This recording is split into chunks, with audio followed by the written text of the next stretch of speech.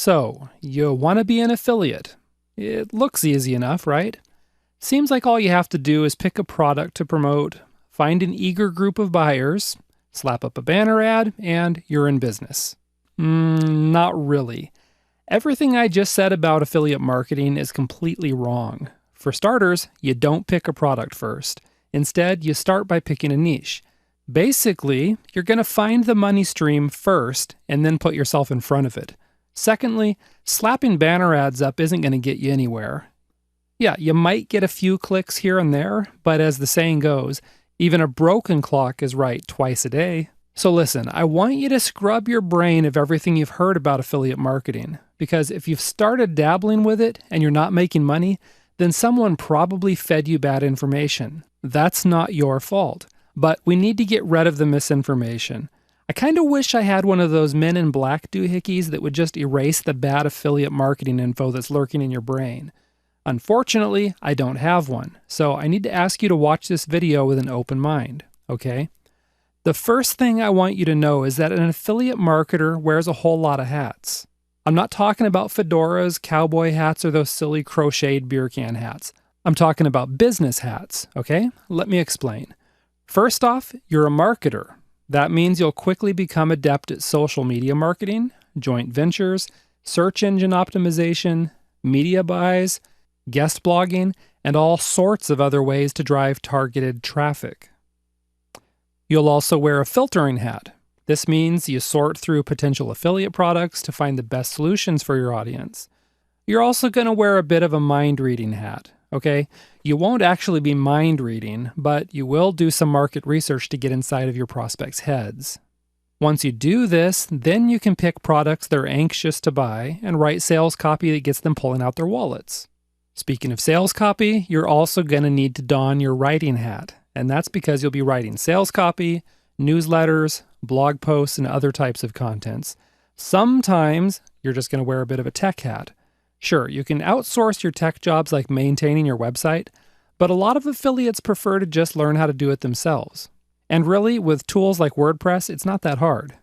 The next hat that you wear is one as a relationship expert. And that brings us to the next important point that you need to know.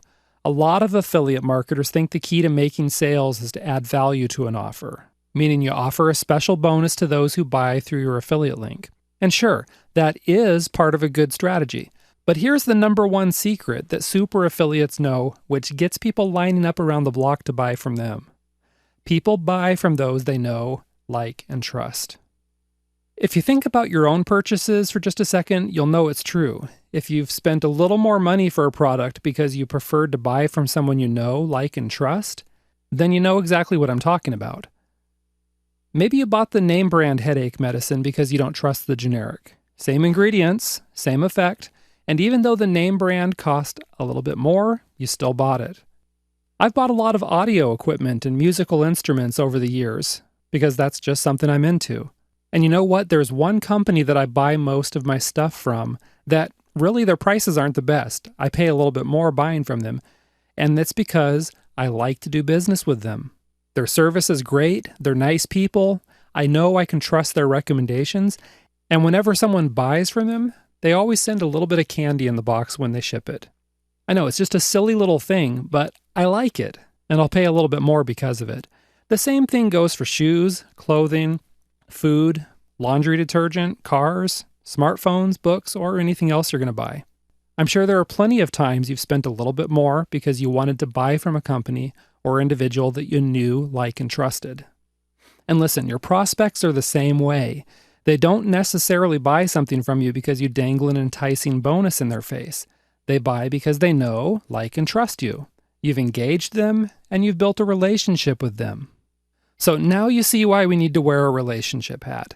While it's possible to approach cold prospects and sell a few of your who's what's it's here and there, you're going to do much better if you build a list, engage that list, build a relationship with the subscribers, and then promote solutions that you know will really help these folks. And that brings us to the final point. What sort of niche should you be targeting? Here's a key. Find a niche of rabid buyers who are likely to buy several products from you. Find people who are super passionate about some topic or hobby. Take the example of bodybuilders. Serious bodybuilders buy a ton of stuff. They purchase books and instructional videos on how to do their sport and how to compete.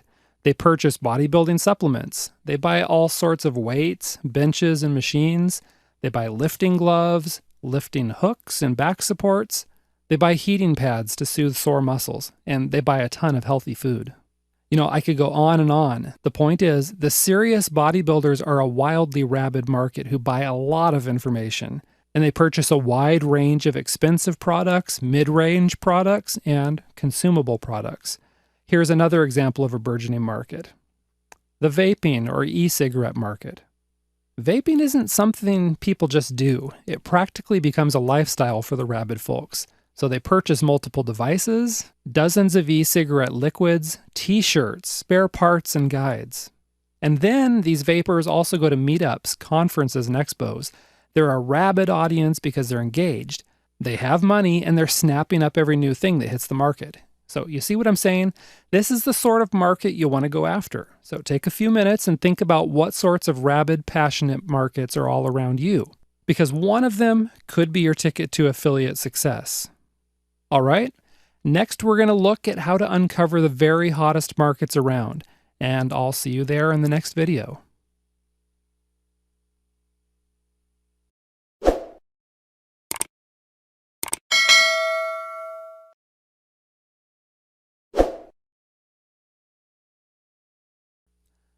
Some affiliates look for products first, and then they look for people to sell these products to.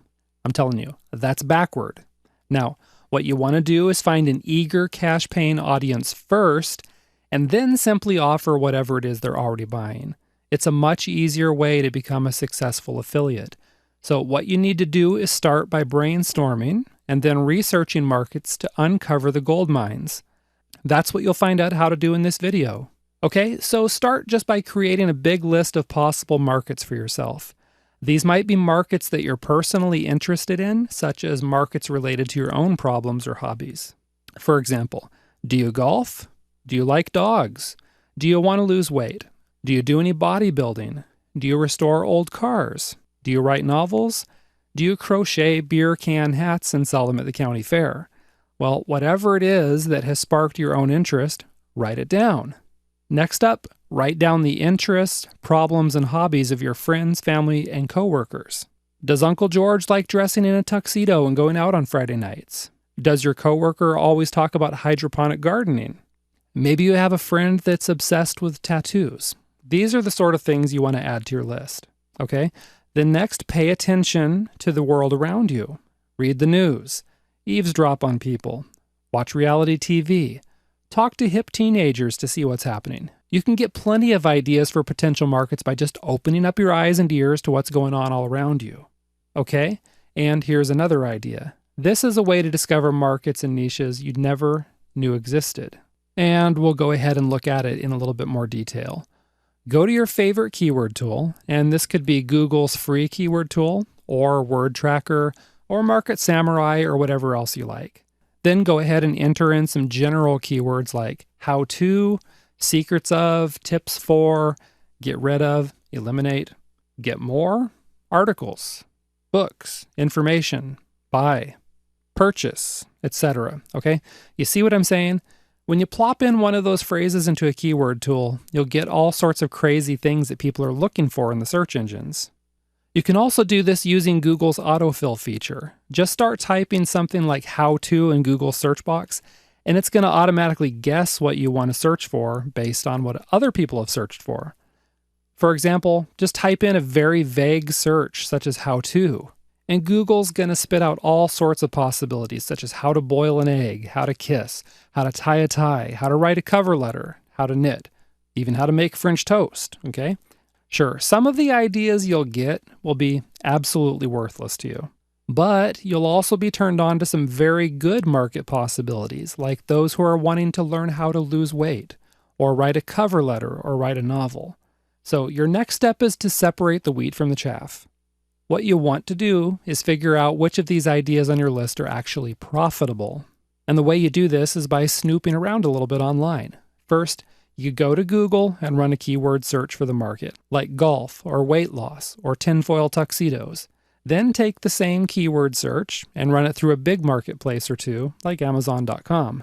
All right, what you're looking for is evidence that there's a big, hungry market that's willing and able to buy related products and services. So put on your Sherlock Holmes hat and let me tell you how to spot and recognize this evidence.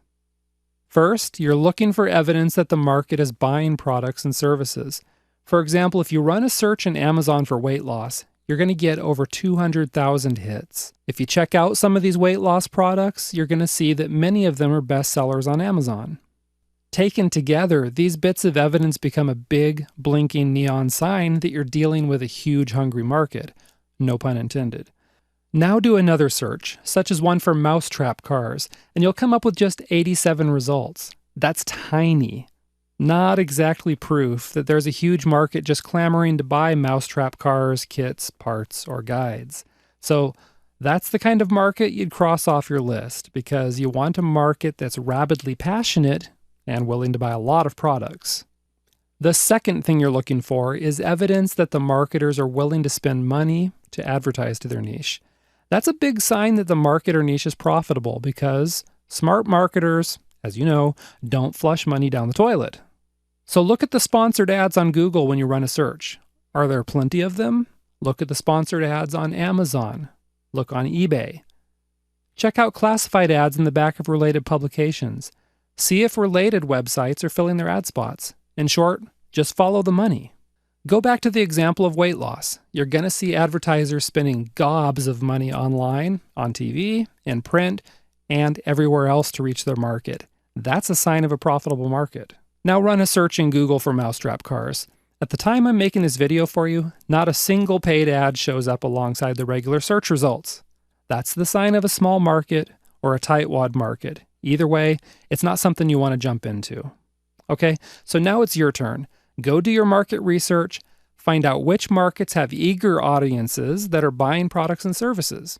Just another note, you can even use Google Trends to see if a particular market is gaining in popularity over time. Okay, do this and you'll create a short list of markets that look super profitable. Go ahead and pick one and you'll be one step closer to becoming a successful affiliate. All right, in the next video, I'm going to show you how to find a golden needle in an affiliate marketing haystack.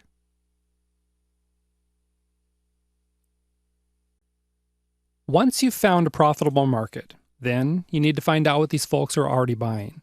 You see, this isn't a time for you to reinvent the wheel. Don't go looking for some obscure solution and then cross your fingers that your market's going to like it.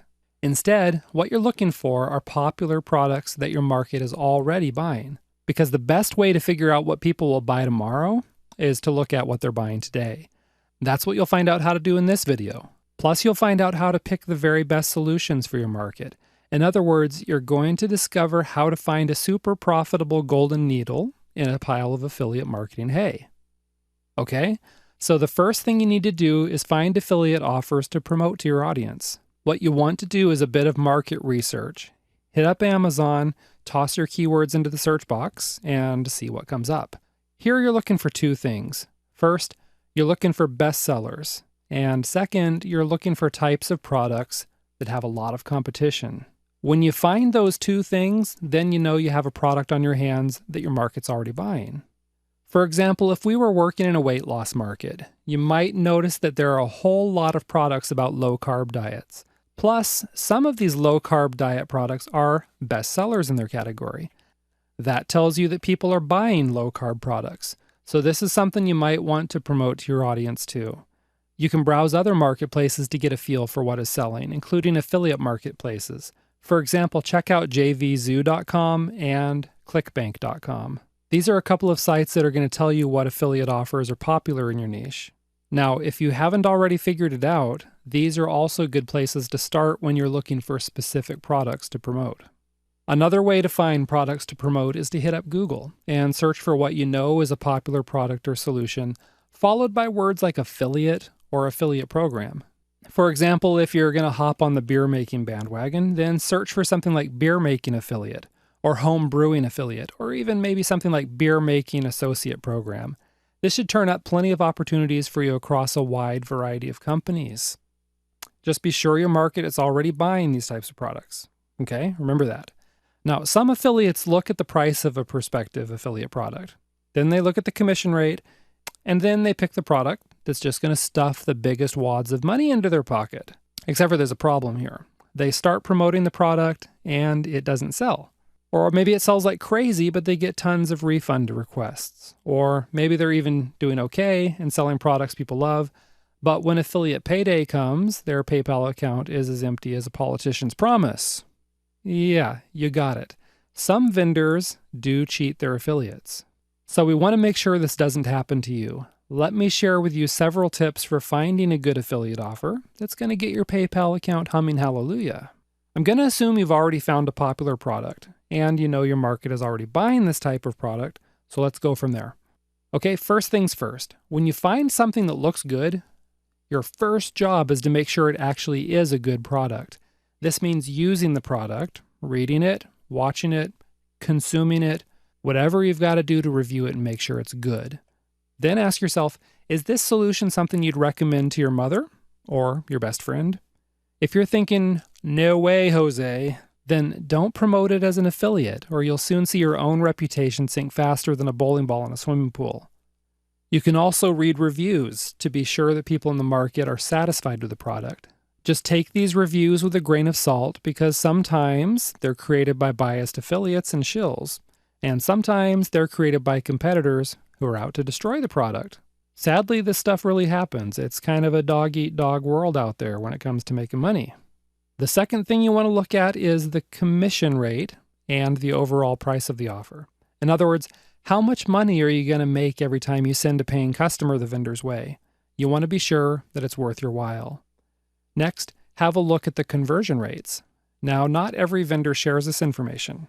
If you don't see this data, it's easy enough to just ask them. If the vendor doesn't provide it, then take a look at the sales letter. Do you think it'll convert? Truth is, a low conversion rate isn't a total deal breaker because you can overcome it by doing some solid pre-selling. But yeah, a solid conversion rate just makes your job a whole lot easier. Next, have a look at the whole sales process. Do you see any weird commission leaks? Like, does the vendor send the buyer off to payment options that won't give you affiliate credit? Or does the vendor do something sneaky, like insert ads and links for other products, which, again, you won't get credit for? Point is, go through the sales process very carefully yourself to make sure there's nothing shady going on. And then, finally, the last thing you want to do is a bit of research. Hit up Google and search the product name as well as the vendor's name. Sure, you might find a few disgruntled customers with complaints. Every big company does. But what you're looking for is a pattern of legitimate complaints signaling that something is wrong with the product or the vendor. I'm talking about things like not offering refunds, poor customer service, not paying affiliates, stuff like that. So there you have it. Once you do the research you just learned about, you should be able to uncover the very best affiliate products and services in your niche. Now, before I leave this topic, let me say one more thing.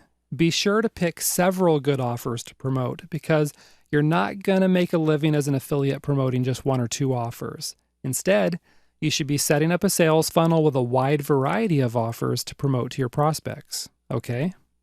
So go ahead and start your research, which is going to put you one step closer to becoming the king of affiliates in your niche. Okay, you're making the steps towards becoming an affiliate. At this point, you've chosen a niche and picked out several products to promote to this hungry niche. So, what's next? Put the banner ads down and step away. Tuck that media buy into your pocket if it links to the affiliate offer. And don't even think about buying pay-per-click ads if you're going to send your visitors directly to the vendor's page. That's a big mistake. You see, you're not going to send visitors directly to the sales letter at all, at least not at first. Because why send all your traffic to the vendor and you get nothing except maybe 2 or 3 sales for every 100 visitors? That totally stinks. Instead, what you're going to do is send every last bit of traffic to your lead page. Now, that's right. You're going to build a list. You're going to build relationships with your subscribers. You're going to engage your readers. And what's the end result? Your subscribers are going to be hot leads who buy whatever you send their way because they know, like, and trust you. But here's the thing. You can't just toss up an opt-in form and expect your prospects to swarm all over it like ravenous ants on a lollipop. It just don't work that way. Instead, what you need to do is lay down some juicy bait. And the way you do this is by offering an irresistible lead magnet. This is a high-demand product that you offer to your prospects in exchange for their email address. Now, there are a whole lot of different products you can offer, including ebooks, reports, software, videos, audios, access to membership sites, multi-part e-courses, mind maps, worksheets, and other tools and resources.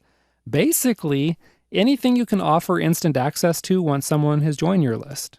But there's a heads up.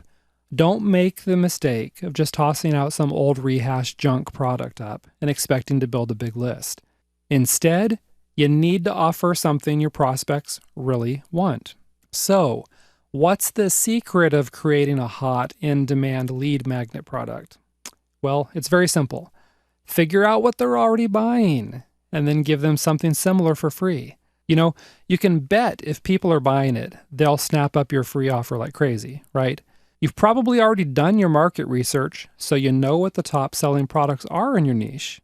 You don't even need to create a full product that directly competes with these products or anything like that. You just need to create something on the same topic, like a report, short video, or something else. That way you know your free lead magnet product will be in demand. The other thing you want to keep in mind is that your free lead magnet product should be directly related to the main affiliate product you're selling. In fact, it should be so related that people who use your free product should naturally want to buy the affiliate offer. The freebie should naturally lead to the paid product. Let me give you an example of this. Let's suppose you're selling a weight loss course. I've got 3 different ideas for lead magnet products you can create to bait your prospects. First idea is to create a report that covers one important aspect of weight loss, such as good nutrition or something along that line. Anyone who wants to learn more about this topic will need to purchase the product you're promoting.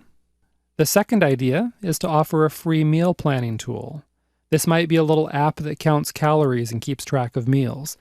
Anyone who's using your app is going to do better, obviously, if they follow the diet plan you're promoting. Still, another idea is to offer a printable sheet that lists calories in popular restaurant foods. This becomes a handy pocket guide for people to print out and take with them when they dine out. So you can see those are 3 different examples of lead magnets, but in all cases, they're desirable products that naturally lead to the paid product. Better yet, the app and the printable calorie guide are also something that people will refer to frequently. And of course, that's a good thing because then they'll see your calls to action and your affiliate links on a regular basis. Now let me make a quick note here. Don't use your direct affiliate link in your lead magnet product. Why is that? Well, if the affiliate program disappears, if the vendor moves the affiliate program to another platform, if the product is retired, or if you just decide to stop promoting that particular product, then you're going to have thousands of lead magnet products floating around with dead or incorrect affiliate links inside. Bad move. That's a very bad move. Instead, what you want to do is just use a redirect link through your own domain. So when people click on your web link, it redirects to the affiliate offer. But if you ever decide to promote something else, or if the affiliate link dies, you can simply change the redirect link in your own domain in just a few seconds, and you'll be back in business just like that. So there you have it. One of the keys to building a big list is to lay down some juicy bait for your prospects. This lead magnet product should be desirable and valuable, and something that your prospects are going to refer to often, and something that naturally leads people to buy the affiliate offer. Now, if you get this much done, you're already halfway to creating a big responsive list. So take a few minutes right now and figure out what type of lead magnet you can create that's going to get prospects scrambling to join your list. And I'll see you in the next video where we'll get into the nuts and bolts of assembling your lead magnet page. One of the steps on the path to you becoming a successful affiliate is to build a mailing list, which means that you need to create a good lead magnet product as bait, and then you need to advertise this enticing freebie on your lead magnet page. The good thing about putting together a lead magnet page is that it's not even as hard as assembling IKEA furniture. The instructions aren't going to be in some incoherent mix of Swedish and English. You don't need weird tools, and you won't have any spare parts left over. Hopefully. Good deal, right? So let's jump right into the process. The first thing you're going to need is a website.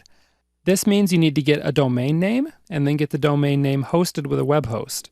You can use a registrar like Namecheap.com and a web host like HostGator.com.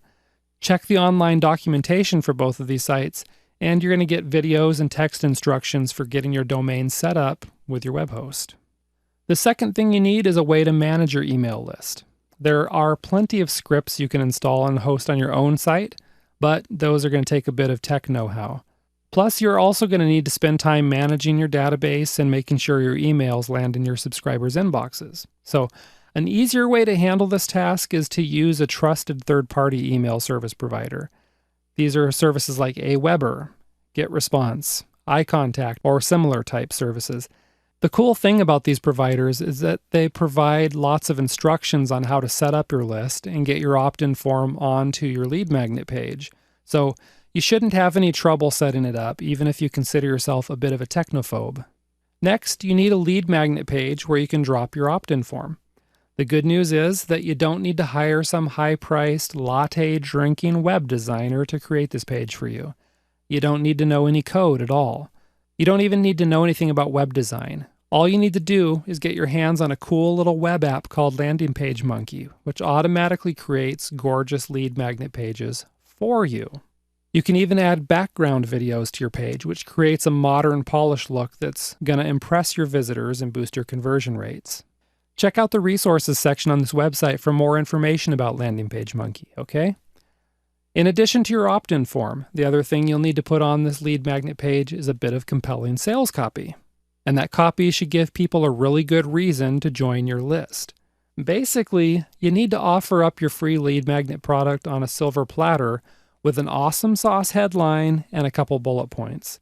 You want to make sure this copy really drives home the benefits of the free product and why people should subscribe now to get their hands on it. Let me give you an example of an intriguing headline. Free report reveals a weird trick to get rid of belly fat without exercise or hunger pangs. See how that works? It arouses curiosity while serving up some intriguing benefits. You could add a handful of similar bullet points below the headline to further entice your prospects. For example, you might have a line like, "Discover which magic fat-burning herb is sitting in your cupboard right now." Another example, find out which food you need to drop from your diet today to get rid of love handles. All right, now after you've presented these benefits, then put a call to action like, "Click here to get your free report." Seriously, you need to take people by the hand and tell them exactly what you want them to do, which is to join your list to claim their free lead magnet product. Simple. You're going to get a higher conversion rate when you specifically tell people what to do, rather than just assuming they'll know what to do. They don't know what to do. You got to tell them. Now, when people join your list, they'll get access to the lead magnet product, but they should also get started on an autoresponder series of at least 5 emails. Your email series should share some good niche relevant tips, and it should also promote one main affiliate offer, as well as secondary affiliate offers later in the email series.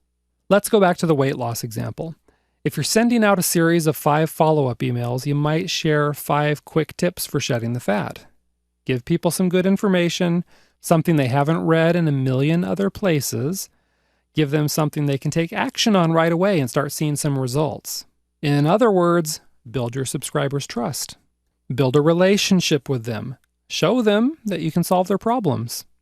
Of course, just tossing off a few tips isn't going to solve their problems, which is why you need to offer up other solutions, and these are your affiliate links to paid products. For example, you might send your list 3 low-fat and low-calorie smoothie recipes for them to try, and then promote a recipe book full of diet smoothies. Or maybe you send your subscribers an example weekly meal plan and then promote some meal planning software. You get the idea? Offer good tips in your mailings and then link to good solutions with your affiliate link. So now it's time for you to take action. Plan out your email series and start setting up your lead page. Also, be sure to check out the resources on this site for tools that are going to help you set it up in a snap. Okay, so go ahead and get to it, and I'll see you in the next video.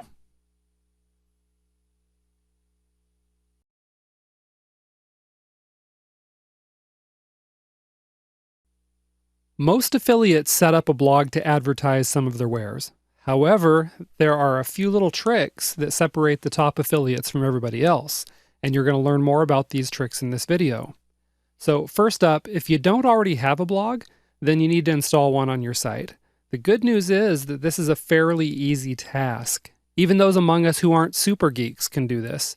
So feel free to put your pocket protector away and take off your horn-rimmed glasses, because your geeky superpowers aren't going to be needed today. What you need to do to set up your blog is use WordPress, which is totally free. The best and most secure way to set up this blogging platform is to go to wordpress.org, download the files, and then follow their detailed instructions about how to upload and install these files on your site. You'll find plenty of documentation as well as a support forum if you have any questions about this process. Now, if your web host uses cPanel or a similar dashboard, you may have noticed an option to install WordPress automatically with just a few clicks of your mouse. Yeah, this option is fast and easy. However, WordPress experts agree that your installation will be much more secure if you download the files off of wordpress.org and install them yourself. Once you get the core WordPress file set up, you can then change your theme, which is your overall design, if the default theme doesn't work for you. You can find literally thousands of free themes on wordpress.org, or you can use a trusted premium theme provider like StudioPress or Elegant Themes. Again, wordpress.org has complete documentation on their site showing you how to change the themes, and it can be done in just a couple of clicks in your WordPress dashboard. Okay, you can sit back and relax, because I'm done with the tech talk for now. Let's go ahead and get into the good stuff. If this video was a box of Cracker Jacks, then what's coming up would be the fun toy inside. And that's because you're now going to discover what the super affiliates do differently with their blogs. First off, one of the things the top affiliates do is they make sure their email lists and blogs work in tandem. One way to do this is to send out a teaser email with a link to the blog to read the rest of the article. Let me tell you why. Have you ever received a big envelope from the sweepstakes company Publishers Clearinghouse or something similar? When you open these envelopes, all sorts of pieces of paper fall out. And that's completely intentional. One of the creative directors from Publishers Clearinghouse actually admitted that they don't send single-page letters because people won't even read them before tossing them.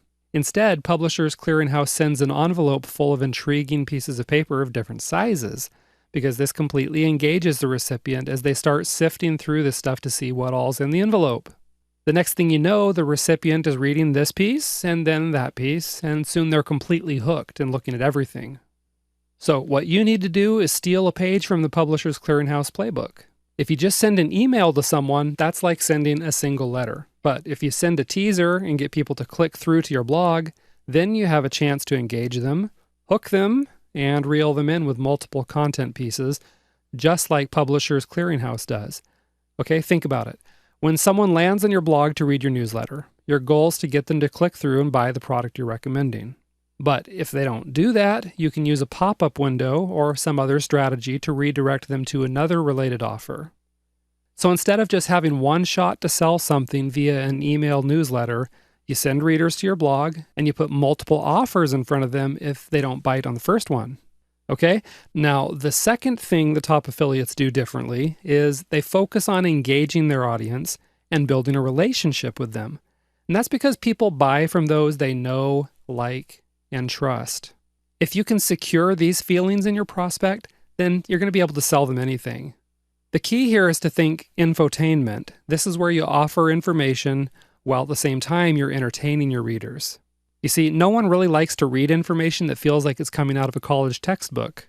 No one likes to watch videos that make the viewer feel like they're listening to wah, wah, wah, wah, wah. You remember the teacher on the Charlie Brown cartoons?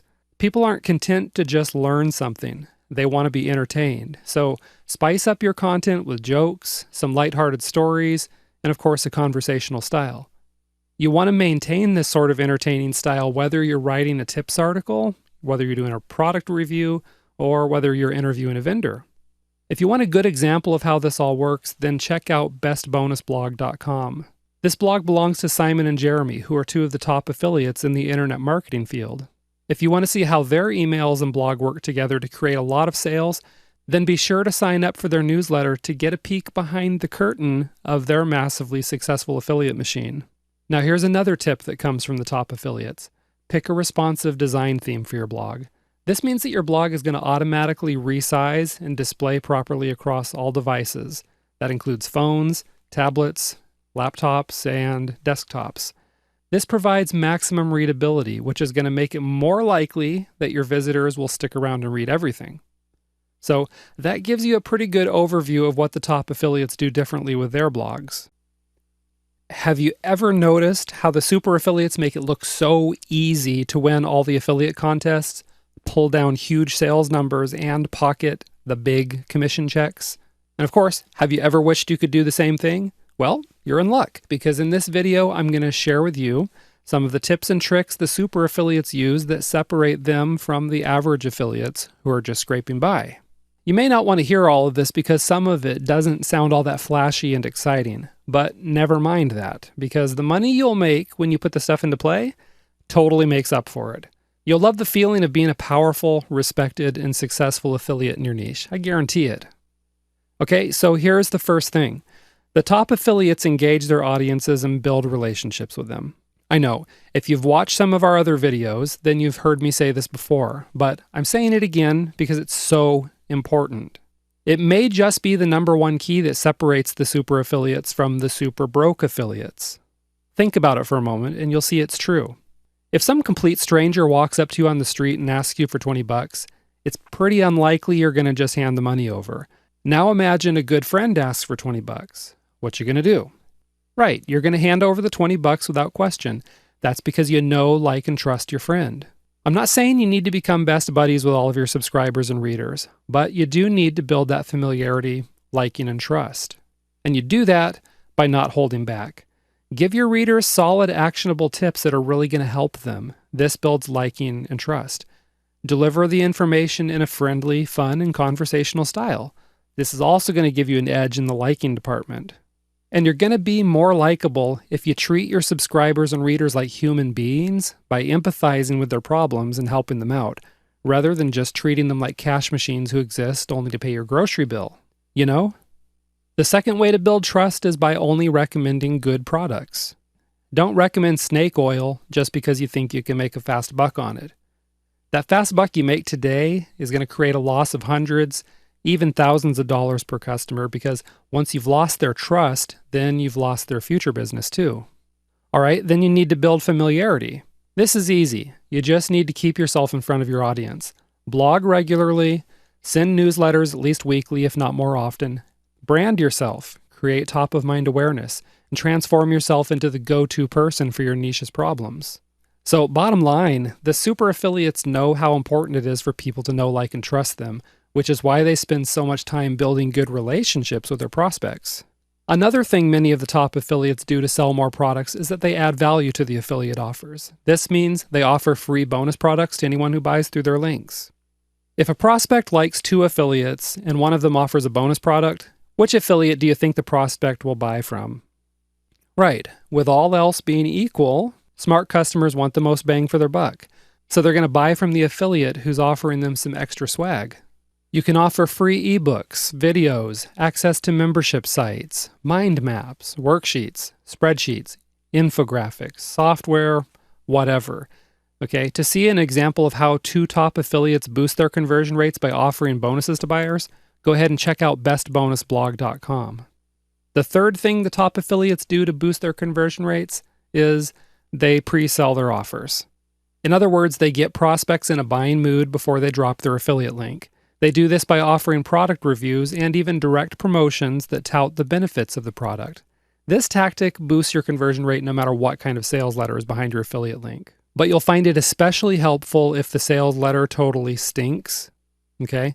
Some people create great products, but their sales copy is, well, it's lame to say the least. You can overcome this by pre-selling your prospects so they're ready to hit the order button as soon as they land on the sales page. Have you ever seen an ugly guy with a beautiful woman? It always kind of makes me wonder how that happened. But do you know what the secret is? This guy has a way with words. He can attract any woman he wants because he knows how to get their attention and get them hanging on his every word. The reason I tell you this is because people who know how to wield their words pretty much rule the world. You know, Hitler didn't get people following his commands because of his goofy mustache. He did it by establishing his authority and crafting speeches that wormed their way into people's heads. Marketers, politicians, parents, teenagers, even your friend who seems to always twist your arm into doing what he wants, know how to use words to engage and persuade people. And once you learn how to wield this power for yourself, you're going to see a nice boost to your niche influence and the size of your commission checks. So what I want to share with you in this video are the secrets of writing newsletters, blog posts, and sales copy that hooks your reader, gets them hanging on every word, and gets them clicking on your affiliate links. The first tip is to know your audience. You can't persuade anyone to do anything if you don't know what makes them tick. So spend some time researching your audience. Join online forums, social media groups, and blog discussions to eavesdrop on their conversations. Find out about their fears, their hopes, their problems. Find out what they really want. Be sure to also pay attention to their demographics, like whether your niche is full of males or females, what their average age range is, where they live, and so on. And here's why this is so important. Let's imagine you assume you're talking to 18-year-old guys and you call them dude or bro in your newsletter. But then you find out your market is actually full of 40-year-old soccer moms. Tell you what, the use of the word dude won't exactly win you friends and influence people here.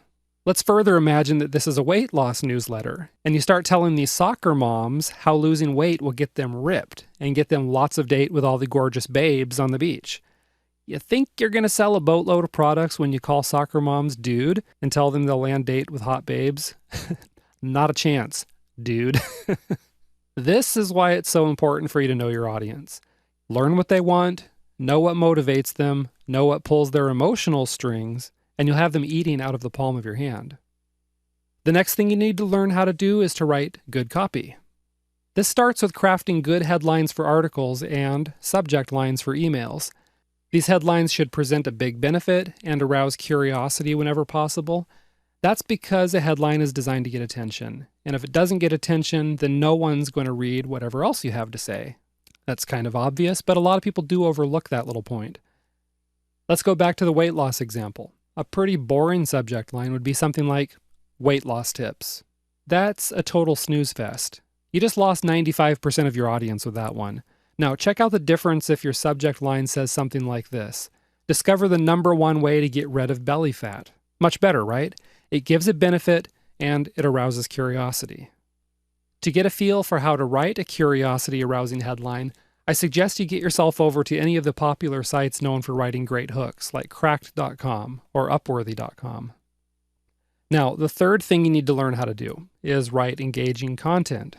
Now we're moving past the headline or subject line and into the article, the product review, or whatever other content it is. No matter what you're writing, your goal is to engage the reader. A really good way to do this is to find their emotional buttons and start pushing on them. There are lots of different ways you can do this. Let me share with you one proven method. Just tell a story. A good story that engages your reader's senses is going to sweep them away and get them 100% focused on your content piece. If you want to know how to spin a good tale, look to the masters, like some of your favorite authors. You can even go to Amazon and use the Look Inside feature to read the first few pages of popular novels. All right? You'll quickly see how these writers draw their readers into another world. Of course, you're not spinning a fiction tale necessarily. Perhaps you're sharing an inspirational true story of how someone just like the reader overcame their problems. But you still need to craft a story that's going to get people hanging on your every word. You also need to tap into emotions. Make your reader feel something. If you're writing a sales piece, then make them feel the frustration and pain of their problem. Then you can offer them hope and relief by presenting the solution that will make them feel good and happy again. Finally, let me offer one last tip. Tell your readers what you want them to do and give them a good reason to do it. When you tell your readers what to do, such as clicking on your affiliate link to purchase a product, that's your call to action. But if you want to make your call to action even more effective, then give prospects a good reason to click right now. Don't even give them the option of putting it off, because they will, and then they'll forget. and then you lose the sale. Ouch, don't want that, right? One way to get people to take action is by creating a sense of urgency, such as by telling prospects about a limited time discount or even a limited time bonus you're offering. Let me ask you an easy question here. Would you rather have one entry into a sweepstakes or 1,000 entries into a sweepstakes? Assuming that there are some sweet prizes, it's a no-brainer that you'd rather have more entries for a contest drawing. The more entries you have, the more likely it is you'll win. It's obviously just a numbers game. Listen, affiliate marketing is pretty much a numbers game too, and the calculations are just as simple. The more traffic you get in front of your offers, the more likely it is you'll generate big commission checks and a comfortable living. Now, in just a couple minutes, I'll start sharing with you some traffic tips, but first, I want to remind you of something important. It's really unlikely that you'll make a comfortable living promoting just one affiliate product. That's about as likely as you getting hit by lightning this afternoon. So here's what the super affiliates do. They create a sales funnel, and they never send their visitors directly to a sales page without first trying to get them onto a mailing list. You see, one of the advantage vendors have over affiliates is that the vendor is the one that gets to build a customer list. A list of proven buyers is one of your most valuable assets. But hey, look, there's absolutely no reason why you can't build a list too. In fact, that's exactly what smart affiliates do. The cool thing is that many of these prospects will go on to be customers. And if you set up a system where you deliver bonuses to customers who buy through your links, then you can segment your lists into prospects and customers. Just like that, you have a customer list too. Okay? So a moment ago, I mentioned a sales funnel. This sales funnel usually starts with a freebie. That's your lead magnet product that you use to entice people to join your list. Here's an important point. Focus on getting prospects into your mailing list first. That means you send all your traffic to your website, not the vendors. You want your prospects to join your list, and then you'll send them on over to the vendor sales page. Got it? So what you'll need to do is set up a sales funnel, which is where you promote related products, preferably more expensive products too. For example, maybe you promote an entry-level product like a $10 ebook. Then you can promote a $100 video course. Maybe you'll promote a $500 piece of equipment or software. Then you promote a $1,000 workshop. You get the idea? Instead of trying to get rich by pocketing $5 or $10 commissions, you promote lots of other related products and services to your list so that you can start pocketing the bigger commissions, like $50, $100, $500, or even more. So you see how this all works. You send traffic to your lead magnet page, your prospects opt in, and then you promote a variety of related and in-demand products to these prospects. Now, that brings us to the question, how do you get traffic? You get traffic in the same way as you get it to any other web page. I'm talking about social media, search engine optimization, pay-per-click marketing, viral campaigns, joint ventures, and so on. These are some of the tried and true methods for getting traffic to just about anything. So now let me share with you one really cool way to get a lot of traffic. You ask the vendor to do a free webinar interview with you. Here's how it works. First, you approach the vendor about doing the interview. And I tell you what, you're more likely to get a yes if you've already proven yourself as an affiliate. So get some sales under your belt and make this vendor some money before you request an interview. This is going to trip the reciprocity trigger in your vendor, as he'll feel a little bit more obligated to help you out. You want to be sure to tout the benefits for the vendor. Namely, the webinar is going to focus on selling one of his main products, so he'll get some great exposures and make some sales. Next, you need to promote the webinar. So blog about it. Tell your newsletter readers about it. Shout it from the rooftops on social media. Okay? Do everything you can to get traffic. Now here's the cool part. You should encourage the vendor to advertise the webinar as well. Probably about 95% of visitors are going to do it, just because they have a little ego involved in being spotlighted in your interview. But they also want to make sales, so they'll usually do a lot of promotions for you. Next, have people register for your webinar by joining your list. So right off the bat, you're making sure to get all these hot prospects on your mailing list so you can follow up with them repeatedly.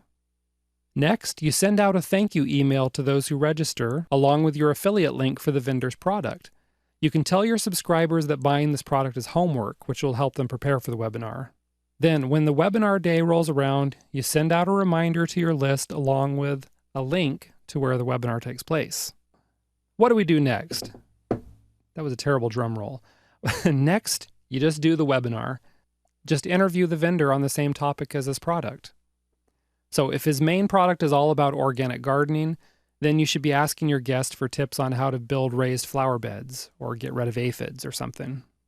At the end of the interview, you then spend a few minutes talking about the product. By this point, your guest should have wowed your audience, so they'll be interested in buying. You'll share your affiliate link and then maybe a bonus if webinar registrants buy now through your link. And this should generate some quick sales for you. Now you have a webinar recording, which you can give to your guest to use as he pleases, plus you can use it too. You can maybe even use it as a lead magnet product. You do the webinar once, and you keep making sales from it again and again for many months to come. Now, imagine if you'll do this with a dozen different guests. You can be sure your traffic numbers, your subscribers, and your sales are going to go through the roof. So take a few minutes right now and start drawing up a prospective webinar guest list. I think you're going to love how much traffic this powerful strategy will deliver to your virtual doorstep. Once you get all the pieces of your affiliate business into place, then you need to send traffic to a lead magnet page so you can start building a list. A lot of people want you to think getting traffic is some kind of hoodoo voodoo magic, but it's not. It's all about using multiple channels to advertise so that you reach as deeply into your market as possible. So go ahead and put on your advertising hat for a moment, and then we'll go over some of these traffic methods. The first method to bring visitors to your virtual doorstep is to do some guest blogging. This is where you persuade other blog owners to post your content on their popular blogs. Now, you'll see a lot of blogs that actively solicit content, so feel free to follow their submission guidelines carefully and submit articles. But don't let a lack of a welcome mat prevent you from submitting content to a blog owner. You can knock on their virtual door and specifically ask them to post your content on their blog. And why not? They get free content. They'll also get some free traffic if you offer to tell your newsletter readers, your blog visitors, and social media followers about the article. The other important point about guest blogging is to use your byline wisely. Don't use it to just talk about you. Instead, your byline should talk about your readers, specifically their problems and how you can solve them.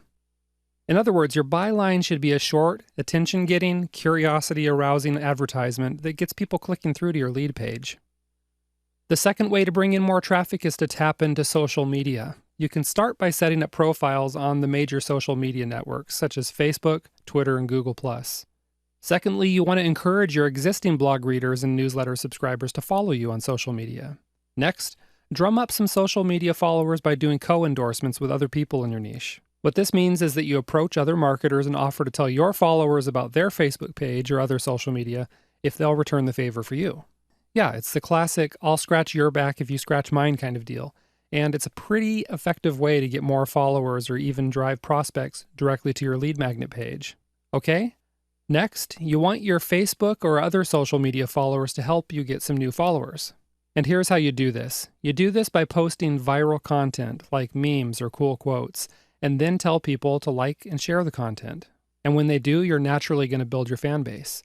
Another way to tap into the viral aspect of social media is to specifically bribe people to share your content. Now go ahead and put away your roll of $100 bills because you're not bribing corrupt government officials here. Instead, all you have to do is offer something interesting to your prospects, like maybe a free video or something if they share your link on their Facebook, Twitter, or Google+ accounts. This is super easy to do if you use Social Share Monkey, which is a web app that unlocks a free gift once someone has shared your content. Check the resources section on this website to learn more about this tool. Now, the third way to get more traffic to your lead page is just to buy it. Facebook has a nice paid advertising platform where you can select your demographics so you're pulling a really targeted audience. And Google AdWords is another option. Just be sure to target narrow enough keywords so that you're fairly confident that your visitors are interested in what you're selling. For example, a keyword phrase like tips for losing weight after 40 tells you what the person wants and how old they are. That's good information, and it's probably a good keyword to bid on when you're using pay-per-click marketing to promote weight loss stuff. Finally, you can also purchase banner ads on relevant sites, like forums dedicated to your niche. You might even spend a few dollars testing out big sites like Reddit's advertising platform, because it's a cheap way to get your ad in front of a lot of people. So now let me share a few tips for optimizing your ad campaigns. First thing, you want to start small, especially if you're buying ads. That means get your ad in front of a small audience first. If the ad works, then go ahead and break open your advertising piggy bank and plunk down some more cash on a bigger ad buy. Secondly, be sure to test your ad campaigns. This means tracking your ads and traffic sources to see which ones are the ones that are bringing home the bacon for you. Once you understand what works, you can do more of the same thing, right?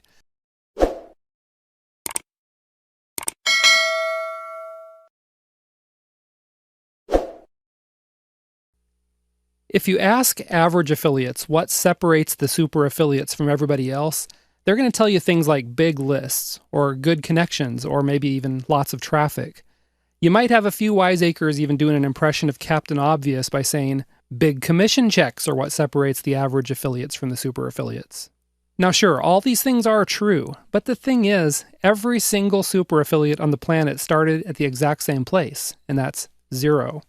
They didn't have a single person on their mailing list until they started building their list. They didn't have a lick of traffic until they started driving this traffic. They didn't have good connections in the niche or anything else until they created or built those assets. The point is, the biggest super affiliates in your niche were once like you. They started with nothing, just like you. No list, no traffic, no commission checks. But there's something that happened along the way that gave them an edge. So you want to know what the real secret of what separates the super affiliates from everyone else is? It's this. They have the right mindset. It's that easy. And it makes all the difference in the world. The good news is that if you don't have this mindset yet, you can work on it. So let me share with you a peek inside the minds of the super affiliates. Here's factor number 1. Super affiliates treat their business like a business, not like a hobby. There's an old saying that says something like, if you treat your business like a hobby, it's going to pay you like a hobby. In other words, you'll get paid bupkis if you just fiddle around and treat your business with anything less than the seriousness that it deserves. One of the problems with folks who treat their businesses like a hobby is that they're afraid of failing. So here's how it works. As long as they pretend that their business is just something fun they like to do in their spare time, then they never have to face the fear of failure. After all, a hobby's just for fun, right? You can't fail at it. Another problem with folks who treat their businesses like a hobby is they're afraid of what other people might say. They don't want to be judged. They listen to the naysayers who say things like, when are you going to quit playing around and get a real job? Okay? It's especially hard when those sorts of comments come from people that are close to you, like a spouse, your family, or friends. If this sounds familiar to you, then I have one thing to say. Stop living your life based on the opinions and approval of others. Okay? Life is short. This is your life. Do what you want and forget about what anyone else has to say about it. The second factor that separates the super affiliates from the average affiliates is that super affiliates are well aware of the many hats that they wear. Your average affiliate goes into the business thinking he's a marketer. So what's he do? He pours all his time, his energy, and his money into being a marketer. And then he wonders why the commission checks aren't reflecting all of his hard work. Okay? A super affiliate knows he's a marketer, but he's also aware of all the other roles he needs to embrace in order to be successful. A super affiliate is a lead builder. He's a salesperson, a researcher, a trusted advisor, an authority figure, and sometimes even just a good friend. Super affiliates may also be entertainers, storytellers, and really good copywriters too. This is how they hook their prospects and keep them hanging on their every word. Top affiliates may also be project managers and human resource managers if they do some outsourcing. And one other thing, super affiliates are really good at seeing the big picture. Instead of getting tunnel vision by focusing on one aspect, such as promoting a certain product, they see how this one aspect is going to fit into their overall business plan. And that's going to bring us to our next point. The third factor that separates super affiliates from the mediocre affiliates is that top affiliates have a plan. What I'm talking about here is a specific, solid, and well thought out plan. You see, saying something like, I plan to make more money, that's not a plan. Saying, I plan to be king of the affiliates and have all others bow down before me, that's not a plan either. Saying, I plan to make gobs of money and then frolic around in it every week, it's not a plan. It might make for a weird video for you to post on YouTube, but it's not a plan. When I'm talking about a plan, I'm referring to a business plan. Of course, this is where you sit down and actually figure out your exact goals and the exact steps you need to accomplish those goals. Your business plan is going to look at your strengths and weaknesses. Your business plan will look at your competitors' strengths and weaknesses. Your business plan will figure out exactly how much time and money you'll need to find your prospects, get them on your list, and start closing sales. The fourth factor that separates the super affiliates from everyone else is that they know the real secrets of making sales. An average affiliate takes up a churn and burn model where they fill their blog with ads, they blast out promos constantly to their newsletter list, they burn through prospects pretty fast, okay? And all the time they try to convince themselves that anyone who didn't buy wasn't a real prospect anyway. Well, super affiliates know that good leads are worth their weight in gold. They know the high conversion rates aren't based solely on adding value to an offer by giving a bonus away. Sure, all these things can help, and they do help, but super affiliates know the real secret to cashing in big time is to build a list of subscribers who know, like, and trust you. So just forget about the churn and burn models or your scorched earth business plan, okay? Focus on building an engaged, responsive audience, and then you'll know what it's like to be the top affiliate in your entire niche, the one whom all the vendors flock to whenever they're releasing a new product. The fifth factor that separates the super affiliates from everyone else is that super affiliates focus on helping their customers first. Let me explain what I mean. If you focus on your own needs, then you're going to be promoting some pretty terrible products just because you know you can make a quick buck with them. All right? If that's your plan for becoming a super affiliate, then I suggest you get a sleazy suit, slick back your hair, and start doing that awful, creepy thing where you point at people, wink, and your tongue like the stereotypical snake oil salesman. Oh yeah, and you might also get on good terms with your parents, because your lack of income is probably going to have you crashing in their basement for the foreseeable future. If you want to get ahead, then I suggest you put your prospects and customers' needs first. Don't look at them like cash machines. Don't look at them as the people who are going to pay for your next vacation or video game.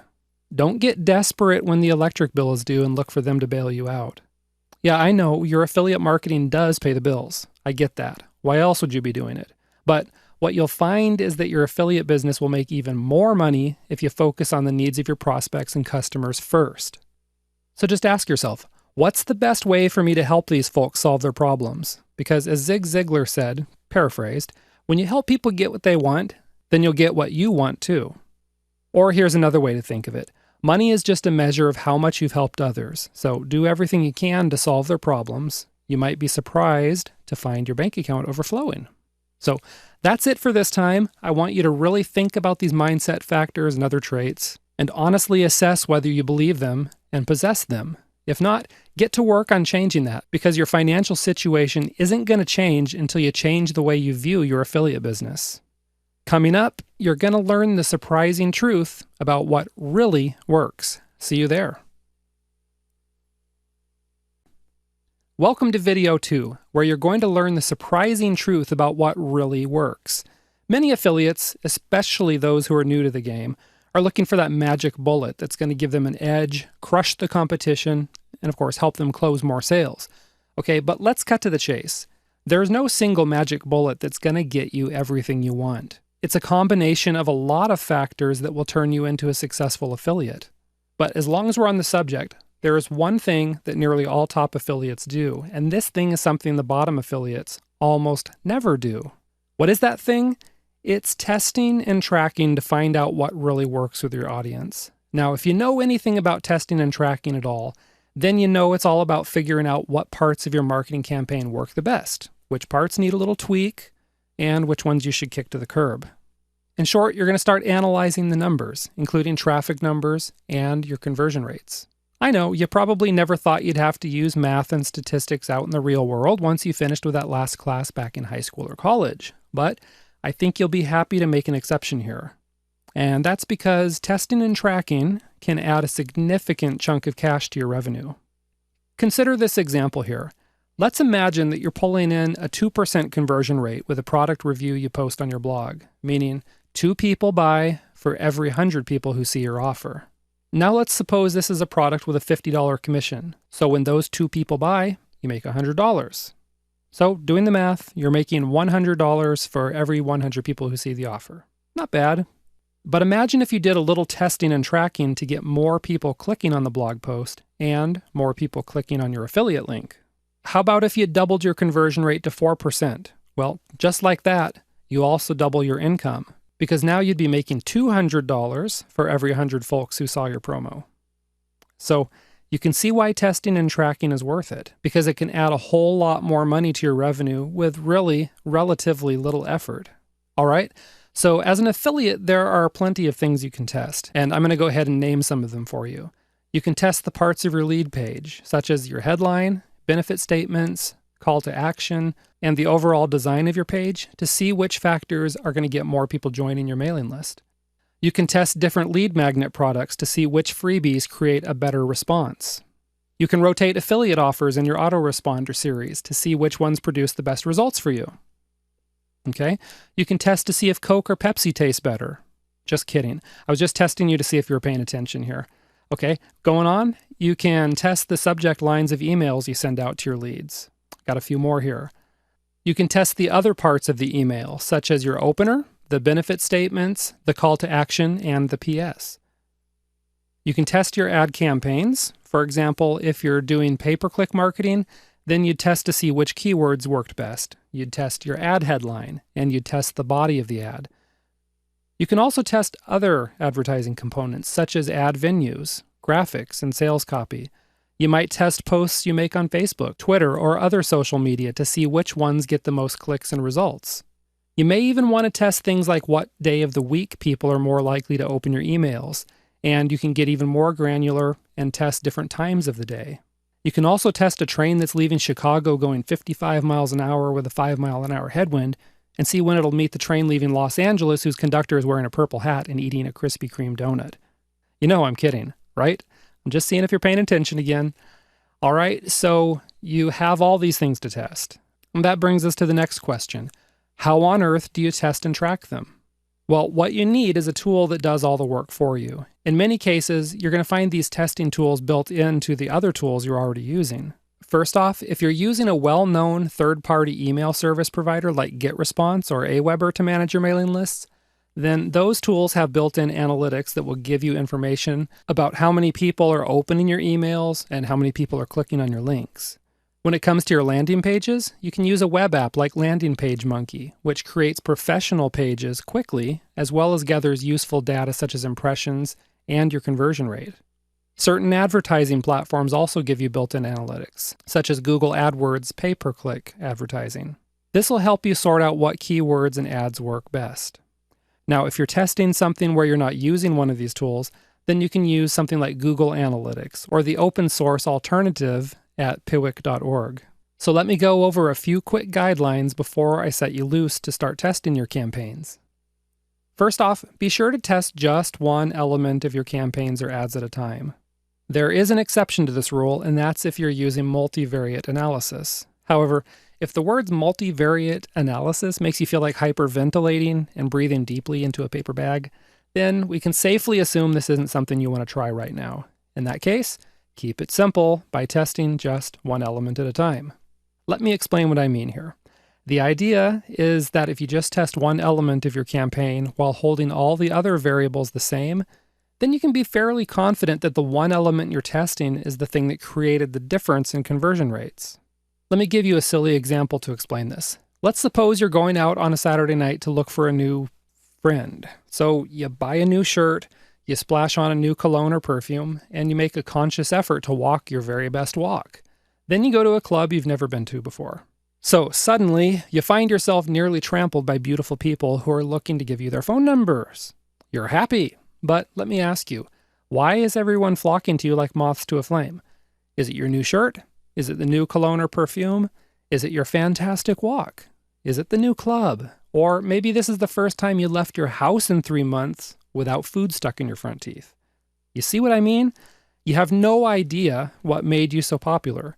If you wanted to figure it out, you'd need to systematically test each and every one of those elements separately. And it works the same way with your marketing. Let's say you want to test an email. If you change the product you're promoting and the call to action in your email, then you won't have any idea what caused the change. So this is why you just test one thing at a time. The second guideline to follow is to get about 30 to 50 actions before trying to analyze any of your data. By actions, I'm talking about people performing the specific action you want them to take, such as join a newsletter list, clicking on a link, opening an email, or maybe purchasing the product. If you want to be super geeky about it, you can whip out your abacus and crunch a few numbers to determine the exact number of actions you need to get before you can be statistically confident in your results. However, A good rule of thumb is about 30 to 50 actions. Well, I'm glad you're still with me now that we're at the end of the video, because that tells me that you're going to be taking testing and tracking seriously enough to start doing it right away. So that's exactly what I suggest that you do. If you already have an autoresponders series set up, then start rotating products into the series to see which one works best. Go ahead and fiddle around with your subject lines. Sharpen your calls to action. Same thing goes for your landing pages. Tweak those headlines. Sharpen the benefits. Create some urgency with your calls to action. So get on that right away, because I think you're really going to like what testing and tracking does for your bottom line. Okay, so now you're ready for the next video where you'll discover how to get vendors to line your pockets with cash. Yeah, you heard that right. We're going to turn things upside down and backwards a little bit and get the vendors happily sending traffic to you. When you think of the typical affiliate-vendor relationship, you probably think of vendors paying the affiliates to share their assets. You drive the traffic, you pre-sell the audience, you create an extra incentive like a bonus, then you pocket a commission when people buy through your link. The vendor provides the product, the sales letter, fulfillment, and customer service. Now, let's turn that model on its head for a minute. Imagine if the vendors helped you drive the traffic, and you still enjoyed a nice split of the profit. Sounds pretty good, right? So good that you're probably already whipping out your magnifying glass to read the fine print here. But the good news is there's no trickery going on here. Instead, you just need to think outside the typical affiliate mindset and come up with ways to get the vendor to help you make more money. You know, it's no secret that vendors are really eager to help affiliates, especially affiliates who have a good track record. That's why they provide things like email swipes and other creatives. They want to make it super easy for you to promote their products. But let's step beyond basic affiliate tools and think about how else the vendor can help you. One idea is to recruit the vendor to do an interview or even a webinar with you.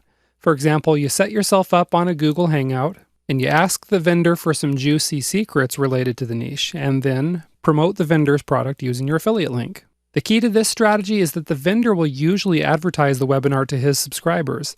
He'll probably also tell his social media followers and blog readers, and that means you'll get a lot of free traffic this way. Of course, when somebody buys from either the live webinar or the recordings, you get a nice commission. Let me share 2 tips about this before we leave this idea. The first tip is to be sure that the vendor is prepared for the webinar. This is important. If the vendor does a lot of webinars or interviews, then it should be a walk in the park for them. However, if the vendor is new to this kind of stuff, then your job is to make sure he's comfortable. This doesn't mean you need to set him up with a silk pillow and a fruity drink with an umbrella in it. It doesn't mean somebody needs to be fanning him during the webinar.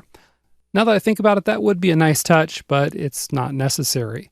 Instead, you just need to make sure the vendor feels prepared, such as by creating a list of possible questions or topics ahead of time so the vendor knows what sorts of things you might ask. A word of warning though, don't turn this into a scripted interview or it'll end up being awkward and robotic. Just give the vendor a general idea of what to expect, but neither one of you should be reading from a script, okay?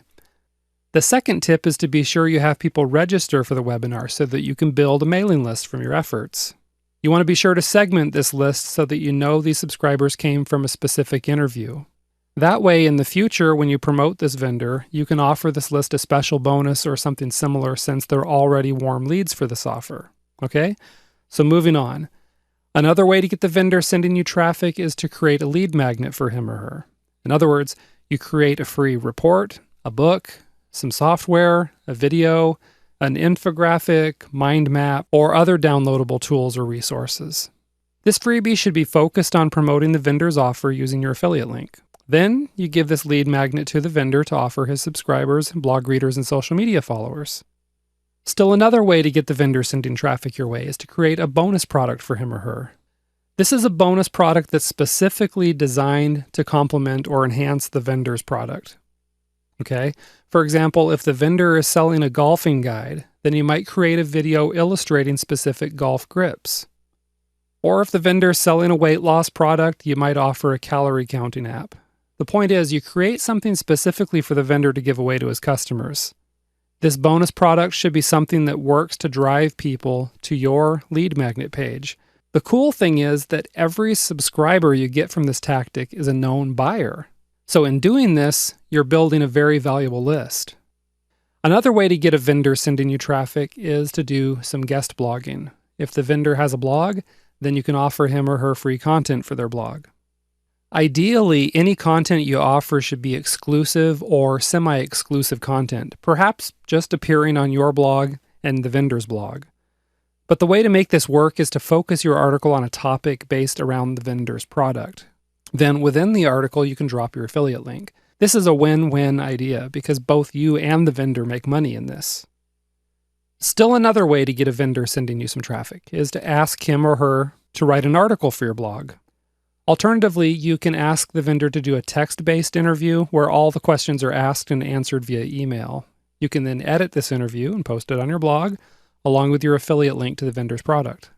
The reason this works so well is because many vendors are going to promote their articles or interviews on their own blog. They'll also promote it on social media platforms and to their newsletter subscribers. A big tip here, you up the chances of the vendor promoting the content by specifically asking him to promote it. That's right, just ask. Tell him the benefits of promoting. Namely, he's going to make money and add a new customer to his list whenever someone buys from the links in the article or the interview. So there you have it. 5 different ways you can get the vendor to send traffic to you and help you promote his products. If you've never tried these ideas out before, I think you'll be surprised at how well they work. That's why I suggest you get started as soon as possible by emailing, Skyping, or otherwise getting in touch with your favorite vendor to land an interview or offer some free content for them. I think you'll both like the results. Now, if you want even more results, and I'm sure you do, let's go ahead and move on to another video. In the next session, you're going to find out how to get the same perks that the super affiliates do. And I'll see you there shortly. Let me share with you a little secret. You don't need to be the top affiliate in your niche in order to start getting some pretty sweet perks. So, how do you get them? You just ask for them. And this is just the way life works. The guy who has the guts to ask out beautiful women, of course, is the one who gets the date with the supermodels. The employee who asks the boss for a raise is the one who gets the promotion. And the affiliate who asks for the special perks is the one who gets the bigger commissions and other sweet deals. Okay, so it's true you probably can't just waltz in off the street as a total stranger and start demanding perks from vendors. They'll laugh you right off the phone or out of their email box. However, if you've proven yourself as a serious affiliate and shown that you can put money in the vendor's pocket, then you can be sure they're going to be willing to negotiate perks for you. The end result for you, you get to make more money with the same amount of effort. You also get the opportunity to reward your blog readers, your newsletter subscribers, and social media followers for their loyalty. So what kind of perks will you get? Well, if you're a top affiliate for a casino, you might get financial incentives. You might get a limo ride from the airport and a penthouse suite in the hotel. But for the rest of us who promote stuff like books and software, your perks will be more along the lines of the financial rewards. Let me run down some of the perks you might ask for. First, you might ask for a personalized sales page. The reason for this is because it can help boost your overall conversion rate. At a minimum, the sales page may greet your visitors by saying something like, "Here's a special offer for friends of John Doe." And, well, of course, in this example, you'd swap your name in for the John Doe placeholder. That's one way to do it. Another way to do it is to ask the vendor to upload a sales page you create. This is something you might request if the vendor's sales page totally stinks and doesn't convert. Of course, you wouldn't phrase it quite that way to the vendor. Rather, you just politely request a special landing page for yourself. One note though, some affiliate platforms like ClickBank allow you to link directly to an order form. This means you can write your own sales letter and then link to the order form. So in this case, there's no reason to ask a vendor for a personalized page if you're dealing with an affiliate platform that allows you to link to an order form. Now let's suppose that you're dealing with an affiliate platform where you can't do any direct linking. If the vendor won't grant your request for a special or personalized landing page, there is a sneaky way to get around it. Use the web app called Attention Monkey. Attention Monkey lets you overlay a notification bar right on top of the sales page, which is where you can add some personalization, you can offer a bonus, emphasize the benefits of the product, or do whatever else it takes to get a good response rate. Just check the resources section on this website for more information about the Attention Monkey app. The second thing you can ask for is a super affiliate commission rate, and this is where the perks start getting pretty good. See, affiliate marketing is set up a bit like a fancy nightclub. You got the bouncer at the door deciding who gets to come in. If you get past the affiliate bouncer, well, that's awesome, but you're still only going to be pulling in the commission rate that's offered to everybody else. On digital products, that's usually something around 50%. With physical products, that might be as low as 5%. Now, once you get into this main part of the nightclub, then you'll catch these glimpses of patrons getting ushered into the secret back rooms. If you get a peek inside before the door slams shut in your face, you're going to see free drinks, chocolate-covered strawberries, powerful and beautiful people. Now, the same thing happens in affiliate marketing. The top affiliates get ushered into secret rooms where vendors give them huge commission rates. If the public commission rate on a digital product is 50%, then the super affiliates might be getting 60%, 75%, or sometimes even more. And you know what? You belong in the secret room, and all you have to do to get ushered in is to show the vendor you can make some sales, then just ask the vendor to bump up your commission rate. If the vendor doesn't want to risk losing you, he's probably going to negotiate with you. And this is something that's definitely worth the time and effort to do. It can make a huge difference. Now, the third thing you can ask for are bonuses for meeting sales goals. This perk is a good way to negotiate with vendors to secure a super affiliate commission rate for yourself. Simply talk to the vendor about sales tiers. As you meet each goal, your commission rate bumps up. For example, you start at a 50% commission rate. When you meet a certain sales goal, you get 55% commission. When you meet the next milestone, you get 60% commissions, and so on. The more sales you generate, the higher your commission rate. A lot of vendors are happy to do this because they're only going to be bumping your commission rate when you perform. And of course, you're happy because you're making more money with the same amount of effort. It's a great way to prove to a vendor just how invaluable you are to his team because the vendor doesn't have to risk much. Another perk you can request is to have first dibs on promoting an offer. Many vendors let their top affiliates promote a new offer a few days before the affiliate program is opened up to the public. Once you prove yourself, you're likely to start getting these invitations. But if not, then be sure to ask for them, okay? Still, another thing you can request is an exclusive discount for your customers. This is a great way to reward your loyal subscribers, followers, and other fans. You simply arrange to get a special discount from the vendor. If the vendor is set up with an affiliate system where they can give you a coupon code or a special link to track your sales and offer the discount, that's perfect. That's a great way to go. And that's because many of your customers will share this link on social media and elsewhere, especially if the discount truly is exclusive. In fact, you can encourage your prospects to share the link like crazy by giving them a special bonus if they share it, like a free video, maybe an ebook or an app. There's a tool called Social Share Monkey which makes this really easy because the app unlocks a bonus once your prospect has shared the link on Facebook, Twitter, or Google+. Just check out the resources section on the site for more information about Social Share Monkey. The sixth perk you can request is a special bonus for your customers. This might be something like access to a membership site, maybe a free report, a free seat at a webinar, a free ebook, or something else. Now, not every vendor has the ability or the desire to create free bonuses for all their top affiliates, but if you prove your mettle as a profitable affiliate, there's a good chance the vendor will at least consider doing this for you just to keep you on the team. One last tip on this, you can make this even easier on the vendor by suggesting a specific bonus. If the vendor has a lot of other products in the market, then you might suggest that your customers get access to one of these products as a bonus. That way the vendor doesn't have to spend extra time creating the bonus. He or she just needs to set up a special download page for your customers. It's a lot easier for them.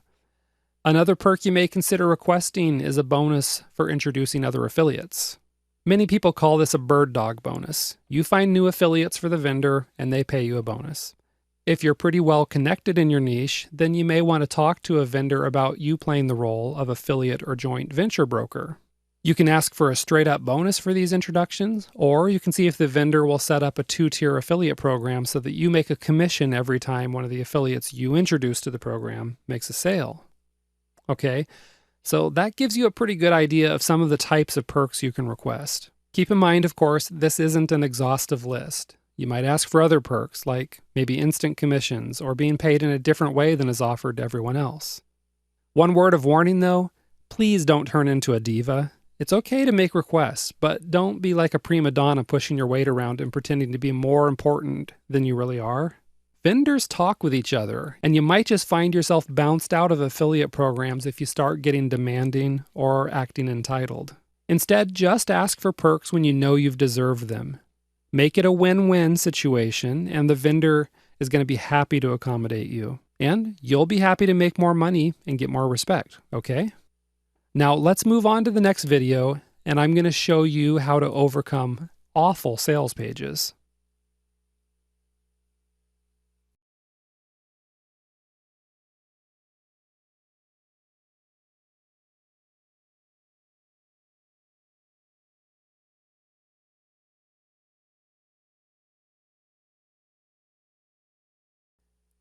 As an affiliate, you get to control many of the factors which affect your business. You get to control what you sell, you get to control how you sell it.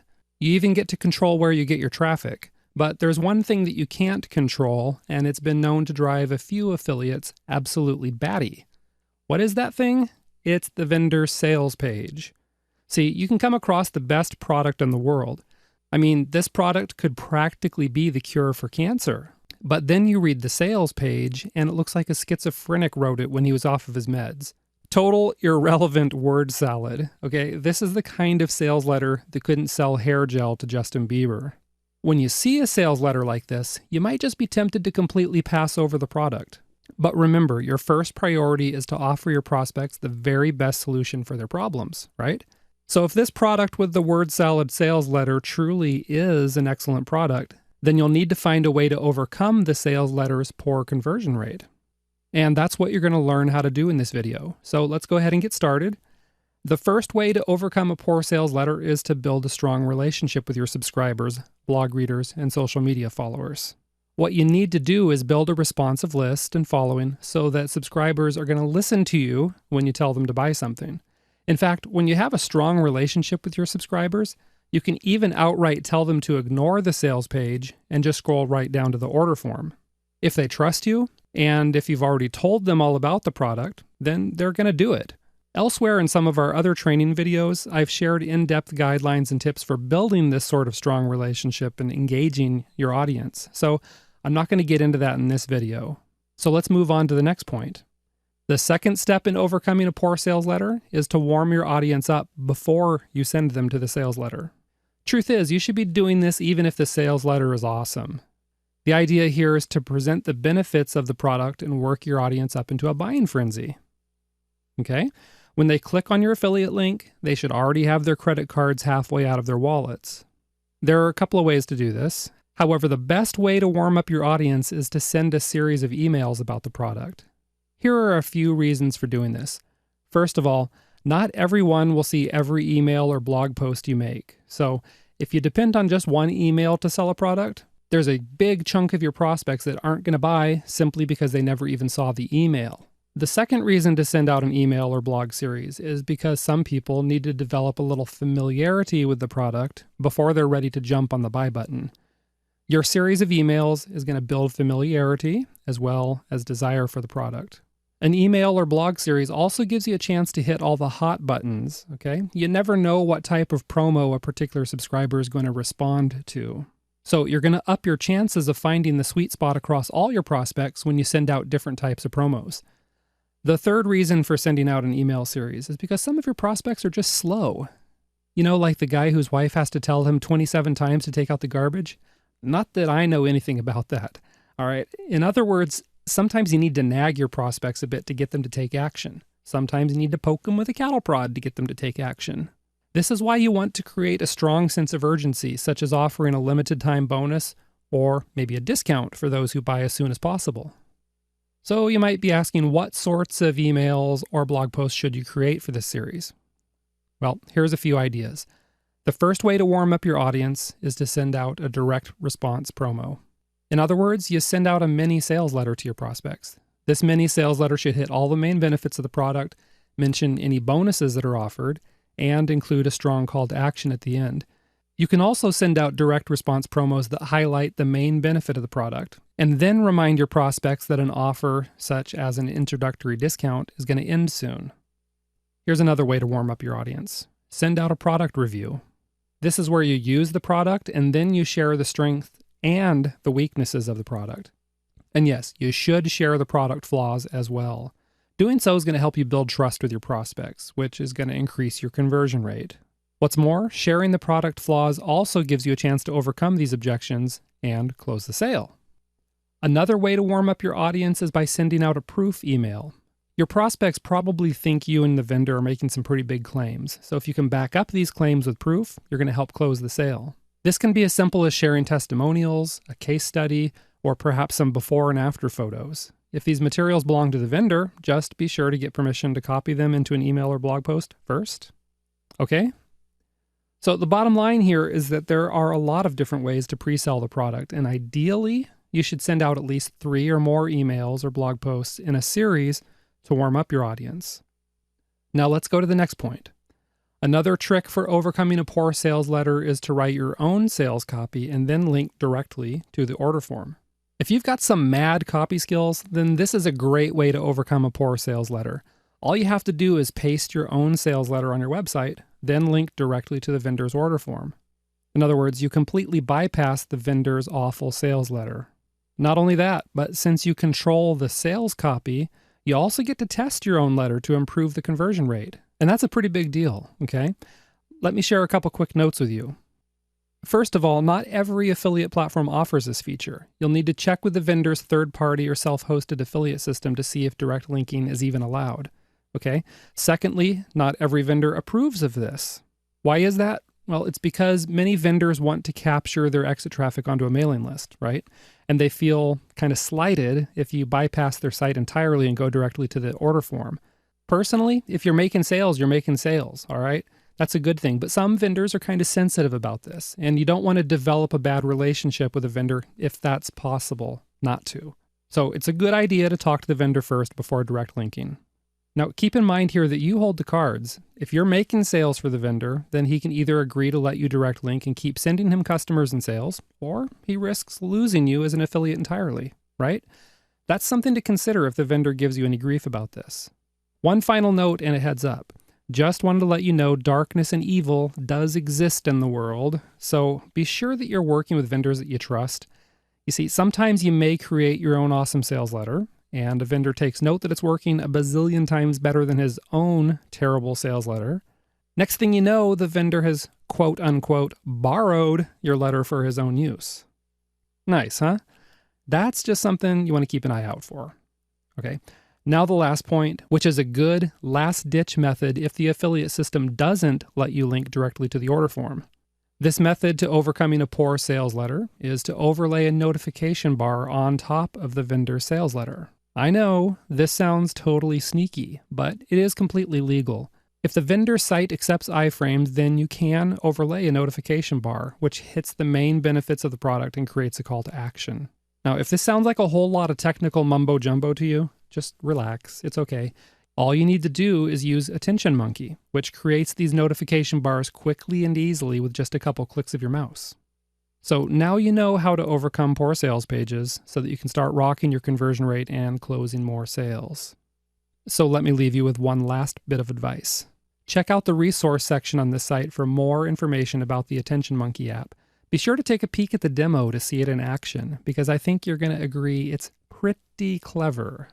I'll see you in the next video where you'll find out how to put the magnet into your lead magnet. Do you remember playing with magnets when you were a child? I sure do. I'm sure almost every child who's ever played with magnets still remembers the delight in playing with two magnets that repelled each other. You hovered one magnet over the other, and the loose magnet rockets away from the magnet in your hand. If you had magnets with their opposite poles facing each other, the little buggers attracted each other with quite a bit of force. And to me, it seemed like magic. The cool thing is that you can use this sort of magic in your affiliate marketing. You can create a lead product that attracts your prospects to you with the same white-hot intensity of two opposite magnets. This is called a lead magnet product. Seems easy enough, right? And yet, all over the world, there are marketers who are getting this simple step completely wrong. Instead of creating lead magnet products, they seem to be creating products and landing pages that repel their prospects and send them scurrying off into the hinterland. Pew! Never to be seen again. That is a totally lethal mistake. This mistake alone could completely break your business. Why? Well, it's because if you can't capture your leads onto a mailing list, then you're going to have a hard time building a strong relationship with them and getting your offers in front of them. That's why. So let's help you avoid this business-killing mistake. Just come along as I share with you tips and tricks for putting the magnet into your lead magnet product and landing page.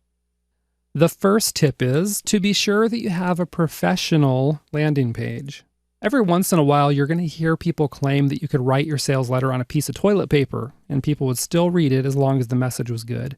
Of course, the people who are saying that have sites designed by web designers who haven't updated their skills since probably 1995 or so. Sure, good sales copy is important, and we're going to get to that in just a minute, but a polished landing page is just as important. Take a look around your niche, and I'm sure you'll see that you have a whole lot of competition from other affiliates and even vendors. Everyone wants to get the prospects on their list, and yet prospects don't want to join every list under the sun.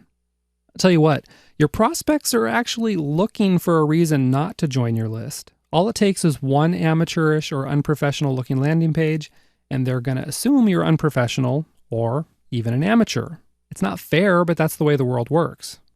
The good news is you don't need to sink your life savings into hiring some fancy pants web designer who thinks he's God's gift to affiliate marketers. All you have to do is get your hands on a little web app called Landing Page Monkey.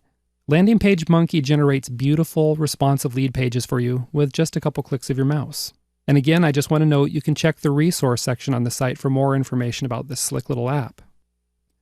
The second tip for attracting prospects is to provide some strong copy on your landing page. You don't need to provide a lot of copy. You just need to be sure that you grab your prospects' attention and then give them a really good reason to join your mailing list. You can accomplish this with a strong headline that presents your lead magnet's biggest benefits, along with another few lines or bullet points that present a handful of the product's other strong benefits. And then you want to be sure to end with a call to action where you specifically tell prospects what to do next to get their hands on the free lead magnet. So here's what to do. Write your headline and then a small list of other benefits. You want to make sure you arouse curiosity whenever possible. For example, you might have a headline like this: Free report reveals the #1 way to save $105 on your electric bill this year. Then ask yourself, does this lead page give prospects a strong and compelling reason to join your list? If not, go back to the drawing board. Or you might even consider hiring a professional copywriter to do this step for you, because, as I've already mentioned, it's important, very important, that you get this step right. The third tip for attracting prospects is to be sure you have something they really want. Pretty simple, but a lot of people overlook this one too. You can't just toss up some resale right products that your prospects have already seen on a million other websites. It won't work. Then you're no better than that weird old woman we all know who offers everyone those odd hard candies that have been out of production since 1960. Do your market research to find out what people really want. Check out marketplaces like Amazon, ClickBank, and JVZoo to find out what products are hot and selling like crazy. If your market's already shelling out cash to buy a certain kind of product, then you know they're going to snap it up if you give it away for free. They're going to love it. Okay? Then you create a product that's directly related to the main product you're selling, which is going to bring us to the next point. This fourth tip for attracting prospects is to create a lead magnet product that works as a sales tool. The whole reason for your lead magnet product to even exist is to attract people to your site and get them on your mailing list. But a good lead magnet also works as a sales tool, and a good sales tool has these two characteristics. First, ideally, your lead magnet should be something that people use or refer to frequently. It could be a list of resources, a checklist, a mind map, software, or maybe some other kind of tool or resource. These things work well because people use them often, and that means they're going to see your calls to action often as well. Secondly, your product should naturally lead prospects to wanting to buy the main product you're promoting. For example, a free search engine optimization WordPress plugin would naturally lead to people wanting to buy a course on search engine optimization, as they'd get more benefit out of the plugin. Another example, people who opt into your list to get a report about how to set up a website will naturally purchase necessary items through your affiliate links, things such as a domain name or web hosting. Okay, one more example. If you're selling a physical product like barbecue grills and other supplies, then creating a free grilling recipe book is going to give you an opportunity to recommend must-have supplies that will turn the reader into a master griller. Readers are going to naturally want to buy the affiliate products you're recommending if they're convinced, It'll make their meals and backyard entertaining better and more fun. Okay, so that's how you create a lead magnet product that attracts rather than repels your audience. If you haven't already created your lead magnet or landing page, I suggest you jump on that right now. If you've already done this, but the product or page could use a bit more polish, then go ahead and take the time to do it because your business depends on it. You know, it would be wonderful if all your prospects declared their undying love for you and only you. But the truth is, your prospects aren't all that into the idea of marketing monogamy. They find it rather boring, much in the same way a skydiving thrill seeker finds the merry-go-round a bit on the dull side. Sure, your prospects joined your mailing list, and you're seeing them buy from your links here and there. They might even send you an occasional note, reply to your blog posts, or post on your Facebook wall about how awesome you are. Well, it's good for the ego, but kind words alone don't pay the bills, do they? See, here's the thing. Your prospects are looking out for their own interests, and that's natural. That's fine. But this means you need to be on your toes because they could run off into the sunset hand in hand with your competitors. Not good. Let's imagine for a moment that all else is equal between you and your nearest competitor. Both of you have developed a relationship with a particular prospect. The prospect knows, likes, and trusts both of you. If you both tossed an affiliate link in front of this prospect, she's probably just going to buy from whatever link gets dropped in front of her first, right? I don't know about you, but racing to be the first to get an affiliate link in front of your prospects sounds totally exhausting. Plus, you got to keep in mind there's all sorts of technical glitches that could mess up this strategy anyway, like an email service provider going down right when a new product is launching. Hey, it happens. But the good news is there's a way to overcome this. And all you have to do is train your subscribers and other prospects to wait on their purchase until they see what sort of bonus product you're offering if they buy through your affiliate link.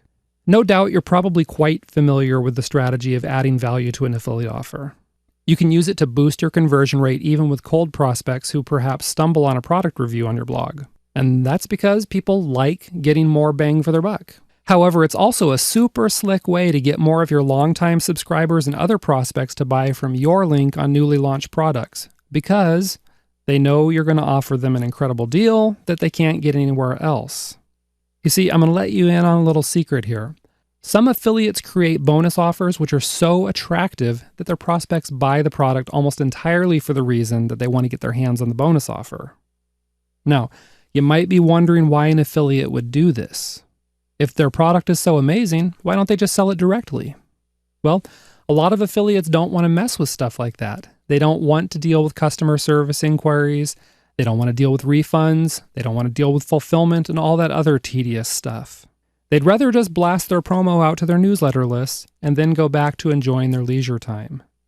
So all of this leads to the question, what makes a good bonus product to offer to those who buy something through your affiliate link? Let me share with you a few characteristics. First, the bonus product should complement or enhance the main offer.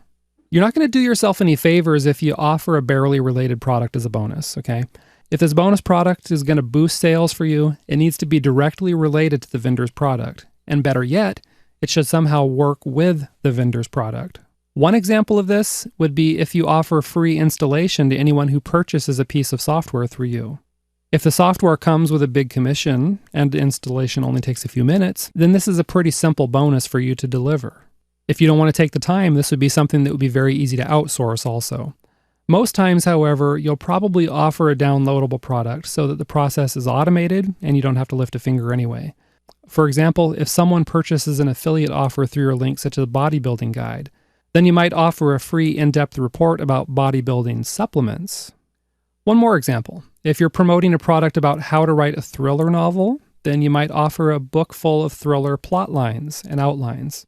You might even give free access to a tool that converts a Word document into a Kindle-compatible format for those who intend to sell on Amazon. The second set of characteristics that make a bonus product produce more sales is if the product is valuable and desirable. Some affiliates think if they stack a bonus package with enough products, then their prospects won't be able to resist. Bzz, that's wrong. No matter what you're offering, you better make sure it's something your prospects want, which you can determine by doing some market research. And you better make sure it's valuable, otherwise your prospects won't view your bonus as any sort of incentive at all. A lousy bonus might even get the prospects fleeing from you the way those magnets we talked about earlier repel each other. If you want a good example of a couple of affiliate marketers who know how to produce valuable, desirable bonuses, then check out bestbonusblog.com. That'll give you some good ideas of what works. And here's the third factor that makes for a good bonus product: a professional presentation. You want your bonus product to look professional. Just because it's a free bonus doesn't mean that you can put up shoddy, unprofessional work, okay? Instead, be sure to get good graphics when applicable, get the product itself formatted properly. If you're selling software, make sure you have a polished user interface.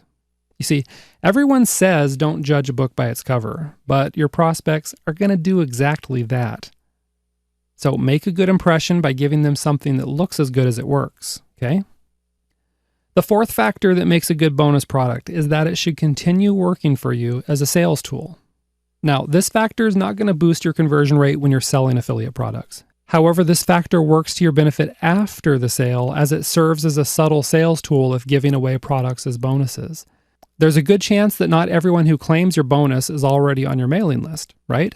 These products may have seen your offer on your blog, on your Facebook page, on Twitter, or even from an email forwarded by a friend. So the first thing your bonus needs to do is direct the reader or user to your lead magnet page so they can join your mailing list. Secondly, your bonus product may include links to other offers. For example, if your bonus product is a low-calorie cookbook, then you might link to some other good cookbooks for dieters, like a book of smoothie recipes. Another example, if your bonus product is about building a mailing list, then you'd naturally include affiliate links for your favorite third-party email service provider. Okay? So the bottom line is that your bonus offer should be highly attractive to your prospects, maybe even something so good that they'll order the affiliate product just to get their hands on your juicy bonus. And here's one final bonus tip. If you've created a product that really seems in high demand and it does a good job of creating back-end income or more subscribers for you, then you might consider approaching the vendor and offering them the giveaway rights to this bonus.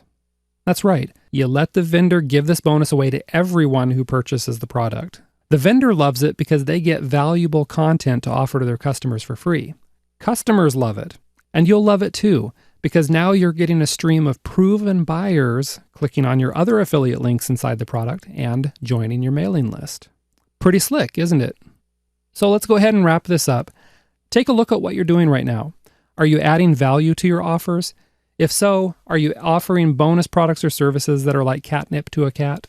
If not, it's time to whip up something a little more enticing. You'll be glad you took the time to do this once you see how it affects your commission checks. Now, at this point, I know you aren't about to settle for doing ho-hum affiliate marketing, so you're about to discover how to do affiliate marketing like a boss.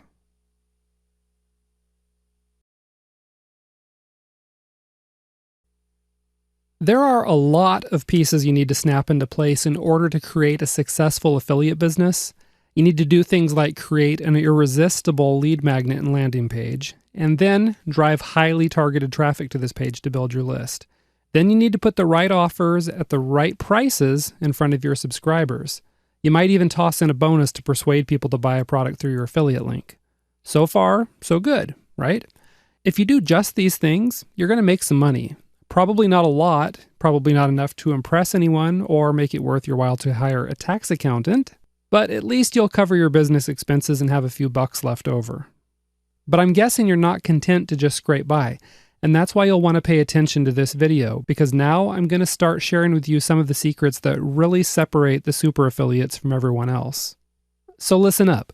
One key that makes the super affiliate different is that they know it's important to position themselves as an authority in the niche. And that's because your prospects don't want to follow just any old person in the niche. They want to follow an expert who's also an authority. So what's the difference? Respect. And I'm going to try really hard not to sing that Aretha Franklin song about it, okay? Really, respect is the difference. An expert knows a lot of stuff, but that doesn't mean anyone cares, right?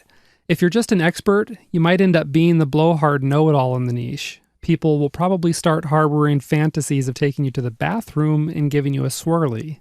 You know what I'm saying? Please don't be that guy. When you're an authority in the niche, then you command respect, okay? People listen to you. People follow you. People talk positively about you on social media. Have you ever watched South Park? If so, then you know all about Cartman bashing people's knees with a police baton while yelling, "Respect my authority!" Okay, I'll let you in on a little secret. That's not the way to build authority in your niche, and it sure isn't a good way to get any respect. Probably about the only thing you'd get is a night in jail, really. So how do you become an authority? Well, all you have to do is follow the tips and guidelines that I'm about to share with you. The first way to build authority in your niche is to simply show your authority. You could tell people you're an authority all day long until you're blue in the face and you pass out from exhaustion, but a big chunk of people won't believe a word of it. And really, the people who are yelling the loudest about being an authority or even an expert in the niche are usually the ones who are trying on the whole fake it till you make it shtick. Just forget about that whole thing, okay? So what do you do instead? Simple. You show them that you're an authority, and they can't argue with you. It's pretty hard to argue with irrefutable proof sitting right in front of their noses. So forget about writing your average Joe Blow 400 to 600 word ho-hum articles for your blog, okay? You need to put something extraordinary out there. Show people how you can help them. Give them strategies that they've never seen before. Share with them insights and tips that they never knew because you invented them. Okay? Blow their mind. That's how you do it. In other words, share information that produces great results. People can't argue with results. If you deliver the goods, you're going to be well on your way to establishing yourself as an authority. A second way to build authority is to flash your credentials. People really don't care about you all that much. Primarily, they care about themselves. And they really only care about you to the extent that you can help them. So you don't want to drone on and on and on about your credentials every chance you get, but you do want to put them out there and make them known. If you've got a boatload of experience, or you've earned some related degrees, or even if you've won some awards in your niche, let people know. The About page on your blog is a good place to flash those credentials. Another good way to flash your credentials is to share them on social media as you earn them. For example, if you just got named as the featured speaker at a prestigious event, or maybe you picked up a respected award in the field, then post a photo of you participating in the event and let your followers know what it's all about. Yeah, some people might accuse you of humble bragging on social media, but if you don't tell your followers about your impressive credentials, who's going to? Right, nobody. It's entirely up to you to get it done. Yet another way to build authority is to prove that you can get results. In other words, you use a little social proof to get people's heads nodding at you in that appreciative, respectful way. Ideally, what you want to happen is to let other people talk about you and how you got them great results. If the buzz is loud enough, your prospects are going to find out. But you can also help the process along by retweeting or reblogging praise from others. Now, if you want to bring the buzz to a deafening roar, then create a contest where people seek to get results based on the methods that you're teaching. One really good example of this is bodyforlife.com, which is a 12-week body transformation challenge that's based on a specific diet and exercise program. It was created by Bill Phillips and sponsored by EAS Sports Nutrition. The site is full of amazing transformation stories. People go to other forums, blogs, and social media groups to share their own Body for Life transformation stories. And you know what? Phillips doesn't have to say a word about his own authority because there are thousands of people sharing their success stories all over the net. And you know what else? You can be sure Phillips sells tons of his transformation guides, and EAS sells gobs of their whey protein and other supplements. Selling with authority and proven results works like crazy. Okay? So the fourth way to build your authority is to associate yourself with other experts and authorities. The idea here is that you can borrow some credibility from other influential people. You need to work your way up into their networks and then work with these folks so that others see you as being in the top tier or being a thought leader in your market. I'm going to guess that you've probably already mentally categorized and ranked other marketers in your niche. You have the no names and the no one cares, folks down at the bottom. You have the mid-level marketers after that, and then you've got the top tier, and this is the group you want to align yourself with. So go ahead, get involved in your niche. Go to conferences, start developing real relationships with the movers and shakers. Get on social media and do the same thing. Attend the Google Hangouts and webinars that these folks are attending. Here's an insider tip for you, and listen carefully. Don't be the guy or gal who approaches the influencers in your niche and then hits them up with a joint venture proposal right away. That's totally lame. You don't want to do that. It's totally forgettable too, because you're going to blend in with all the other people who've tried to do the same thing. Instead, show people respect and approach them on a personal level. If you find out both you and Joe Marketer love deep sea fishing, then connect on that common ground and swap fishing stories. Just think about it. At the end of the day, who is this influential marketer really going to remember? The stranger who talked business with him the whole time, or the one who made a personal connection and showed interest in him as a person? That's right. He's going to remember the one who swapped the fishing stories with him. Another thing you can do is get noticed in your niche. If you make a nice chunk of change for a particular vendor, you can bet that vendor's going to notice. If you start winning an affiliate contest, you can bet everyone will notice. Then once you get noticed, it's a whole lot easier to start working your way into the upper tiers of your niche. It makes sense, right? So let me summarize the whole strategy for you here. Don't just be the expert in your niche, be an authority. Write and talk with confidence. Align yourself with other authorities. Show people that you know what you're talking about. And it won't be long before people start to flock to you. Soon you'll be the name on everybody's lips, on their Twitter accounts and Facebook wall. You'll command respect wherever you go. And then when you talk, people will listen. When you recommend a product, people will buy it. And that's a pretty good reason to start building authority right away, isn't it? Well, now it's time to go on to the next video where you're going to discover the real secret of big commission checks. If you've studied affiliate marketing for any amount of time, then you've probably noticed that most courses focus on teaching you how to pick a hungry niche, get them on a list, and then give them what they want. That simple advice will go a long way in helping you become a good affiliate. It's solid advice. But there's one thing that many courses and many affiliates overlook, and that's the relationship and level of engagement you have with your prospects. Now, I've said elsewhere that positioning yourself as an authority is important. However, the second psychological component that triggers sales is based on how much your prospects like you. You've heard that people buy from those they know, like, and trust, and that's absolutely true. Sometimes they even choose to follow people based solely on liking, even if that person otherwise wouldn't be their first choice as an expert or a leader. Let's take politics as an example. Political consultants spend a lot of time and energy transforming their candidates into likable people. You see, it doesn't matter if the candidate has the best policy ideas, is a strong leader, and has the management skills needed to be effective. If the candidate isn't likable, there's a really good chance he or she isn't going to be elected. So you know how it goes. Suddenly you see candidates dressed in jeans and work shirts with their sleeves rolled up. You see photos of them drinking a beer with the locals or playing some kind of sport. You might even see them volunteering at a charitable organization. Okay? And all these things are done for photo ops. It's to humanize the candidate and make people like him or her. The point is, this stuff is really important, and once you really take it to heart, you're going to see your affiliate checks grow.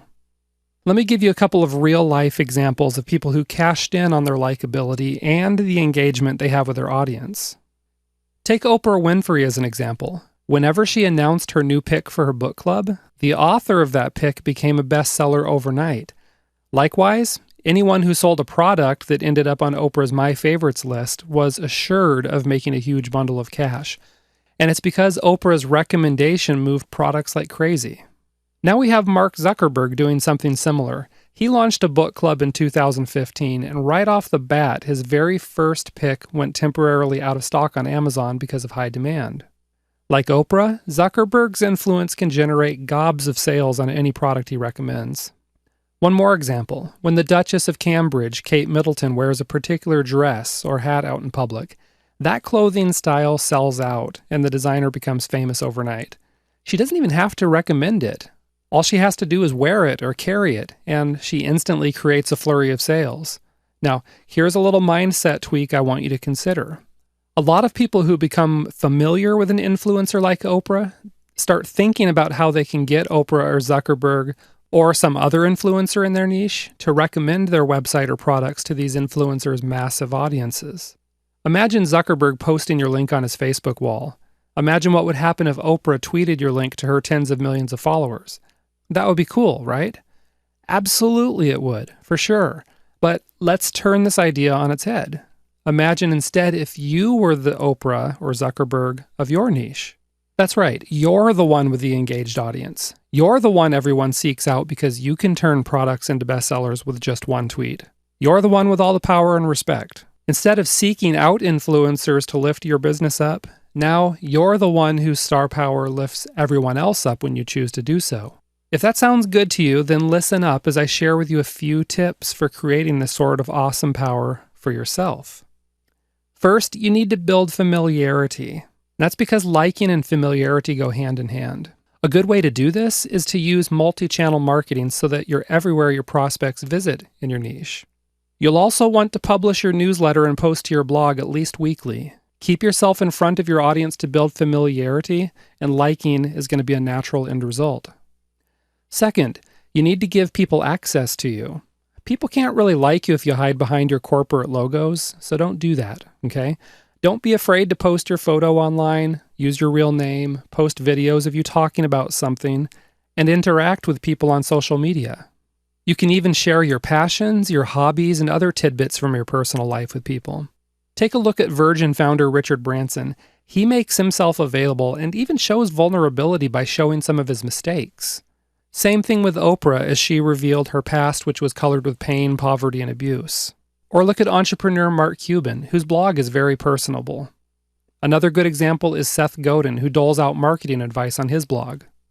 These people are worth millions and even billions of dollars, and yet they are accessible and at times even vulnerable to their audiences. It may just be this accessible and vulnerability that helps cement their likability. The third tip for helping build an engaged audience is that you need to create a brand and then build brand recognition. The point here is that you need to put out a consistent message, and building a brand is going to help you do this. Otherwise, you'll have a hard time getting that likability factor if you seem scattered and unpredictable. Secondly, a good brand is built on emotion. When people look at your brand, they're going to feel something. And this is why it's an important part of the sales process, which is why a familiar brand can help with engagement in sales. Third thing, a good brand builds trust. And as you already know, people buy from those they know, like, and trust. Another good way to build an engaged audience is to make people feel like they belong. Psychologists know that people like to belong. In fact, this is a deeply ingrained part of our psyche. Going back thousands of years, we all needed our tribes to survive. If you didn't belong to a tribe, you'd probably die in the jaws of a hungry bear or at the hands of an angry rival tribe after you made a joke about the chief's mama. And today we still deeply crave a feeling of belonging. Take a look at what's going on around the world. Kids who are bullied are committing suicide, and in part, that's because they feel like they don't belong. I don't care what you're selling. You can tap into this desire to belong by creating a group based on your brand, where your prospects and customers feel special simply because they belong to this group. Sports fans are a good example of this. They even dress themselves up and advertise that they belong to a particular group, such as their favorite basketball, rugby, or football team. Another example of this are brands like Chevy, Ford, and Ferrari, where their enthusiasts are very passionate about their car, to the extent that they wear clothing advertising the brands. Other examples include religious organizations, political affiliations, and those who are members of a hobbyist group. Just look at gamers. They have an entire culture. Or look at people who smoke e-cigarettes. They do meetups just to get together to talk about their hobby. Another example is the science fiction fan who lives and breathes sci-fi all year long, but especially during conventions. So here's the point. Don't just sit around and wait for your prospects and customers to organize themselves into groups. Okay? If you do, you might be old and gray before it happens. Instead, encourage them to organize by providing an online spot for them to get together, such as your website or a Facebook group. Let them know how special they are to belong to this group, and give them an identity, such as a special name for them. For example, Oprah refers to the spiritual segment of her audience as super solars. Another example is the marketing forum called the Warrior Forum, where members are referred to as warriors. Another thing you can do is create traditions or cultivate a culture based on belonging to this group. For example, you might use some jargon only known to your members. Knowing this jargon makes people feel special, and it gives them that sense of belonging that they crave. Now finally, one last tip for engaging your audience is to entertain them with funny, unique, controversial, or otherwise entertaining content. And this is where authority and liking come together to create great results. If you have authority in your niche, then people will check your blog often to see what's new. Now, if you entertain your audience, then people are more likely to like you. And when they like you, there is a better chance they'll buy something from you, even if they really didn't intend to buy something, or if they didn't even want to buy something. Have you ever had someone you really liked, maybe a good friend, talk you into buying something? Maybe they talked you into going out to dinner with them. Maybe going to a movie you weren't all that thrilled about, or even joining a gym with them. In some cases, you may not have really wanted these things for yourself, but when someone you really likes talks to you about them, you listen. And of course, when you listen, you can be persuaded. It's the same thing with your audience. If they like you and respect you, they're going to listen to you. If you entertain them with engaging content, they're going to hang on your every word. All right? Together, these factors make it a whole lot easier for you to persuade folks to buy your little thingamajigs and whoozy-whats. Now, here's the clincher. If you've created a culture and a sense of belonging among your prospects and customers, then they'll buy your recommendations just to continue feeling like they belong. Take a look at Apple as an example of this. Some people who purchase Apple products purchase them to the exclusion of any other brand. There's a cool, hip culture of belonging associated with Apple. So every time Apple puts out a new product, people snap it up because they want to belong to this culture of Apple fans. See the power here? Create belonging, create liking, build respect, and you can become the powerful Oprah or Mark Zuckerberg of your niche. All right? I'll let you go now so you can ponder this for a while, because these simple ideas you just learned about are really game changers. I don't know about your family, but my mom told me not to waste anything. Waste not, want not, was what she would always say. We always had to flatten out the toothpaste tube and squeeze every last gob of goo out of it before we could throw it away. We ate what was on your plate. We made good use of any shoes or clothing we bought. And you can be sure that we got every drop out of the milk carton before we threw it away. And it turns out Mom's advice works really well for those who want to build a thriving affiliate business. Now, I'm not saying you're going to become the big dog in your niche just because you drink all your milk. What I am saying is that if you adopt an attitude to not waste a single resource, then you're going to find your business growing a whole lot faster than you ever dreamed possible. So let's start by talking about the big resource you don't want to waste. That's traffic. Every day you get traffic hitting your site, and every day the vast majority of this traffic clicks the back button and disappears into the ether, never to be seen again, right? So the first thing you need to do to avoid wasting any of your traffic is to capture as many of these folks on your mailing list as possible. Because if you just let them leave your site without joining your list, then you may be kissing hundreds or even thousands of dollars goodbye. Let's say someone comes to your blog to read an article. Then they hit the back button after they finish reading. Boom. Just like that, they're gone. And you can be pretty sure they're not coming back. But that's only if you don't capture your exiting traffic. How about when they hit the back button, you put a super irresistible lead magnet in front of their noses? Huh? That's the best way to squeeze every last bit of value out of your traffic. There's a really good tool called Campagin that makes this simple because it lets you redirect your exit traffic to any page you want. So if someone is reading a post on your blog about the dietary habits of pygmy monkeys, then when they hit the back button, you can toss up an offer for a free video on the same topic. Pretty slick, isn't it? Check out the resource section on the site for more information about how Campagin works and how you can use it to build your list fast. The second way to avoid wasting any traffic is to test and track your advertising campaigns so that you know what really works. All right, then you won't be throwing good money after bad or wasting time on ad venues that don't bring in targeted traffic for you. I've talked a bit about how to test and track your campaigns elsewhere, so I'm not going to overlap by talking about that topic in this video.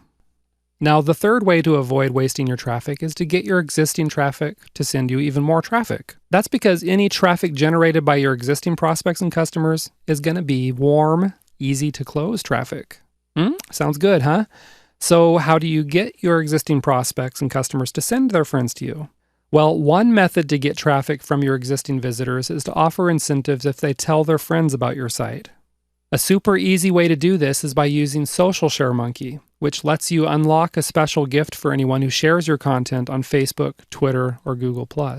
This easy-to-use web app is a great tool for kickstarting a viral campaign. Another idea is to start a viral contest where your visitors get an entry into the contest for every task they perform, which might include tasks like joining your list or posting about the contest on Facebook. A good tool to run this sort of multiple entry viral contest is Rafflecopter. Okay?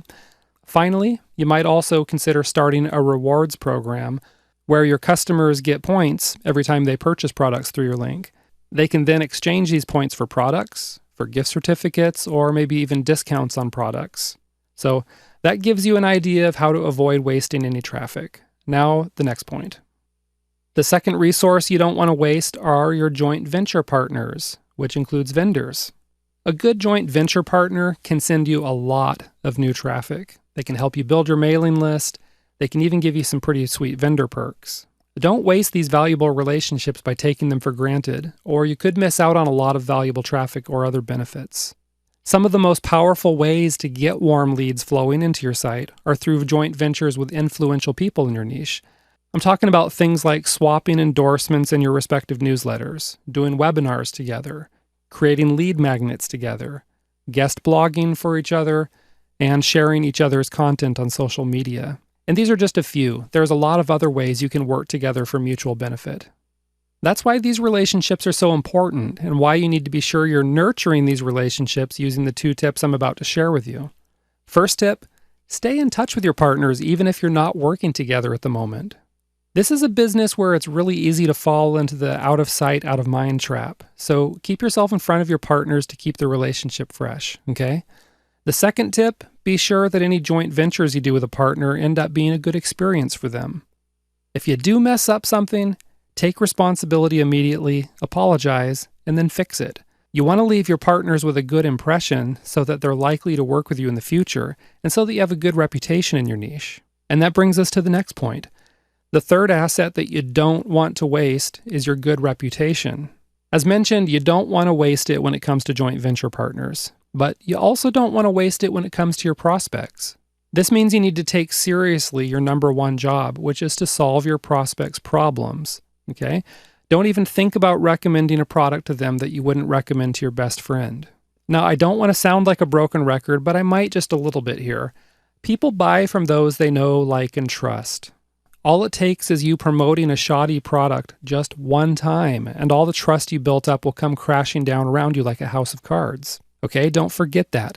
Your reputation is what makes so many traffic tactics work so well. For example, some people will read your guest articles on blogs just because you created a snazzy title. But there's also a chunk of folks who will recognize your name and read the article because they've heard that you're the go-to person in the niche.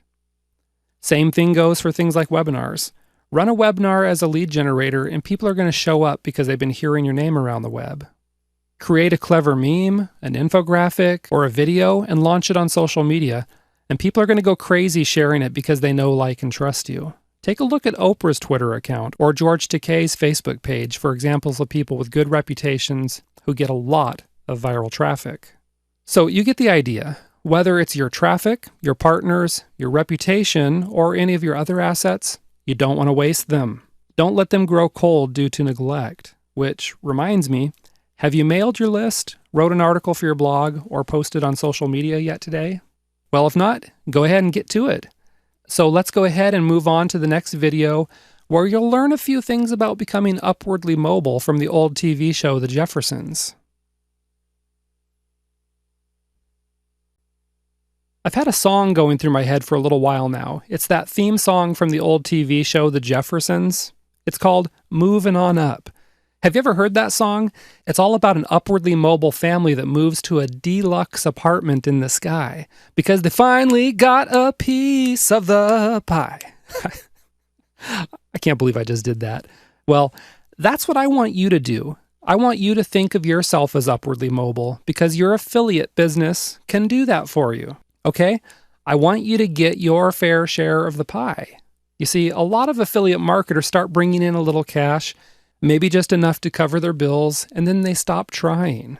It's like they decided they were only worth $30,000 a year, or maybe $50,000 a year, or some other arbitrary number.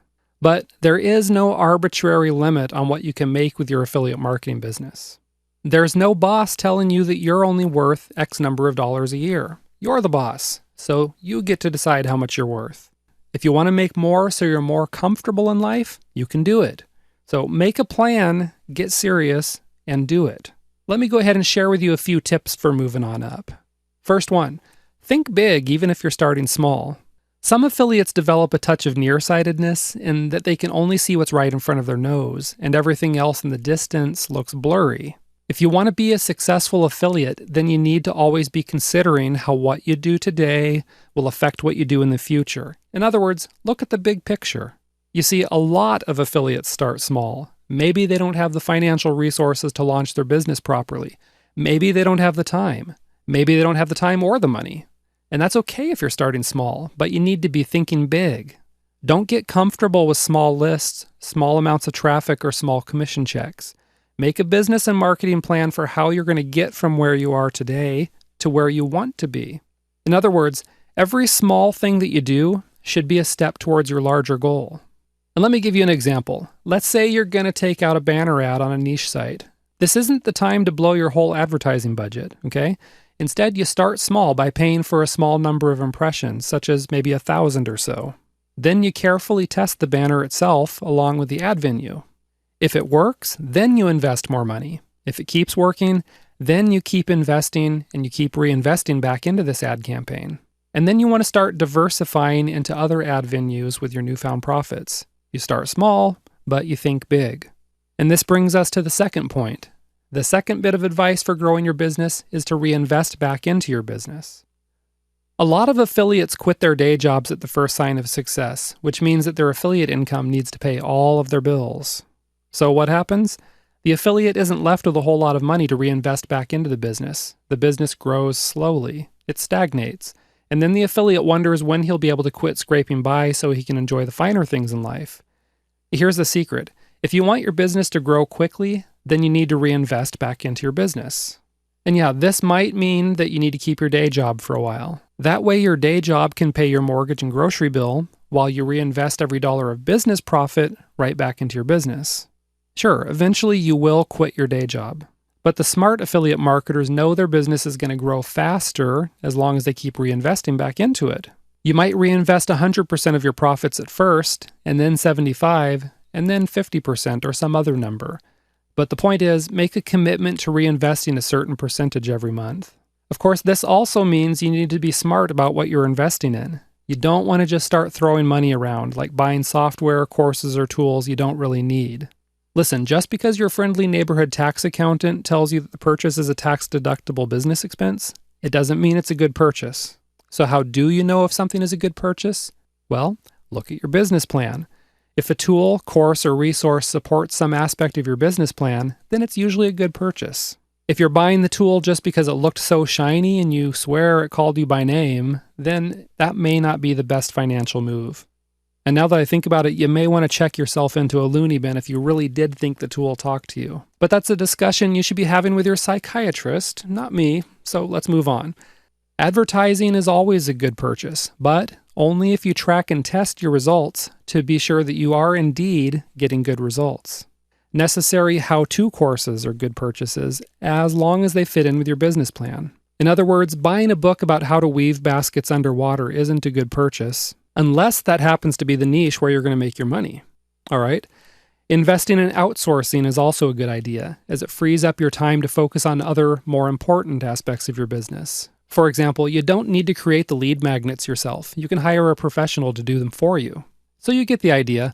Always reinvest back into your business, but you want to be smart about it, which brings me to the last point. Look for shortcuts and tools that can make it easier for you to grow your business. As mentioned, outsourcing is one way to grow your business more quickly, using tools as another. For example, most all of us use autoresponders to build our lists because it would be a huge pain in the neck to manually add people to a list, manually send emails to them, manually remove them from a list, and so on. With an autoresponder through a good email service provider, you don't have to do any of this because the software does it for you. That's a pretty obvious example, and yet while most marketers would never think of managing an email list by hand, they waste a lot of time doing other things by hand, like designing their landing pages. Worse yet, some of these tasks require a big learning curve, so you end up finding yourself with your nose in a book trying to learn some complicated code. It's frustrating and it's inefficient. It can eat up days or even weeks of your time. And of course, this is time you could be using much more productively, such as by generating traffic, tweaking a lead page, or developing a relationship with your joint venture partners.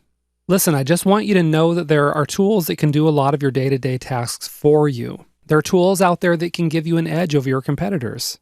If you want to grow your business fast, then don't waste time trying to do everything yourself. Instead, see if there's a tool that can do it for you. Traffic. Not the kind that snarls up on the highway on a hot day and leaves you choking on exhaust fumes from the big trucks. Rather, I'm talking about targeted visitors streaming onto your site and pushing money into your hand. These are people who just can't get enough of whatever you're selling. The problem is, sometimes it seems like traffic is just an elusive piece of the marketing puzzle. You can create or affiliate yourself with the best product in the world, you can develop amazing landing pages, but if you don't get the traffic flowing into your site, it's just going to be a party for one as you cry in your soup and wonder where all the money's at. And once you get some traffic flowing into your site, you're going to want more. I'm telling you, it's really addicting. You get those traffic logs busting at the seams and your PayPal account is filling up with cash, and all you'll be able to think about is how to get more. More cash in hand traffic, more ways to scale it all up and grow your business, more strategies that bring in bigger traffic numbers in less time. But here's the thing. Not all traffic is created equal. That's like confusing a Ford Fusion with a Ferrari. It's a total rookie mistake. And here's something else. You should never confuse traffic quantity with traffic quality. You see, a lot of big talking marketers like to brag about their traffic numbers. They'll tell you they're pulling down hundreds of thousands of visitors every month. They'll get you believing that size matters because they're telling you big traffic numbers trump everything else. Yeah, and sure, it sounds totally impressive, at least on paper it does, but just wait until you ask how big that business owner's mailing list is or how much money he's banking every month. You'll get evasive answers. He'll change the subject. He'll probably be staring at his feet. And you know why? Because if traffic isn't targeted, meaning it's composed of people who are willing and able to buy what you're selling, then all the traffic in the world means diddly squat. Simply put, big traffic numbers and a nice Alexa ranking don't mean a thing if they're not turning your visitors into money in the bank. Let me give you a silly example. Let's suppose you sell quilting patterns and other quilting supplies, and then you hear about this big convention in town. They expect about 100,000 people will attend the convention. So you run out and drop a whole lot of money to buy a booth at the convention so you can peddle your quilting patterns. Except there's a problem. Ruh-roh, the convention is for folks who own and love Harley-Davidson motorcycles. Now, do you think you're going to sell a lot of quilting patterns at a Harley-Davidson convention? Not a chance. And that's because the traffic that streams by your booth is completely untargeted. Yeah, sure, you might just happen to run into a few Harley-Davidson owners who also like quilting patterns, but that's just dumb luck, really. If you want to make money with this example, you'd need to do one of two things. One, you could sell something at this convention that appeals to Harley-Davidson owners, like leather riding chaps, leather jackets, and bandanas. Or the alternative is to just forget about the hog convention and go to a crafting convention, okay, where your quilting patterns are going to be far better received. Now, either way, you're putting a targeted offer in front of targeted traffic. So here's the deal. Your goal when you're driving traffic is to drive targeted traffic. That's your first priority. Your second priority is to increase the quantity of your traffic. But don't ever let the quality of your traffic suffer in favor of increasing the quantity. That's just a lot of wasted time, effort, and money if you're trying to convert an untargeted audience. And that's what this course is going to show you how to do. Namely, you'll find out how to get more targeted traffic flowing into your site by employing a whole lot of different traffic tactics. You're also going to find out how to focus on increasing the quality of the traffic by testing and tweaking your campaigns. Testing ensures that you put your time and money into the advertising venues that work the best for your particular offer. It's like giving yourself an instant pay raise. And really, who doesn't like getting more money? So listen, it doesn't matter where you need to drive traffic to, whether you're driving traffic to a lead magnet page, to an affiliate offer, to your own sales page, or any other page on your site. You're going to find a traffic strategy in this course that's right for you. Every single day, hordes of your prospects log into Facebook, Twitter, Google+, LinkedIn, and all the other social media platforms.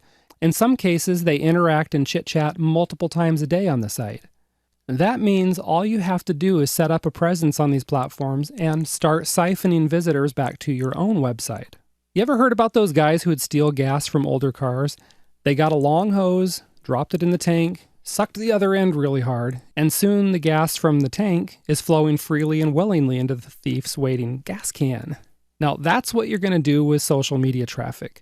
You're going to get traffic flowing freely and willingly to your waiting mailing list, except there's a big difference. This is all legit and 100% legal, unlike stealing gas. Now, the awesome thing about social media sites is that they're naturally viral platforms. I'm sure you've seen this for yourself if you spend any time at all on these sites. For example, someone posts a funny cat video or meme on Facebook, and suddenly it has tens of thousands of shares. I mean, seriously, people really love their cat videos, don't they? The second thing to know is that some social media sites, most notably Facebook, offer paid advertising. This is another great way to reach your audience, but we won't be covering that in this video. For now, we're going to focus on the free options for finding your audience on social media platforms. Specifically, we're going to focus on Facebook since it has a large number of people who log in daily. And they also offer you multiple ways to reach your target audience. However, once you're set up on Facebook, then get on Twitter as well. You might also consider other platforms such as Google+ and LinkedIn as part of your overall social media strategy, depending on if you think your audience is reachable on those platforms. I mean, if your audience is made up of white-haired grandmas, then they're probably not sending eyebrow-raising photos over Snapchat. So you can forget about that one, you know? Do a little market research and use some common sense to figure out where your market actually hangs out. So first things first, you'll need to register for a free Facebook account if you don't already have one. And then you can set up a Facebook page as well as a group. And we'll go ahead and talk about each one of these separately. The first way to reach your audience is to set up a Facebook page for your business. Look, setting up a Facebook page is pretty painless. Just go to the URL that I'm about to put on the screen here. There it is, https:// Never mind. You just go ahead and type that into your browser, okay? And then you just follow the prompts to set up your page. Be sure to completely fill out your page's profile with your about information, an avatar, and a cover photo. Next, you want to invite your existing prospects and customers to like the fan page.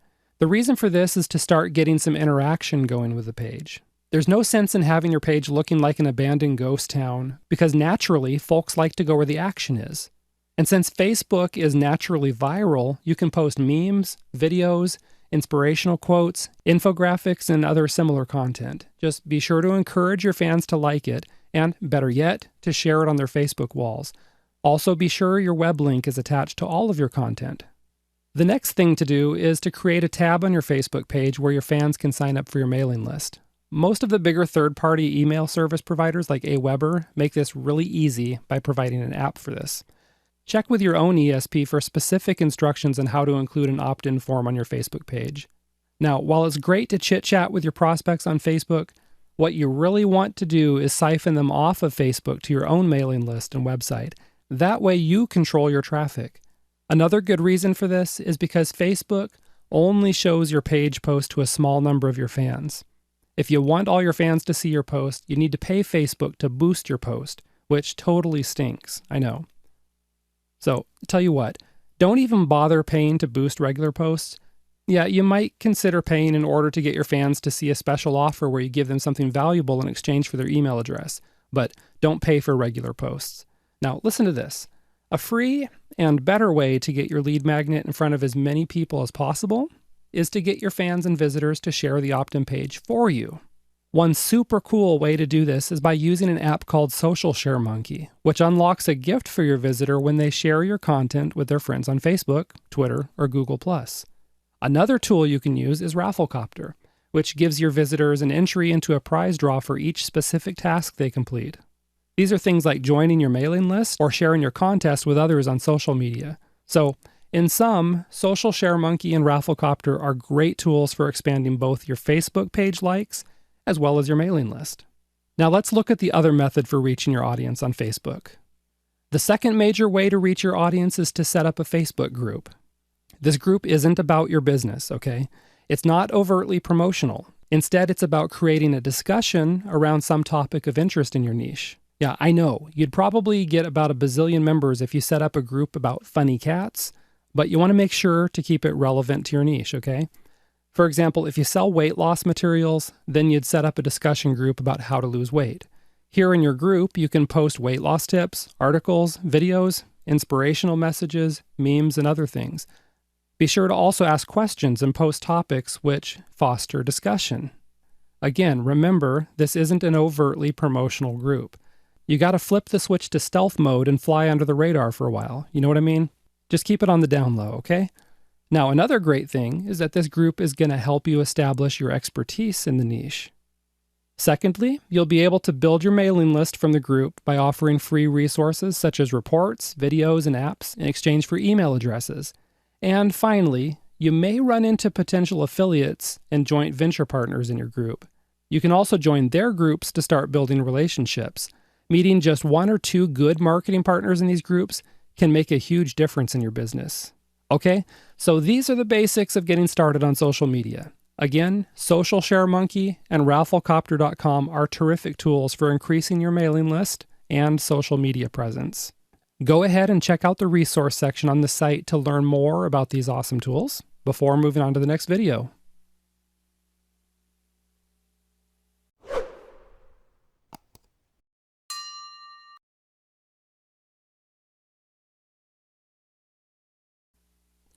Imagine this for just a moment. There's a movie coming out that you've sort of been thinking about seeing, and the truth be told, you're not really that excited about it because it seems like the movie trailers always make a movie look better than it really is.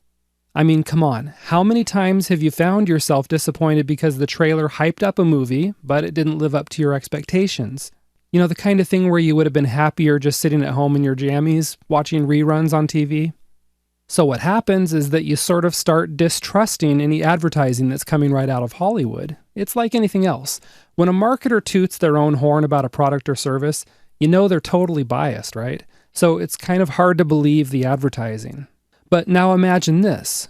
What if one of your friends goes to the movie and then totally raves about it to you? They tell you the reasons why the movie was so awesome, and they specifically say you should go see it too because they know you'll love it. So what happens?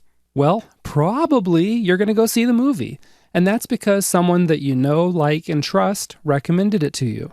The truth is, it doesn't even have to be a close friend who recommends the movie. It just needs to be someone you trust. It might be a movie critic, for example, but just having that extra opinion from a third party often helps push you over the edge so you buy the product. And you know what? That's what your prospects are looking for too. They're looking for someone they know, like, and trust to recommend your stuff. It's pretty simple, and that's why viral marketing is such a powerful traffic strategy when it's used the right way. And that's because viral traffic is all about friends telling their friends about your product, service, or website. It's pretty cool, huh? So listen, there are just tons of ways to create viral content that gets passed around your niche. You've probably even participated in sharing funny, inspirational, novel, or unique content with your friends.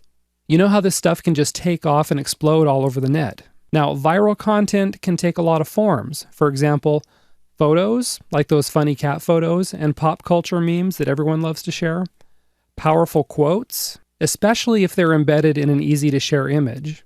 Videos, from short and funny Vine videos to awesome how-to videos, to average people doing extraordinary things, even to inspirational TED Talk videos. Even commercials get shared when they're unique or funny enough. Just think of the Super Bowl commercials. Another thing you can share are infographics, especially if they boil down a complex set of data into something that's easy to digest. Articles, which might be anything from opinion articles to how-to articles, which share something extraordinarily useful. Software and apps. Hey, if it's free and it's useful, you better believe people are going to share it with their friends. You get the idea. You just need to create something truly useful or amazing, put it in an easy-to-share format, kickstart the viral effect, and then watch your viral campaign take off like a rocket. Okay, so I know that sounds easy on paper, but the truth is, most people stumble when it comes to implementation. So let's talk a little bit about how to do this in a step-by-step format. The first step is to create something that people want to share. Now, this is where a lot of content creators stumble. This is so basic. If the content isn't share-worthy, then people aren't going to share it, right? Think about gossip for a moment. If I whisper to you that I saw your neighbor mail a letter today, are you going to share that? No, because who cares? It's not exciting, it's not eyebrow-raising, it's not share-worthy. Now, what if I told you the neighbor was escorting a rather attractive woman out of his house early this morning, and it was not his wife, and his wife is out of town? Oh yeah, well, that probably gets some real attention. And that's the kind of stuff that spreads faster than head lice in a kindergarten class, you know? So, in order to know what makes something share-worthy, you need to understand why people share content.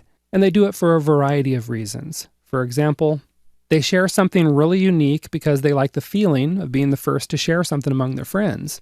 They like being on the cutting edge. Another reason people share something is to look good to their friends. If they can share something really useful, their friends will view them as helpful. If they share something funny, their friends will love the laugh. If they share something inspirational, then they're viewed as uplifting. Still, another reason people share content is because it matches their worldview. For example, someone might share a political opinion piece because they agree with it, which helps others get to know them.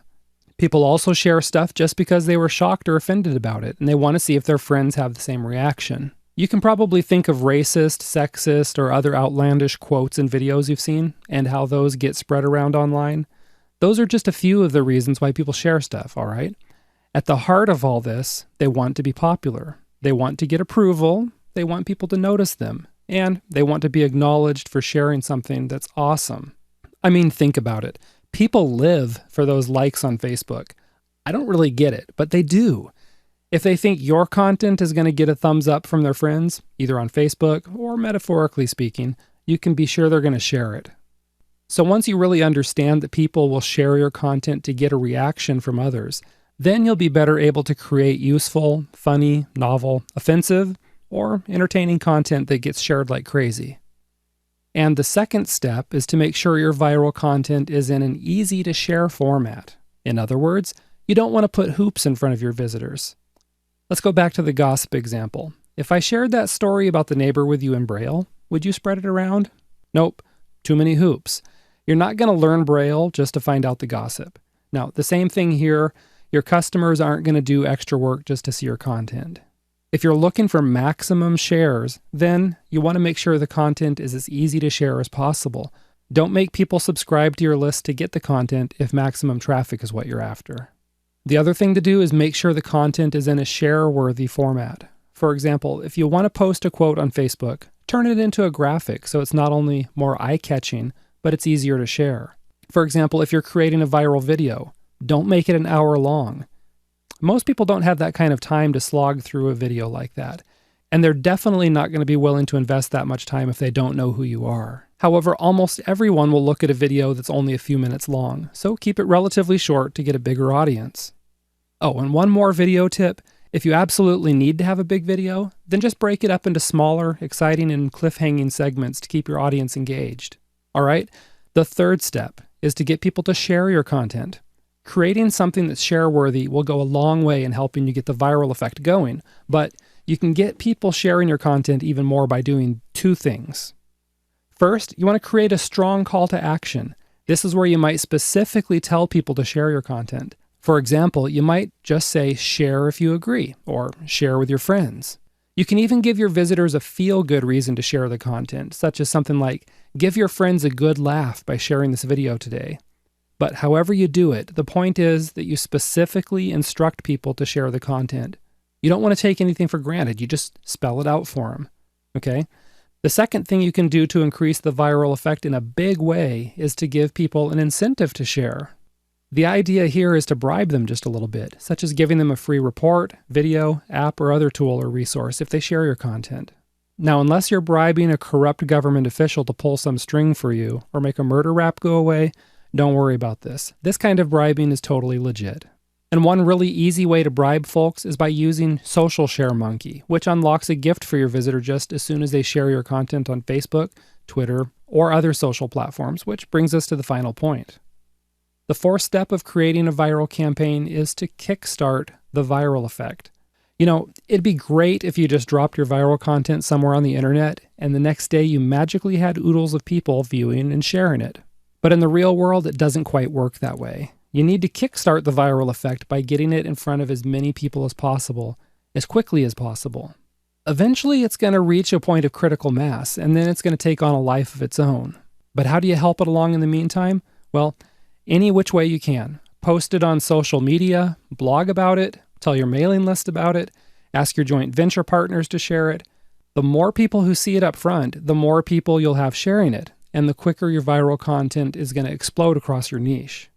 Okay, and there you have it. It would be really cool if you could just wave a magic wand and within seconds you had more traffic than Google and more cash than a Saudi prince. But I know I don't have to tell you that nothing comes quite that easy. And traffic isn't free, because no matter how you get your traffic, you're going to be investing some kind of resources. The free traffic we've been talking about doesn't cost any money, but it does require an investment of your time. Alternatively, there are paid advertising strategies which require more money than time. And the truth is, you should add both free and paid advertising to your overall traffic strategy. So let's take a look at some of the top paid advertising strategies, including pay-per-click marketing and media buys. Let's go ahead and start with pay-per-click marketing. Pay-per-click marketing is where you pay a set amount when someone clicks on your ad, and this is opposed to paying a flat fee or paying a fee per 1,000 impressions or ad views. Two good places that offer pay-per-click advertising are Google AdWords and Facebook. Now, the advantage of pay-per-click marketing is that you can get the traffic coming into your site immediately, which allows you to quickly test sales copy, test your product names, your ad campaigns, your pricing, and any other part of your offer. So here's how it works. Let's use AdWords as an example. What you do first is choose keywords to bid on. When someone searches for those keywords in Google, your ad appears. Your ad consists of a short headline, 2 short lines of text, and the link to your landing page. Now, the exact placement of your ad depends on how much you bid on that keyword. The higher your bid and the better your ad performs, the more visibility you'll get. When someone clicks on your ad, you'll pay an amount up to the bid amount. So if you bid 25 cents on the keyword, you'll pay up to 25 cents every time someone clicks on your ad. When someone clicks, they'll get sent to your landing page. So that's an overview for you. Basically, there's 3 parts: the keywords you choose, the ad, and your landing page. Let me share a few tips about these 3 components individually. First are the keywords. You're going to get better results if you choose narrow, targeted keywords. For example, let's say you're selling a book about growing tomatoes. If you bid on broad keywords like tomatoes, you're going to waste a lot of money, and that's because it's not a targeted keyword. You have no idea at all if the person wants to buy actual tomatoes, or if they're trying to win a bet about whether a tomato is a fruit, or if they want to buy tomato seeds, or if they're just trying to figure out how to spell the goofy word, okay? It's better to bid on a keyword like how to grow tomatoes, as that lets you know the searcher is part of your target market. Even better, bid on keywords that indicate the searcher wants to buy something, such as buy tomato growing guide. The second component is your actual ad. This needs to be short and snappy. Your headline should get attention, and your body copy should persuade the person to click on your ad. You do this by presenting benefits and arousing curiosity whenever you can. Let me give you an example of what I mean. Here's a potential sample ad. Tomato growing secrets. Stop eating toxic tomatoes. Grow organic with this guide. All right. When someone clicks on your ad, they'll end up on your landing page. Maybe this is a sales page for a guide, or perhaps it's an opt-in page offering the guide for free. Either way, you can build this page quickly and easily using an app called Landing Page Monkey. Just check the resources on this website to learn more about Landing Page Monkey and how you can use it to create stunning, high-converting lead pages and sales pages. Now, let's take a look at the second paid advertising strategy, which is referred to as media buys. This means you purchase banners and text ads on high-traffic sites, and these can be general sites like Reddit, which allow you to show your ad to a targeted audience, or you might place a banner ad on a site that's in your niche. To get started on Reddit, just go to reddit.com/advertising. You'll be paying a flat fee per CPM, which means per 1,000 impressions.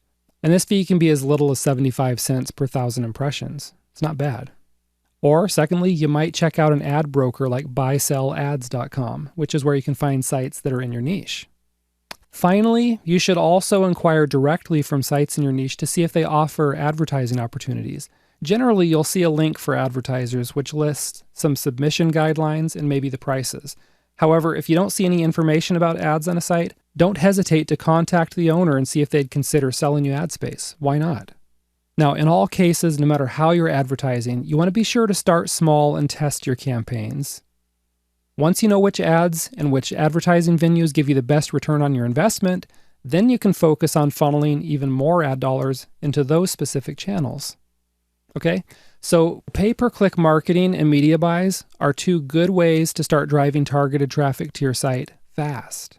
I mean, you could set up some campaigns right now and have traffic coming in just a couple of hours. In fact, that sounds like a great way to spend the next hour or two. So why don't you give it a try right now before you head off to the next video? When I tell some folks that they can turn their words into traffic and cash, they get all stupid on me and start thinking about the possibilities of entertaining lonely men on the $7 a minute phone lines.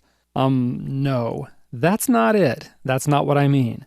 What I'm talking about is turning your words into traffic by blogging, guest blogging, and getting influential others to contribute guest articles for your site. So let's start with the basics, which is blogging on your own site. If you don't have a blog set up yet, just head over to wordpress.org to download the free files and install them on your site.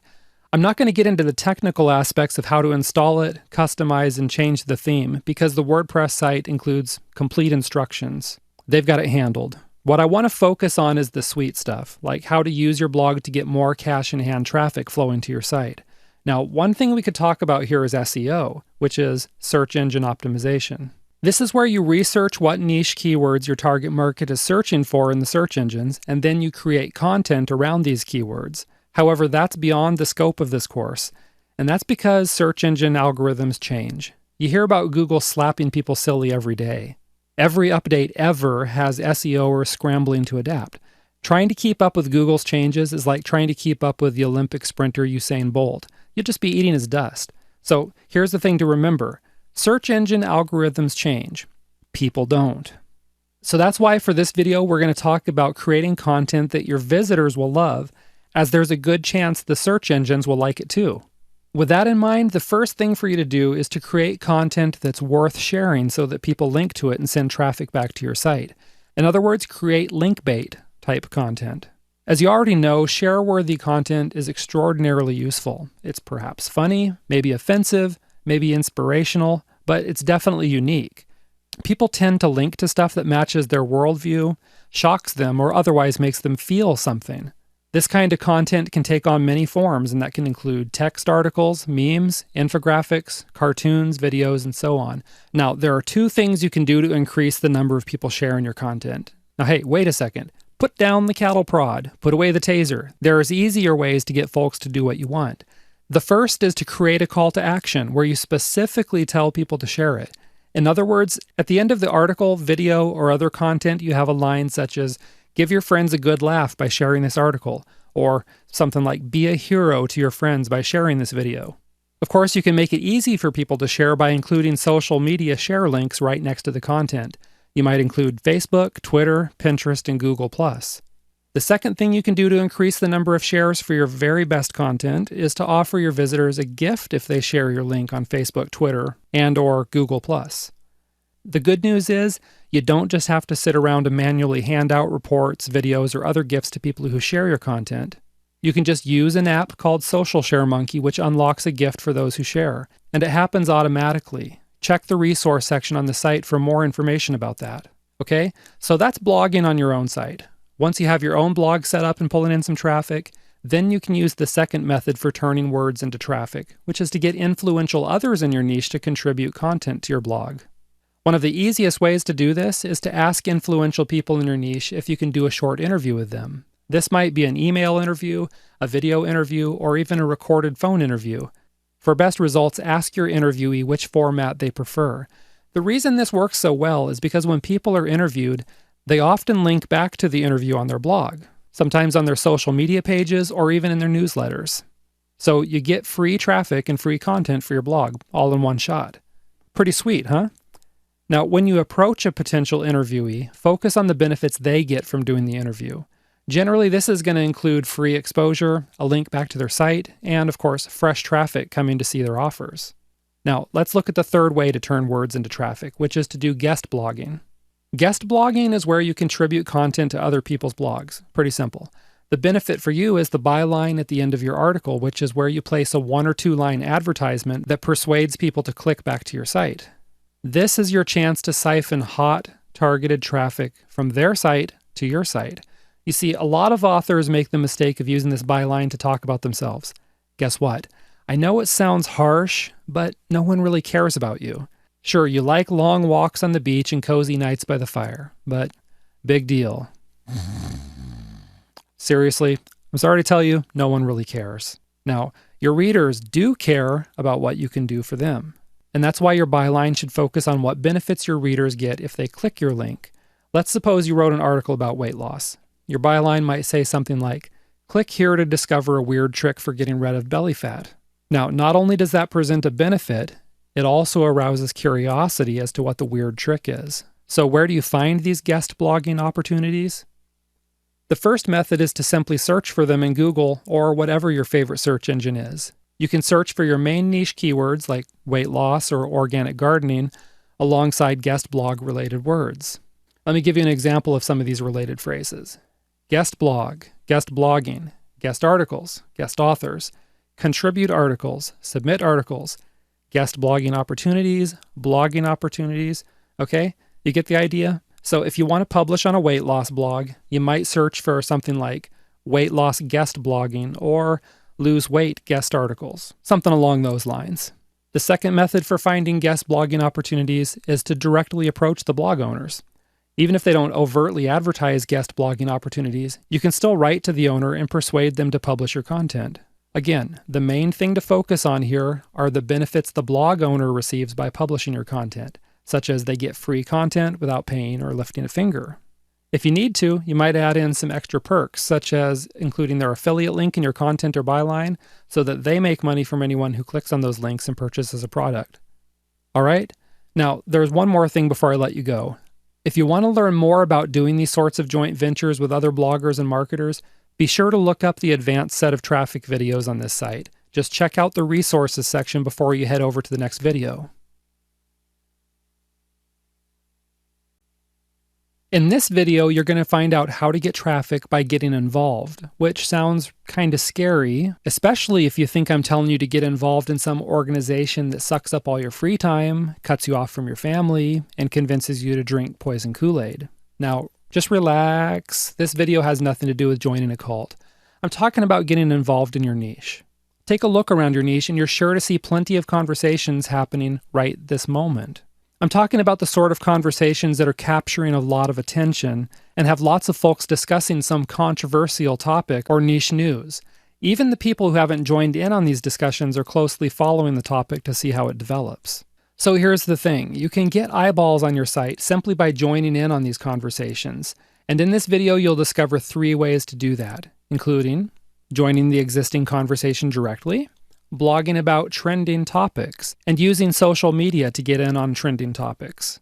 So let's start by looking at how to join the existing conversations directly. What you want to do here is find the busiest forums, blogs, and social media pages and groups, such as Facebook groups, and then monitor these places regularly for hot topics. Of course, these are topics which are generating a lot of discussion, views, shares, and likes. Let's suppose you run a site related to American football, so you keep your eye on other football-related sites. Perhaps an extremely popular football player commits a crime or gets into some public spat with his wife. You can be sure this topic is going to blow up as people rush to take sides on the issue.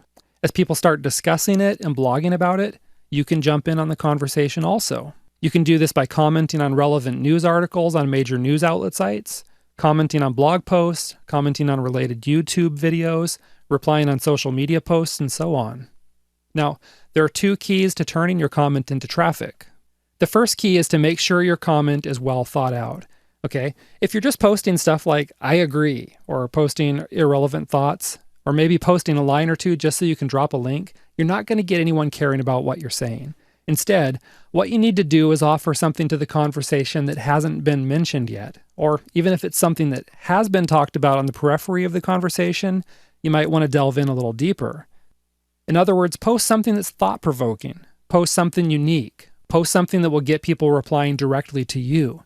If you're wondering what sorts of posts get these sorts of responses, just check your niche right now on trending topics and read the discussions. Take notes of what types of responses are getting the most visibility in terms of likes, thumbs up responses, etc. Then you just ask yourself, what is it about these replies that gets attention and gets a reaction?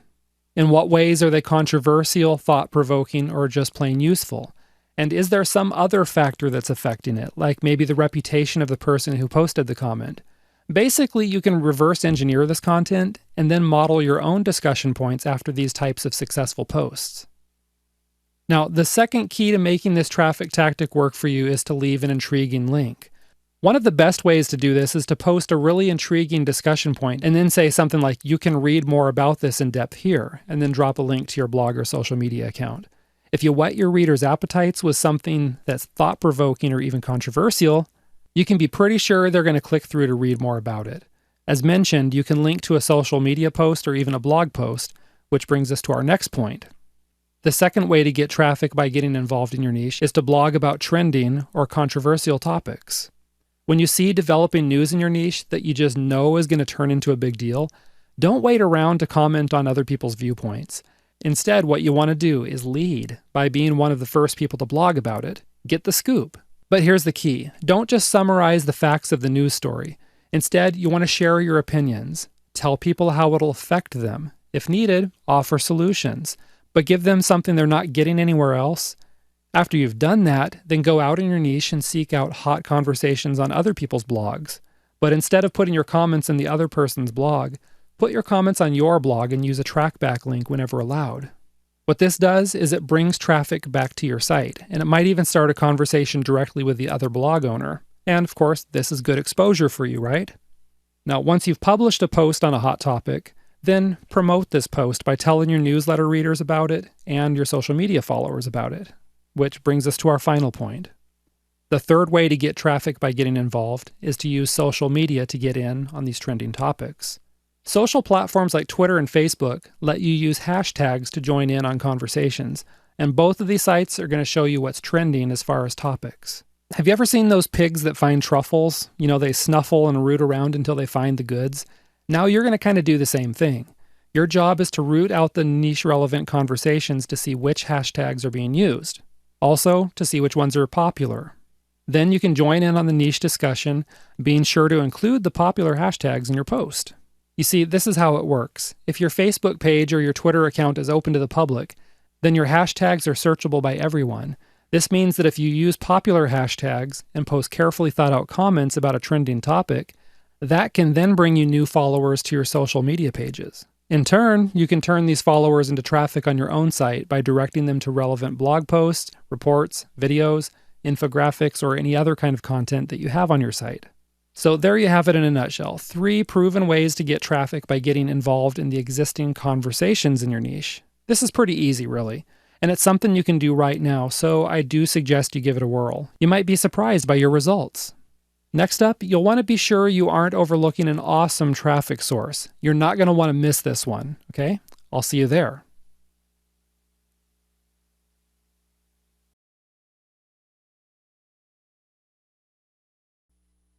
Have you ever followed a wildfire on the news? The fire starts really small, like someone flicking a cigarette out of the window. It hits a pile of dry grass or something on the edge of a dry forest. The winds fan the tiny ember, which suddenly turns into a roaring fire that's a mile long and 3 stories high. It's scary how fast it can happen. In just hours, a fire can engulf tens of thousands of trees. Now, I know you wouldn't ever want to find yourself in the path of a forest fire, but as a marketer, I know you've thought about what it would be like to kickstart a viral fire. Seriously, viral marketing can get your marketing message in front of tens of thousands or even millions of people extremely fast. But that's only if you do it the right way. In fact, if you do it wrong, the whole thing can backfire on you and give you bad publicity.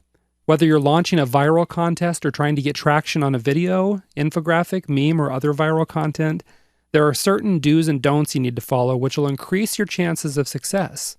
So let's take a look at how to start maximizing your viral campaigns and turn them into raging fires. The first thing you need to do is make sure your content is worth sharing. In order for your campaign to catch fire, your content needs to evoke some sort of emotion in people. When in doubt, try to evoke primal emotions like anger, surprise, fear, disgust, and happiness. This is all about throwing some fuel on the fire, so to speak. Think about some of the viral content you've shared, and there's a good chance all of it has evoked one of the emotions I just mentioned. For example, those funny cat pictures and videos evoke laughter, which is tied to happiness. Another example, the shocking thing some politician said evokes surprise, or maybe anger or disgust. People like to share something that evoked an emotion in them because they want to share not just the content, but they want to share that feeling with their friends. Now, here's the thing. When you post something like a meme on a Facebook page, you don't need to convince anyone to look at it. And that's because it only takes a split second for someone to see it and absorb the message. However, if your content requires your video to invest a little bit of time in order to get the message, such as a video, then you're going to need to convince them it's worth their time to click it and view it, which brings us to the next point. The next tip is to craft a good headline and a good call to action.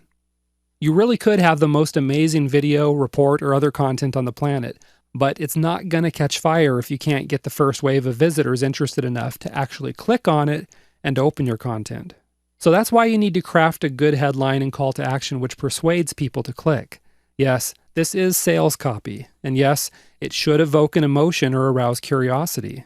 If you want good examples of how to do this, go to Upworthy.com. This site mainly curates videos from other sources, but the key to their success are the headlines they attach to the video. Let me give you just a few examples that are taken directly from the Upworthy site. The jaw-dropping prison pipeline no one talks about. There's a conversation some parents are having with their children. Are you? There wasn't a dry eye, on court or off. Even the refs were crying. Boy, that one kind of gets me just saying it. Okay, here's a couple more. If you were born between 1982 and 2002, there's stuff you should know about you and your awesomeness. And then finally, the biggest problems of our times all come down to this word that starts with E. This is good stuff. You can see why headlines like these work well to get people to watch the videos. They arouse curiosity. And like that one with the crying refs, even just reading it kind of tugs on my emotions a little bit. Now, while strong headlines like these help get the click, adding a call to action is going to increase your open rate even more. All you have to do is specifically tell people to watch the video. It's easy. Let me show you what I mean by taking one of the headlines I mentioned previously and combining it with a call to action. There is a conversation some parents are having with their children. Are you? Watch this video to find out. Okay, it's that simple. Just arouse curiosity and then let visitors know that they can satisfy their curiosity by watching the video. That last part is the call to action. Okay, moving on here. Another thing to do to improve your chances of a successful viral campaign is to run your campaign ideas past a few people. You'll see in a second why this is so important. Your viral content may seem like a good idea to you, but sometimes we're a little too close to our own project, so we don't see all the potential minefields. Just consider what the Kellogg's company did in the fall of 2013 in their attempt to kickstart a viral campaign. They sent out a tweet that said, "One retweet, one breakfast for a vulnerable child." Now, I'm guessing they expected to get a lot of retweets and a lot of goodwill for donating meals to hungry children. Instead, quite the opposite happened. They got a lot of backlash from angry people. One person on Twitter responded by saying, "Help us advertise or kids go hungry." Another person called the stunt sickening and said, "If you have the capability to feed hungry children, then you should do so." You know, I kind of understand where they're coming from. As the backlash intensified, Kellogg's swiftly deleted the post and then sent out an apology which said, "We want to apologize for the recent tweet. Wrong use of words. It's deleted. We give funding to school breakfast clubs in vulnerable areas." Well, this apology didn't sit well either, as people responded that they shouldn't blame poor word choice for what was actually a shoddy attempt to market their business. In other words, the whole campaign totally backfired on Kellogg's. They certainly got a viral effect going, but it wasn't the kind that they intended. That's why you'll want to run your campaign ideas past a few trusted friends and colleagues to see if they can spot any potential pitfalls or other problems with it, okay? So the next tip I want to share with you is to create contests with niche relevant prizes. Contests have a tendency to naturally go viral since people usually tell their friends and post about contests on contest-related forums and social media groups. Of course, you can also kickstart the viral effect by using a contest management tool like Rafflecopter, which awards extra entries for social media shares. Another tool you can use is Social Share Monkey, which allows you to give a gift to anyone who shares your contest on Twitter, Facebook, or Google+.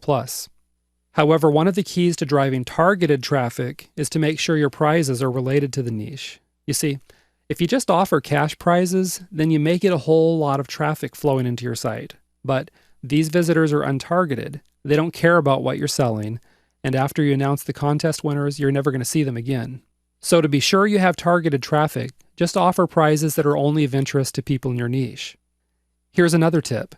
When you're announcing contest winners, give all the contest entrants a special discount for a short period of time, such as maybe 48 hours or so. You may even want to offer this discount on the grand prize. This is the secret to generating a lot of sales after your contest is over. So, for example, if your grand prize is a $500 piece of software, then offer everyone a runners-up prize of a 50% discount on that software. You want to be sure to impose a tight deadline to help get buyers off the fence.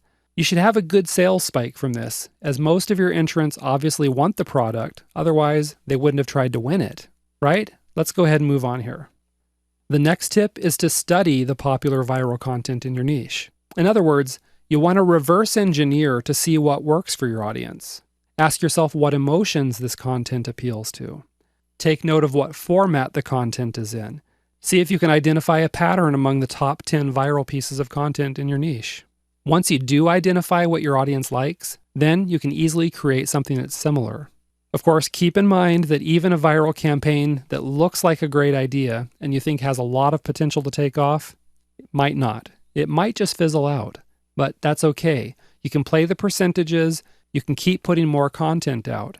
Remember, the more content you shove out there, the more likely it is that you'll hit that home run that every marketer dreams about. You know, the one that creates millions of views and a stampede of traffic to your site. The kind that other people will be using as examples on their products for years to come. Okay? One final tip. You want to launch your content at the right time. You need to promote your viral content to get it in front of as many people as possible. And that's why you'll want to pay attention to the details, such as when you actually launch it. Good times to launch your content are at 9 a.m. Eastern and noon Eastern if your primary audience is in the United States. That's because people are just getting to work at 9 o'clock and they're just checking their Facebook accounts and emails before they settle in. At noon Eastern, the West Coast population is just getting to work, while the East Coast population is going to lunch. Again, these times work great if you have a US audience. If you don't, then just figure out when your market is most likely to be online. That's when you'll want to drop your viral content on social media, your blog, and to your newsletter. So there you have it. 6 solid tips for maximizing your viral campaigns. Check out the resource section on this page for more information about tools you can use to launch your viral campaign, like Social Share Monkey. And then start brainstorming about how to start your own viral wildfire that sweeps across your niche. Next up, did you know that you can get people to pay you at the same time they send you traffic? And the best thing is they do it willingly. You'll find out how to do that in the next video. Have you ever fired a shotgun, or at least witnessed someone else shooting a shotgun? Instead of one single piece of lead heading toward the target, the shotgun sends out a few dozen pellets hurtling towards the target. Even someone who isn't a particularly good shot can hit something with a shotgun. You don't have to be Annie Oakley to hit something with a shotgun. The reason I bring this up is because the shotgun approach is a good analogy for your advertising. If you try to reach your target market using a single channel or single traffic method, there's a good chance you're going to totally miss. But carefully spread your efforts out among multiple channels, and you'll find yourself reaching more deeply into your market. And that's going to mean more customers, more sales, and of course, more money. Now, just because you're using a shotgun approach doesn't mean that you don't aim. Quite the contrary, actually. Your goal, as always, is to seek out targeted traffic. That means focusing on high-quality sources of advertising. These are the places where your cash-in-hand prospects are already gathering. You just have to drop your targeted ads in front of them. Put yourself in front of the money, so to speak. So, what I'm saying is to diversify your advertising strategy as much as possible. For example, don't just depend on pay-per-click advertising. Instead, use pay-per-click and media buys and viral marketing, and guest blogging, and social media marketing, and, well, I'm sure you got the idea. Mix things up a bit, spread out, and reach deep. Diversifying not only helps you penetrate your market more deeply, but it also insulates you in case a particular advertising source dries up or becomes out of your reach. But another really good benefit of reaching out across multiple channels is that your target market is likely to see your advertising multiple times. And that, of course, is a good thing. One reason multiple exposures work well is because it helps build your brand and creates top-of-mind awareness in your prospects. Think about your own dating experiences for a second. I bet there was a time you saw a cute guy or gal who caught your eye from the first time you ever saw them, but you didn't pursue it. Then you saw them again, and maybe you just started chatting with them a little bit. And then the next thing you know, you can't get that person off your mind. You go to bed thinking of them. You wake up thinking of them. They've got the prime top-of-mind awareness slot. Okay, so maybe your prospects aren't going to exactly get obsessed with you, and maybe you won't be the first thing they think of in the morning and the last thing they think of at night, because, that's a little creepy. But top-of-mind awareness means you will spring to their mind as soon as they have a certain problem, and that's totally a good thing. So why else should you get yourself in front of prospects as often as possible? Well, the second reason multiple exposures work well is because usually most people don't purchase a product on the first couple exposures. It takes an average of 7 to 12 touches before people will purchase something. You can reach out and get these touches through email, on your blog, on social media, and across multiple advertising venues. And this brings us to the topic of retargeting and why it works so well to turn prospects into customers. Retargeting, which is also called remarketing, takes multiple forms. One of the ways to use retargeting is to cookie your visitors when they come to your site. And then later, when they visit another site, they'll see your ad. And that advertisement will be based on whatever they were looking at on your site. No doubt you've seen retargeting in action. For example, you can go to Amazon right now and look at a product such as bacon-flavored toothpaste or something like that. Then go to Facebook and look at the ads showing up in the sidebar. The chances are you're not only going to see an Amazon ad, but you're very likely to see an ad for the bacon-flavored toothpaste. This is a prime example of retargeting. Think about the power of this for a moment. If someone leaves your site without buying anything and without joining your list, there's a good chance they're not coming back. Hasta la vista, prospect. As time goes on, the prospect's going to totally forget about you. Sad, huh? Any emotion you stirred up with your sales copy is going to be lost. Even though they thought they might come back later to purchase your product, chances are they won't. But now, imagine if you do Facebook retargeting. The prospect leaves your site empty-handed, but then later on in the day they log into Facebook, and boom, there's an ad for the product they were looking at earlier in the day. Now they have a reminder of the product. Their emotions might even get slightly stirred up again with the reminder. You've got them thinking about the product, and suddenly they're sliding their credit card out and tapping your buy buttons. And so what happens if they don't buy right away? It's not a problem, because with retargeting, they'll see your ad again tomorrow, and the day after, and maybe even the day after that. Just the way that a slow drip of water can wear down a rock over time, with multiple exposures, you can push past your prospects' defenses and get them purchasing your product using a retargeting strategy. It's pretty awesome, right? Which brings us to the big question. How do you set this thing up? Well, if you're using Facebook, it's actually pretty easy. Let me explain how it goes. You log into your Facebook account and then go to the Ads Manager at facebook.com/ads/manage. Over on the left-hand navigation page, click on Audiences, and then click on the blue Create a Custom Audience button. Now you'll have a window pop up that will give you 3 options. One option is to match your customer's email address, phone numbers, or mobile advertiser IDs to their Facebook profiles. Another option is to show your ad to people who've engaged with your Facebook apps or games. Still another option is to create a list of people who have already visited your website or who viewed specific pages on your site. This is the option that you want to choose. This is the one that allows you to show targeted ads based on your audience's interests. At this point, just follow the prompts and instructions. Facebook will create a custom remarketing pixel for you to load onto your website. You can even create different pixels for different pages of your website. And this feature lets you show the most targeted ads possible to your audience. So that's one very powerful way to retarget or remarket to an audience that's already visiting your website. Just be sure to track and tweak your remarketing ad campaigns so that you can get the best return on your investment. Another way to use retargeting is through the use of email. The idea here is to send your existing subscribers to other related offers on your site. In other words, you can get your audience into multiple sales funnels. Let me give you an example. Suppose you have a general weight loss mailing list. You can then set up a series of related funnels and retarget your subscribers by sending them to these other related opt-in pages. For example, you might set up an opt-in page leading to a sales funnel centered on bodybuilding as it applies to weight loss. You might set up another opt-in page and sales funnel centered on nutrition. You might set up still another one that deals with weight loss supplements. In all cases, you send your existing subscribers to an opt-in page that's offering a valuable lead magnet product for free, which is about some specific topic as mentioned just a moment ago. Your funnel will then promote the products and services that are closely related to the topic. So in the case of the bodybuilding funnel, you might sell bodybuilding books, videos, and software, as well as physical products such as weightlifting gloves, weight benches, bodybuilding supplements, and more. All right, that's one way to do it. Another way to do it is to send your existing subscribers to specific products. So instead of sending them to a free offer, you may send them to a low-cost entry product.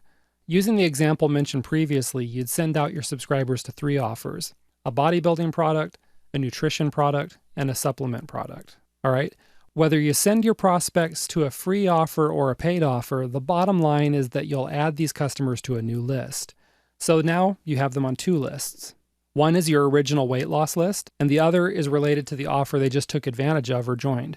Then you can send these prospects ultra-targeted offers since you know what they're interested in. And the end result of this is that you get a nice bump to your conversion rate. And you've got your competitors huffing and puffing because they're totally eating your dust. It feels good, right?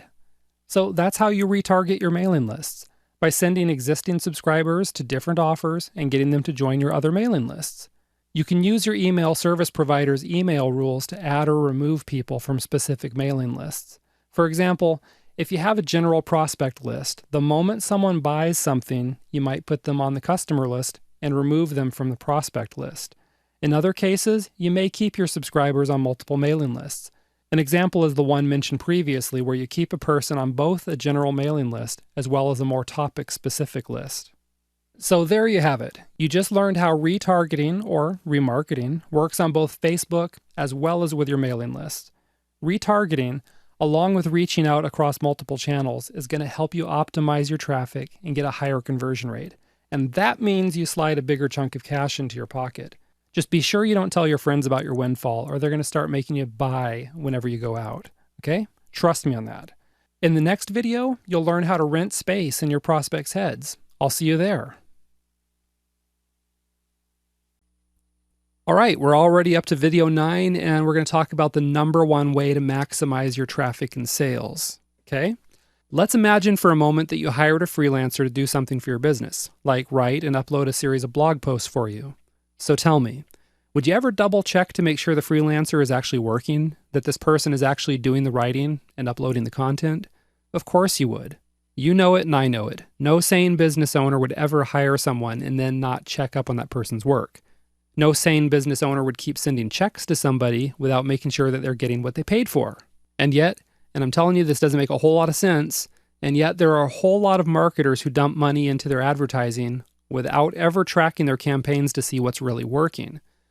They figure as long as they're coming out ahead, there's no reason to tweak or track anything. They just assume everything is hunky-dory. But I'm telling you, that's a huge mistake. That's because tracking and tweaking your advertising is one of the very best ways to give yourself an instant pay raise. Simply put, it's the best way to maximize your traffic and sales. Let me give you an example. Let's suppose there's a certain niche forum where you like to purchase a banner ad. Let's suppose the banner cost you $100, but you always make $125. So you pull in a nice little profit of $25 every time you make the ad. It seems like a good buy to you since you always make money, so you just keep spending your $100 to make $25. If you stop right there, all you make is $25. But now imagine this. You test out a few different banner ads and you find one that works even better. Now you're making $150 every time you purchase your $100 ad spot. You've essentially doubled your profits. And you can probably guess what I'm going to say. Yeah, what if you took it a step further and started placing your ad on different days as well as in different ad positions? Now imagine you tracked your results and you discovered that when you picked the best location and day to place your ad, you made $200 on that same $100 ad. That means you're pocketing a $100 profit every single time you place the ad. What are you going to do? Right. You're going to focus on placing your ad on the day where you maximize your revenue. Because why settle for a $25 profit when you can have a $100 profit? So let's talk about this whole testing thing. There are many things you can test, and these include your actual ads. For short text ads, you can test the headline separately from the body copy. For banner ads, you can test the text of the ad separately from the graphics and design elements. Another thing to test is different ad venues. In other words, you should be keeping good track of which ad buys get you the best return on your investment. You can test ad placements when it applies, whether you're placing an ad for one of your own offers on your blog or buying ad placements on a third-party website. Just do some testing and see which placement gets you the best results. You can test to find out what day of the week is the best time to place ads in a certain venue. If you're doing pay-per-click marketing, then you can discover which keywords give you the best return on your investment, as well as which headlines and ads work best for you. You can test your offers. Try placing an ad for a different product or a different offer to see what your audience responds to. Keep on testing until you find an offer that's absolutely irresistible to your target market, okay? This certainly isn't an exhaustive list of things to test. The point is, you can test really every part of the process in order to fully optimize your advertising campaigns. Now, here's the key to this. If you're new to testing and tracking, then for now you want to stick with testing just one element of the process. If you test more than one thing at a time, you won't know what caused the difference in the conversion rate.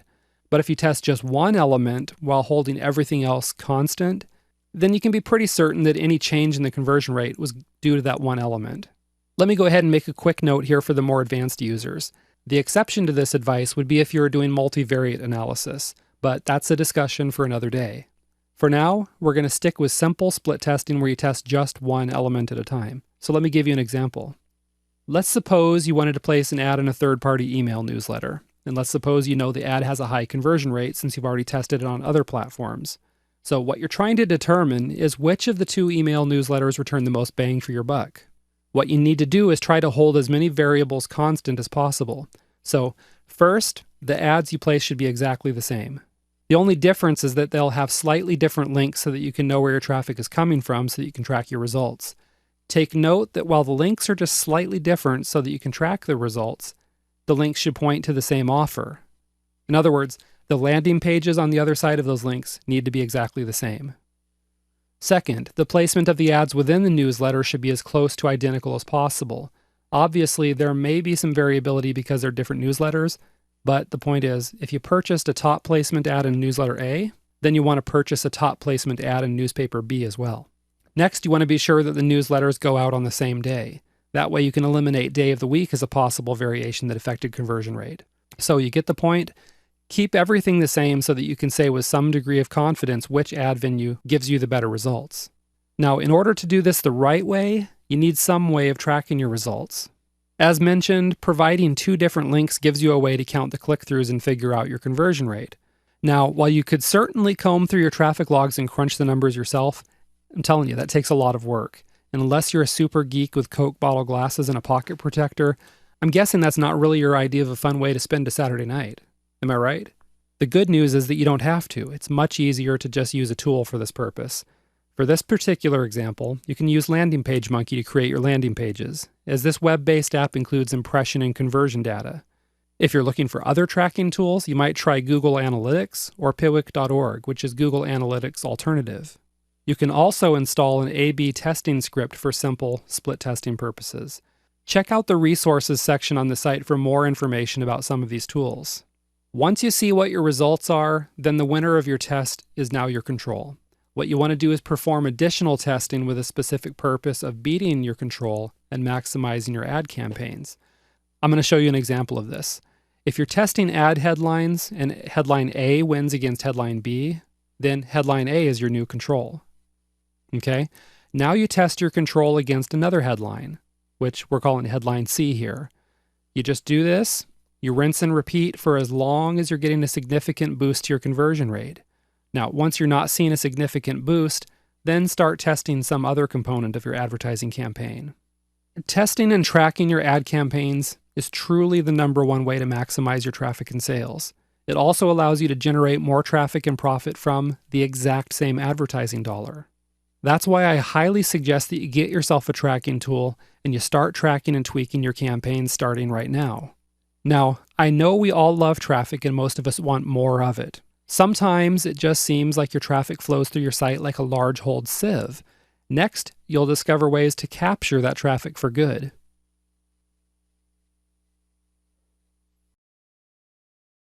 Social media strategist Amy Jo Martin says social media is the ultimate equalizer. It gives a voice, a platform, to anyone willing to engage. She's right about that. It's like connecting a microphone to a booming speaker on a busy street corner. Anyone who takes the mic is going to get heard. People can't help but stop and pay attention. Indeed, social media platforms are like springboards for businesses of any size and with any budget. A small business with a good social media strategy can level the playing field with their deep-pocketed competitors. You know how every sports movie you've ever seen showcases the underdog team that goes on to win over the huge competitor with the bigger, better, faster players? Yeah, that's what I'm talking about here. If you're feeling a bit like the Mighty Ducks or the Karate Kid as you face down huge, well-known competitors with big advertising budgets, things are about to get interesting. Social media can give you the edge you've been seeking. Problem is, a lot of business owners don't fully realize exactly what social media can do for them. Many business owners look at sites like Facebook from a personal viewpoint. They see cat videos, funny cats, happy cats, grumpy cats. They see pictures of what their cousin ate for dinner. They see teenage angst and drama unfold in real time on their children's and grandchildren's timelines. Maybe you can relate to that. You know your audience is on social media, but you're not quite sure how to leverage the platforms. You're not even necessarily sure what platforms to focus on or how to use them for maximum benefit. Every day, businesses just like yours are using social media in some really clever ways to grow their business. And now you can too. For example, social media can help you hit your goals. This includes goals for traffic, growing your mailing list, sales, and revenue. Your audience is already on social media, which means social media marketing should be a key part of your lead generation strategy. Social media can boost your conversion rates. That's because social media is a great place to interact with your niche community. Social media is great for brand building. If you're looking to build the top-of-mind awareness that generates sales for you over the long term, then social media needs to be a key part of your overall marketing strategy. Social media is the key to viral marketing. Don't even think about trying to launch a viral campaign without the help of social media. Social media can help you promote social causes. If you're running a business that's tightly intertwined with social causes like Ben & Jerry's ice cream, then social media is going to be your ticket to building awareness and goodwill in your niche community. Social media can help you tamp down a burgeoning firestorm. Every business missteps and makes mistakes. How you handle these mistakes is going to make a huge impact on your reputation and your business's long-term profits. If you're not on social media, your customers are going to control the conversation, and a firestorm could ensue. Using social media puts you at the table and gives you some control of the conversation as well. And that's really just the tip of the iceberg in terms of what social media can do to help you grow your business. Starting in just minutes from now, you'll discover some other really cool ways to use social media to benefit your business and your brand. And you'll find out how to develop a customized social media strategy to achieve your goals. So, without further ado, let's jump into the next lesson.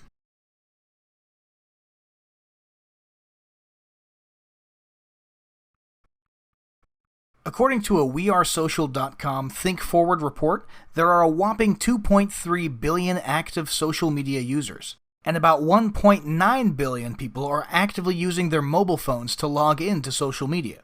The number of social media users online is absolutely staggering, but what does it mean to you? It means that unless you're targeting the Amish or a primitive group of natives in the jungles of South America, there's a very good chance that your audience is already logging into social media nearly every day.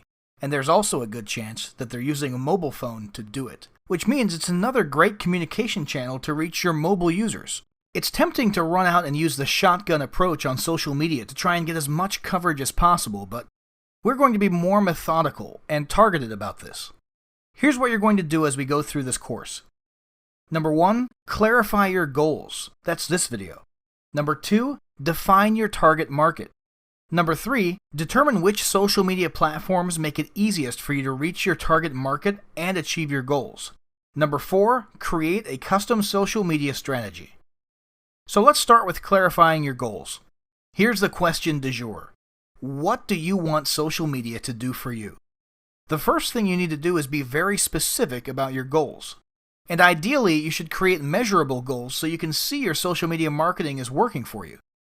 For example, it's easy to measure if your social media strategy sends more traffic. Just look at your traffic logs.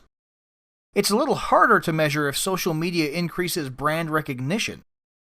If you're setting this as a goal, then it's a good idea to define how you're going to measure it, such as doing market surveys to see if brand recognition is increasing over time. Does this mean you should only create measurable goals? Not necessarily. However, you do need to ensure several or even a majority of your goals are measurable.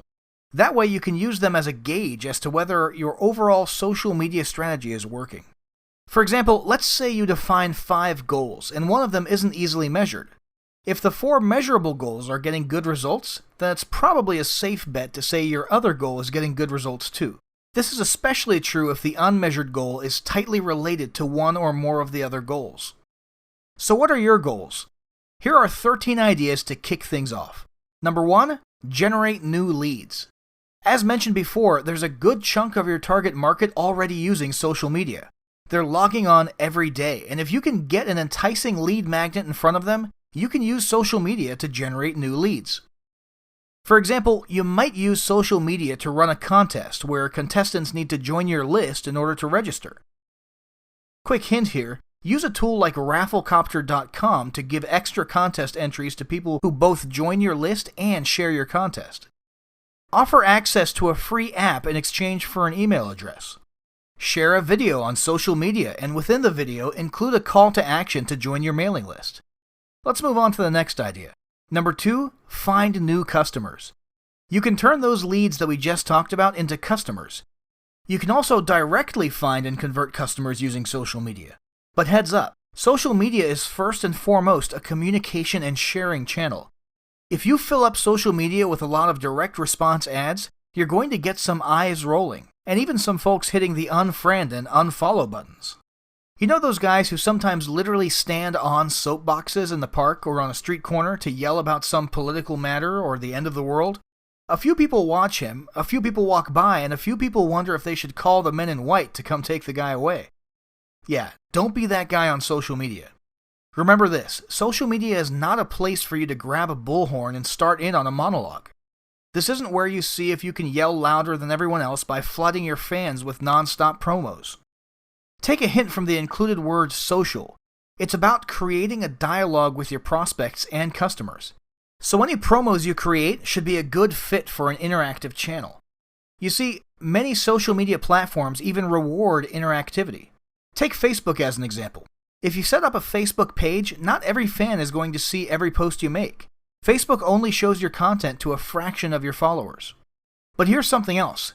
If your post doesn't get any traction, and by traction I'm talking about likes, reactions, shares, and maybe comments, then Facebook stops showing that particular post to any other fans or followers. You may only have Facebook showing a post to about 3% of your fans if the post can't get traction right off the bat. On the flip side, the opposite is true too. If your post gets a lot of traction as soon as you release it, then you're going to enjoy more views, which in turn lead to more comments, likes, and shares, which leads to even more views. And here's something else. Facebook tries to figure out what people want to see in their newsfeed based on what these folks are commenting on, liking, and sharing. If Susie Q keeps scrolling right on past your page posts in her newsfeed without interacting with them, Facebook is going to assume she's not interested. And then Facebook is going to stop showing your posts to Susie Q in favor of showing her posts from pages that do interest her. So all of that is just an example of how Facebook rewards content that creates interactivity. Other platforms use similar measures to figure out what to show to followers. That's why no matter what you're posting, even if it is a direct response ad, it needs to be constructed in a way to get people to like it, comment on it, and share it. Number 3, drive more traffic. Another goal you may pursue is to drive more traffic to your website and other properties. Obviously, you're going to drive some of this traffic to your lead pages, contest pages, and sales pages. However, you can send traffic to anywhere, including directing traffic to your blog posts and other content, sending traffic to your other social media pages, encouraging traffic to go to your site to take some particular action, like watch a video or take a poll, and even sending traffic to joint venture partners' links. Number 4, build your brand. Another good use of social media is to build your brand. This includes building brand recognition as well as building brand authority and trust. This is tightly tied into the next goal, which we'll get to in just a moment. The importance of building your brand is that it helps you create top-of-mind awareness. When people think about a particular problem or issue in their niche, they'll think of you first. When they need a problem solved, they'll think of your products. That means that you'll grow your sales over the long term. People will buy your products even if your ad isn't sitting right in front of their prospect's nose at the moment. That's incredibly powerful to get a piece of mind share in your prospects' and customers' heads. Let me give you an example. If you're in the mood for a fast, cheap burger, where do you go? You probably have a favorite fast food burger joint in your head already. You don't need to see their ad in front of you, and you don't need to Google fast food burgers. You don't ask your friends for their recommendations. Instead, you just hop in your car and drive straight to whatever brand has your top-of-mind awareness. The same holds true of a wide variety of products and services. If I start rattling off products, I bet there's a brand that comes to mind instantly for you. For example, what brand comes to mind when you hear words like soda, laundry detergent, headache medicine, haircut, oil change, computer, etc.? We could go on, but you get the point. What you need to do is become that name brand in your market. When people think of the types of products you deliver, your business name should come to mind. A good social media presence can help you build this brand awareness and trust. Number 5, build authority status. One of the benefits of social media is that you're not the only one out there talking about your products and services. If you do it right, you'll have other people in your niche talking about them.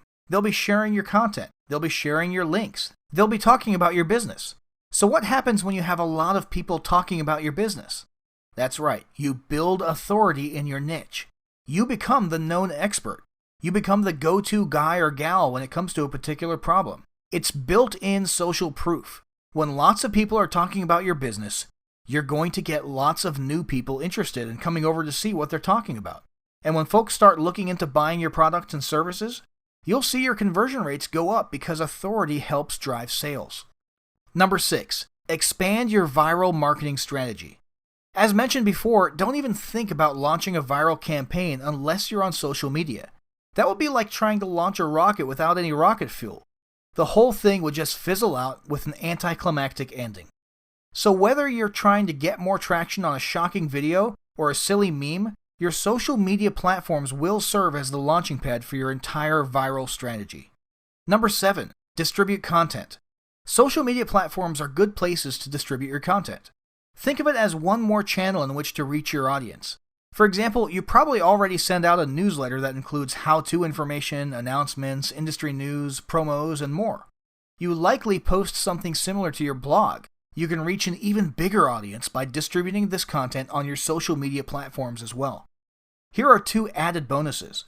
Number 1, the really good stuff will go viral. Some of the warmest traffic and leads you can generate is via recommendations from friends. Number 2, this increased coverage in your niche builds authority. When it seems like a person can't tap their screen or click their mouse without running into your content, you're going to be positioning yourself as an authority and expert in the niche. Familiarity breeds contempt? Nah, familiarity breeds authority. Number 8, engage your audience for research purposes. If you're smart, you're not blindfolding yourself and throwing darts at a dartboard to make business decisions. Instead, you're doing your market research. You're figuring out exactly what your audience wants. Need a quick audience to take a survey? Hop on your social media platforms. It's a great way to gather a lot of data fairly fast. Here's a quick tip. If you don't have any social media platforms built up yet to survey, you can still get your survey out on social media. One way to do it is to partner up with other marketers in your niche and have them distribute your survey. The second way is to purchase highly targeted advertising on social media. In short, you can find out what your potential social media audience wants even before you've finished building out your platforms. Number 9, create higher conversion rates. One of the beauties of social media is that it lets you personalize or humanize your company. It shows your prospects that a real live human being is behind it. It lets you build real relationships with your prospects and customers. And in turn, building relationships leads to higher conversion rates. Of course, that's not the only reason that your social media presence can boost conversion rates. Here are other reasons. Building authority and building your brand boosts conversions. Viral marketing can boost conversions because you'll have warm leads coming your way.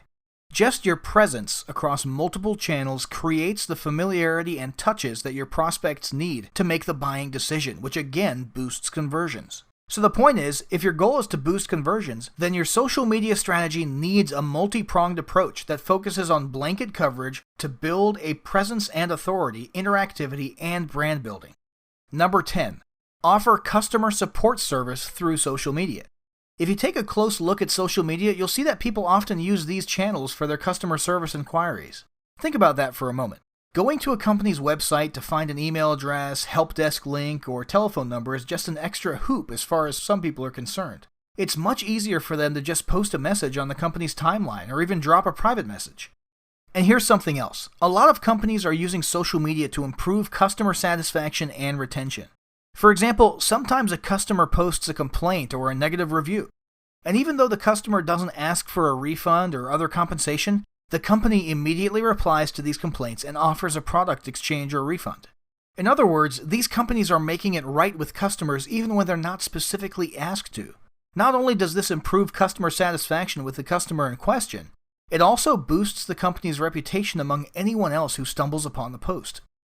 Number 11. Lower your marketing costs. Another target you may consider is to lower your overall marketing costs. According to the Social Media Examiner, 59% of marketers are investing 6 or more hours into their social media strategy each week. That means that all you need is about an hour a day to manage your social media platforms.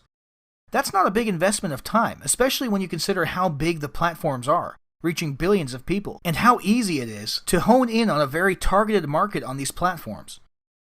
It's also not a big expense either. Even if you purchase advertising on these platforms, you can get started for as little as a few $100s. And again, on platforms like Facebook, you have the ability to place your ad in front of people who've already shown interest in your niche. You can even place retargeting ads to bring previous visitors back to your site. Bottom line, if you create a good social media strategy, you may be able to lower your overall marketing costs. And best of all, you don't need a lot of time or money to get started on these platforms. So you really have nothing to lose by giving them a try.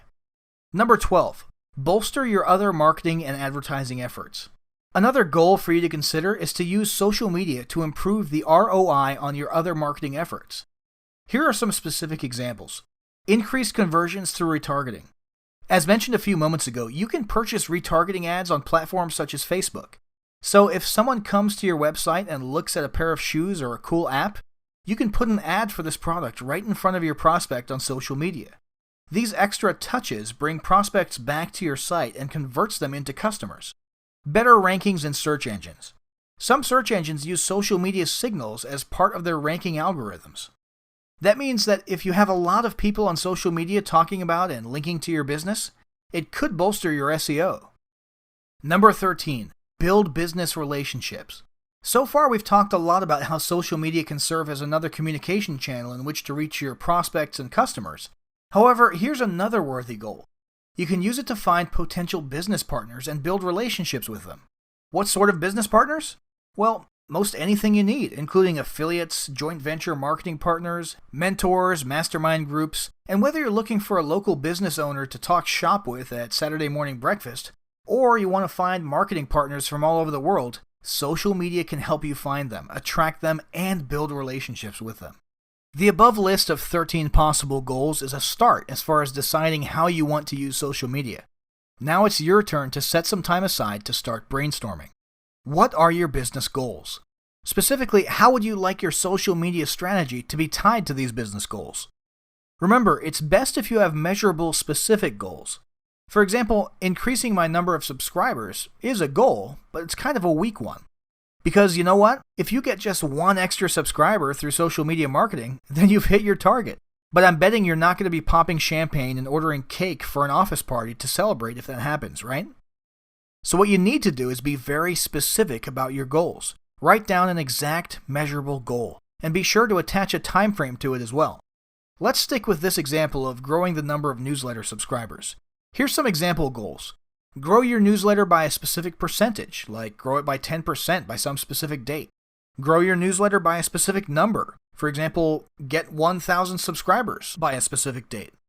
Grow your newsletter list by a specific number every month, like 500 new subscribers via social media on a monthly basis. Those are just examples. What you need to do is write down your goals and how you intend to achieve these goals via social media. Now, a quick heads up. Sometimes business owners get sort of wrapped up in all the numbers associated with their social media platforms. Specifically, they look at the number of followers, fans, likes, favorites, reactions, shares, retweets, repins, comments, discussions, and then they end up setting goals for these various social media metrics. For example, they set goals to get 1,000 new followers, or achieve 500 shares, or 10,000 likes on a particular post. That's all well and good. However, just be sure that these platform-specific sub-goals are tied to your main business goals. In other words, if you set up a goal to get a certain number of followers, then this goal should be tied to your overall goal, such as boosting your mailing list subscribers by 20%. Here's the thing. Your social media numbers mean absolutely nothing if you can't convert these numbers into traffic, subscribers, sales, or other verifiable assets. If you're just looking for bragging rights, then yeah, go hog wild getting a bunch of followers who really have no interest in doing business with you. You'll be like those wannabe celebrities who hire fake paparazzi to follow them around. On the other hand, if you're serious about using your social media strategy to hit your business targets, then you're watching the right video course.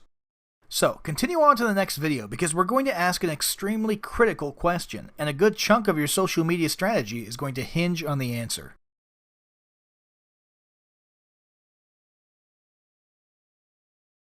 Peter F. Drucker says the aim of marketing is to know and understand the customer so well the product or service fits him and sells itself.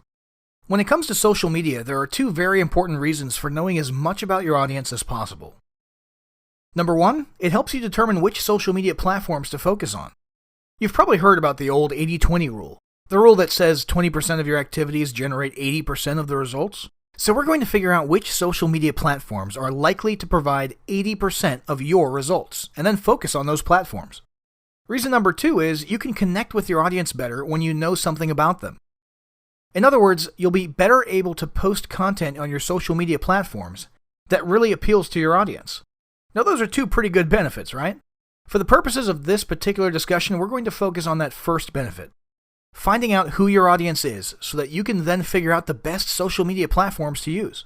So how do you figure out who your audience is? If you're thinking that you'll just take a look at your crystal ball or at some tea leaves, I'm going to nix that idea right now. We're going to be a bit more methodical about this. This is a two-part process.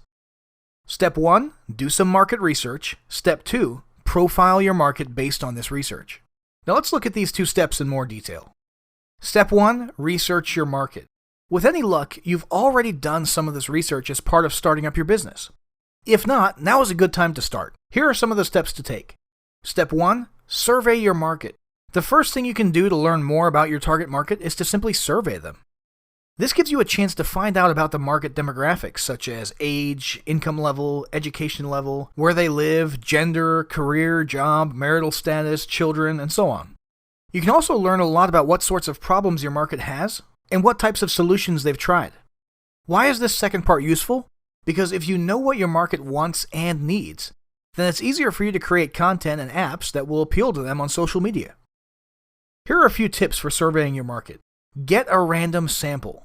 If you sample people who all congregate in one place, then you're not going to get a truly random sample.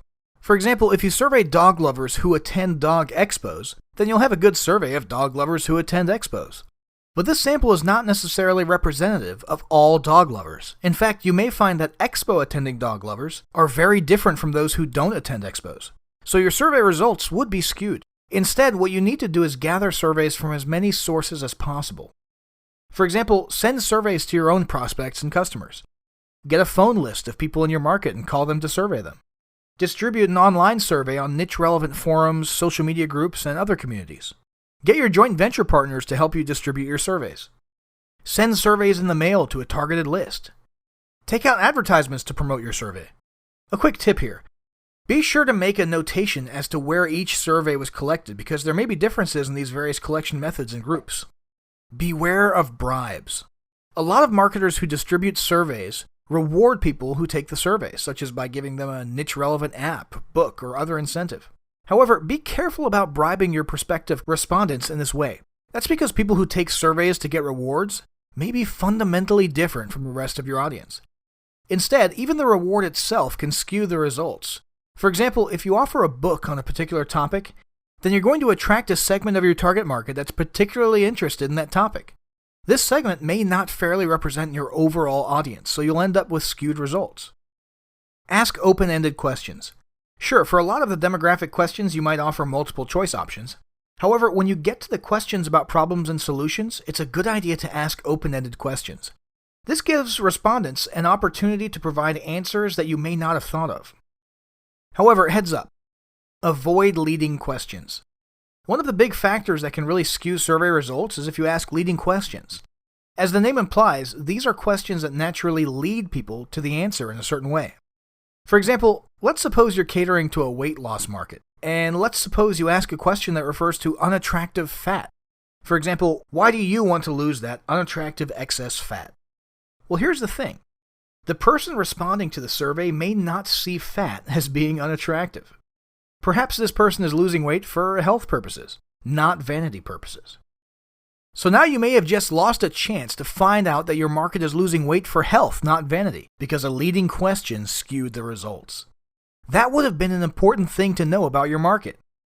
So the point, be sure you're not injecting your opinions and values into your survey's questions. It's a good idea to have at least one or two other trusted people go through your survey questions to be sure you're not asking leading questions. And now for the next market research step, research the demographics. In many cases, there are other companies, university-funded researchers, and other organizations that have already collected a large amount of data on your market, and they're sharing it freely online. All you have to do is go to Google or Bing and search for your niche along with a search term such as demographics. For example, dog owner demographics, or dog owner data, or dog owner survey results.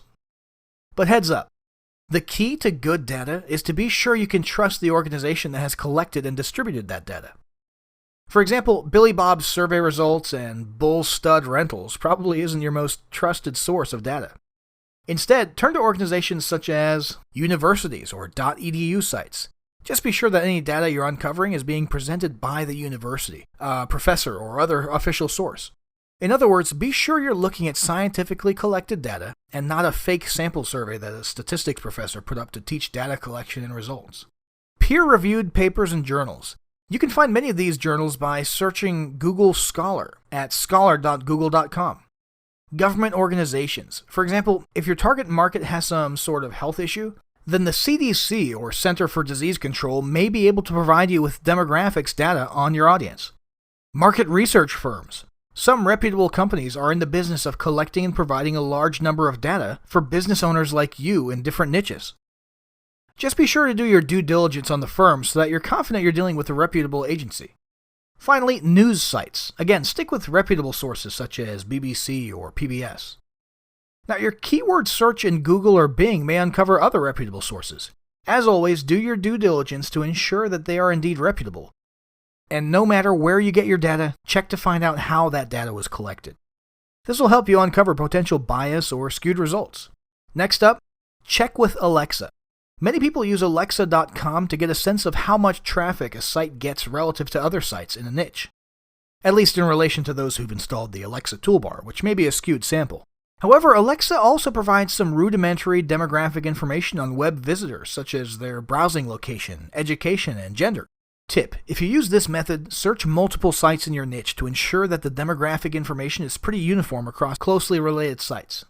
While you shouldn't use Alexa in isolation to determine anything about your market, you can use it to confirm the results you've gathered from other sources. Next, use a quick and dirty method. Facebook has an incredibly targeted ad platform which lets you narrow or broaden your audience on a large set of demographics and even behaviors. Thus, you can use this ad platform to get a quick and dirty idea of the demographics of your market. Tip: just pretend like you're going to place a Facebook ad. You don't need to go all the way through the payment steps. Just go into the ad manager far enough to play with the audience demographics. For example, let's say you're J.K. Rowling and you want to know who's reading your Harry Potter books. What you do is you go into Facebook Ad Manager and select people who've shown interest in Harry Potter. Facebook will show you the size of this audience. Then you can start narrowing by demographics such as age, gender, and country. For example, let's imagine you start with an audience of 1 million. Then you narrow it by females only, and you have an audience of 700,000. That tells you that 70% of people who are interested in your topic are female. Or more specifically, 70% of the people on Facebook who are interested in this topic are female. That's an important distinction, as some platforms are more skewed towards one gender or the other. So this may seem a bit circular in that you're trying to figure out which platform is best to focus on, and yet you're using one particular platform to do some of your research. But it's well worth the effort since there is so much information to be gleaned. Also, this is why it's important to not use this method in isolation. I mean, it's great if you later find out that your audience is likely to congregate on Facebook, but it's not as useful if there are actually very few members of your target market on Facebook, as the results may be skewed somehow. Other methods. So what we've talked about above will give you a good idea as far as the demographics of your audience. For now, we're focusing on this because we want to figure out which social media platform your audience is most likely using. However, you may want to do additional market research beyond demographics to better understand your audience. As mentioned previously, this will help you with your overall social media strategy. When you have a good understanding of what your market wants, then you'll know what kind of content to share with them. Here are some additional tips for gathering information beyond demographics. Eavesdrop on your market. While you can certainly do this both online and offline, the easiest way to do it is online. Specifically, follow the communities in your niche, such as forums, blogs, and groups, to find out what your market is talking about. Take note of which topics get a lot of discussion and which ones seem to come up repeatedly. These hottest topics are good potential content to post on social media. Become a part of your market. The idea here is to not merely lurk in the corner, but actually get out and do what your market is doing so you can truly understand their joys and pains. For example, if you're catering to golfers, then take up golfing for a few weeks. Go to the country club, hang out with the other avid golfers. If you're serving people who want to lose weight, then get on a diet yourself. Attend weight loss meetings, go to the gym, discover for yourself the problems, the solutions, the pains, and the joy of losing weight. In other words, there's no better way to truly understand what your market goes through than to experience it for yourself. Read product reviews. Finally, one good way to get some insight into how your prospects and customers think is by reading product reviews on sites like Amazon. You'll find out what your market really wants, what's lacking in current solutions, and you'll even get some insights into your market's pains and joys. So at this point, you'll have a whole semi-truck load of data. Now we can move to the second step of this process. Step 2. Profile your market. This step is simply about writing down everything you know about your target market.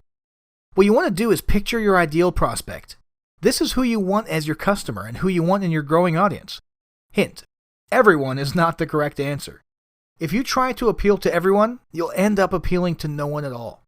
So use the data you've collected to create a snapshot of your ideal customer, then write down everything you know about this person, including gender, age, income, highest education level obtained, career information, where they live, housing situation, marital status, children, political views, religious views, hobbies, percentage of income spent on hobbies, where they go on vacation, their problems, what sorts of solutions they've tried, their desires, how they access the internet, how or if they use smartphones, other technology they use, what sort of social media they use and how often. Once you have all this information in hand, then you can move on to the next major step, which is to compare your demographic data to the demographics of major social media platforms. This will let you know where to put your focus.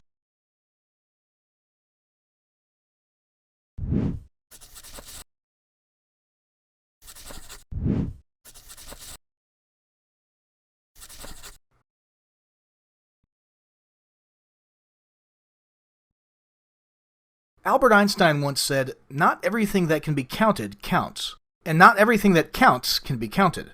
If you really start looking around online, you'll quickly discover that there are hundreds of social media sites. You could immerse yourself in signing up for those sites starting today and not come up for air until several weeks from now. But you know what?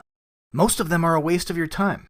So instead of throwing mud at the wall and seeing what sticks, what you're going to do is choose from the list of the top 7 social media sites. Here they are: Facebook, YouTube, Twitter, Pinterest, LinkedIn, Google+, and Instagram. And how do you choose? Simple. You use the profiling information we developed in the last section with the site information you're about to discover in this section. In other words, you determine where your market is most likely to be and which sites will deliver the best results for you, and then you'll focus on those sites. You see, here's the thing. Some sites may get a lot of traffic, some sites may be appealing for other reasons. But all of that means diddly squat if your target market isn't regularly engaged in visiting that particular site. Is this a perfect method? No, because as Einstein said, not everything that counts can be counted. And that means some platforms may be inherently better for you and your business model, even though the countables, like the demographics, don't quite say this. But this method gives you an excellent place to start. So let's take a closer look at each of the 7 top social media sites. What we're going to do is look at the following information for each site as it relates to your business. Number of users. This is going to give you an idea of how much traffic you might expect to get on a particular site, provided your target market is there. Demographics of users. Here, you'll learn a little bit about your typical user so you can compare this info against your prospect profile. What you need to know. This section will give you a brief overview of the site. Branding. Here we'll rate each site in terms of your ability to build your brand awareness on the site. Traffic. This is all about the ease of sending social media traffic back to your own site. After that, you'll discover some important points to remember as you set about the business of choosing the best social media platforms for your business. So let's start by looking at the platforms. We'll start with Facebook. As far as users are concerned, Facebook leads the pack in terms of popularity, with the following stats taken straight from Facebook's company info page. Facebook has 1.65 billion registered accounts that are considered monthly active users. Daily active users number 1.09 billion, and the number of mobile daily users sits at 989 million. Demographics. Since Facebook is in the business of selling highly targeted ad space, you can easily find out how many people on Facebook match your audience profile. Just go to the ad manager at facebook.com/business and go through the motions of starting a campaign. Here's some other data. 29.7% of Facebook users are aged 25 to 34. Daily active users from the US and Canada, 167 million. Monthly active users from Asia, 300 million. Approximately 84% of Facebook's users are from outside the United States. 50% of 18 to 24-year-olds go on Facebook when they first wake up, and 91% of people in the age range 15 to 34 are on Facebook. 77% of females who are online use Facebook, while a smaller percentage of men, 66%, use the site. What you need to know.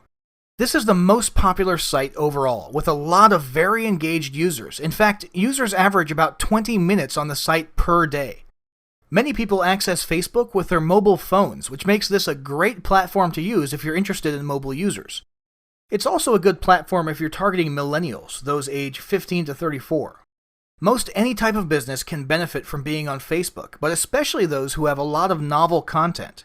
Cute content, funny content, or anything that makes people go wow. Examples include pet-related businesses, anyone sharing novel DIY tips, those sharing interesting recipes, those selling books or music, people selling locally, entrepreneurs who are into social causes, and similar businesses. Facebook lets you communicate and reach out to your users in multiple ways, including your Facebook page. The downside of your page is that Facebook only shows your content to a fraction of the people who've liked your page, and they only show your content to more users if a particular post gets traction, which means likes, shares, and discussion. That means you need to focus on posting highly interactive or viral content in order to get a lot of views. Here's a little tip. Facebook also gives you the option to boost a post, which means you can pay to show it to all of your fans, as well as to others. However, you can get just as many views by focusing on creating highly interactive or viral content. Facebook groups.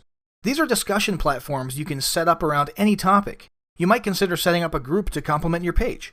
Advertising. Facebook gives you the opportunity to place paid advertisements that can be highly targeted by audience, demographics, interests, and even behaviors. As with all social media sites, Facebook is designed to share content, which brings us to the next point. Branding. Facebook provides an excellent platform for building brand recognition and awareness. Here's why. You can build your brand among your followers as well as their friends. If you create viral or interactive content that's branded, then your followers will like, comment on it, or share it, which in turn means their friends will see it too. You can post multiple types of content. This includes text, static graphics, animated graphics, those moving pictures that people call GIFs or GIFs, and videos, including live videos if you're using the Facebook app. This gives you plenty of opportunity to send out branded content. Next, traffic. The short answer, overall traffic is moderate. In other words, don't expect a lot. The long answer, Facebook does give you plenty of opportunity to send traffic back to your own site, including but not limited to sharing your web link in the About section of your page, directly sharing content links with your fans, posting links embedded within your content, such as links within graphics or videos, and letting you create a tab on your page with a newsletter sign-up, offer, or link. However, when it comes to sharing content, our experience is that users tend to be willing to share content that's already on Facebook. So, for example, people will share a video that's uploaded to Facebook, but they are less likely to share a link to a video that's been uploaded to a different website. Or they'll share a tip you've posted, but they're less likely to share it if it's been uploaded to your website. Possible reason? People may not like the extra hoop of clicking to another site. They'd rather have content directly in front of them on Facebook. The bottom line is, if you want to get traffic from Facebook, then you're going to need a really enticing lead magnet or offer. In other words, you need to give users a good reason to click through to your site. Next up, YouTube. As far as users go, YouTube has 1.3 billion. For demographics, YouTube claims on their website to reach more 18 to 34-year-olds and 18 to 49-year-olds than any cable network on television. 80% of YouTube's views are from outside the United States. More than 50% of YouTube's views come from mobile devices. There's an approximately even split of male and female users, although men spend 44% more time on the site than females. What you need to know. As you can see by the demographics, YouTube is an excellent place to reach younger people, those on mobile phones, and a global audience. Over 100 hours of video are uploaded to YouTube every minute, and users watch over 6 billion hours every month. Point is, users are highly engaged, and that makes YouTube a great place for a wide variety of business owners, especially those with unique products or gadgets, since you can do product demos, trainers, coaches, and anyone who can provide instructional content to their market. It's also a good place to share industry news, make announcements, and build awareness about social issues tied to your business. Branding. YouTube is a very good place to increase brand awareness in your niche. That's because you can create a channel on the site and then brand every video you put out. You can even redirect viewers to watch your other videos. This works for pretty much any sort of business. However, this works particularly well for businesses that are represented by a strong personality. In other words, if you are the face of the company and you are not afraid to get in front of a camera, then YouTube is a good place to build brand awareness. Of course, you getting in front of a camera isn't absolutely necessary. Another way to create brand awareness is to create a series on your channel. One example is BlendTech, which makes premium blenders. They have the Will It Blend series, where they put a variety of odd stuff such as iPhones and credit cards into a blender.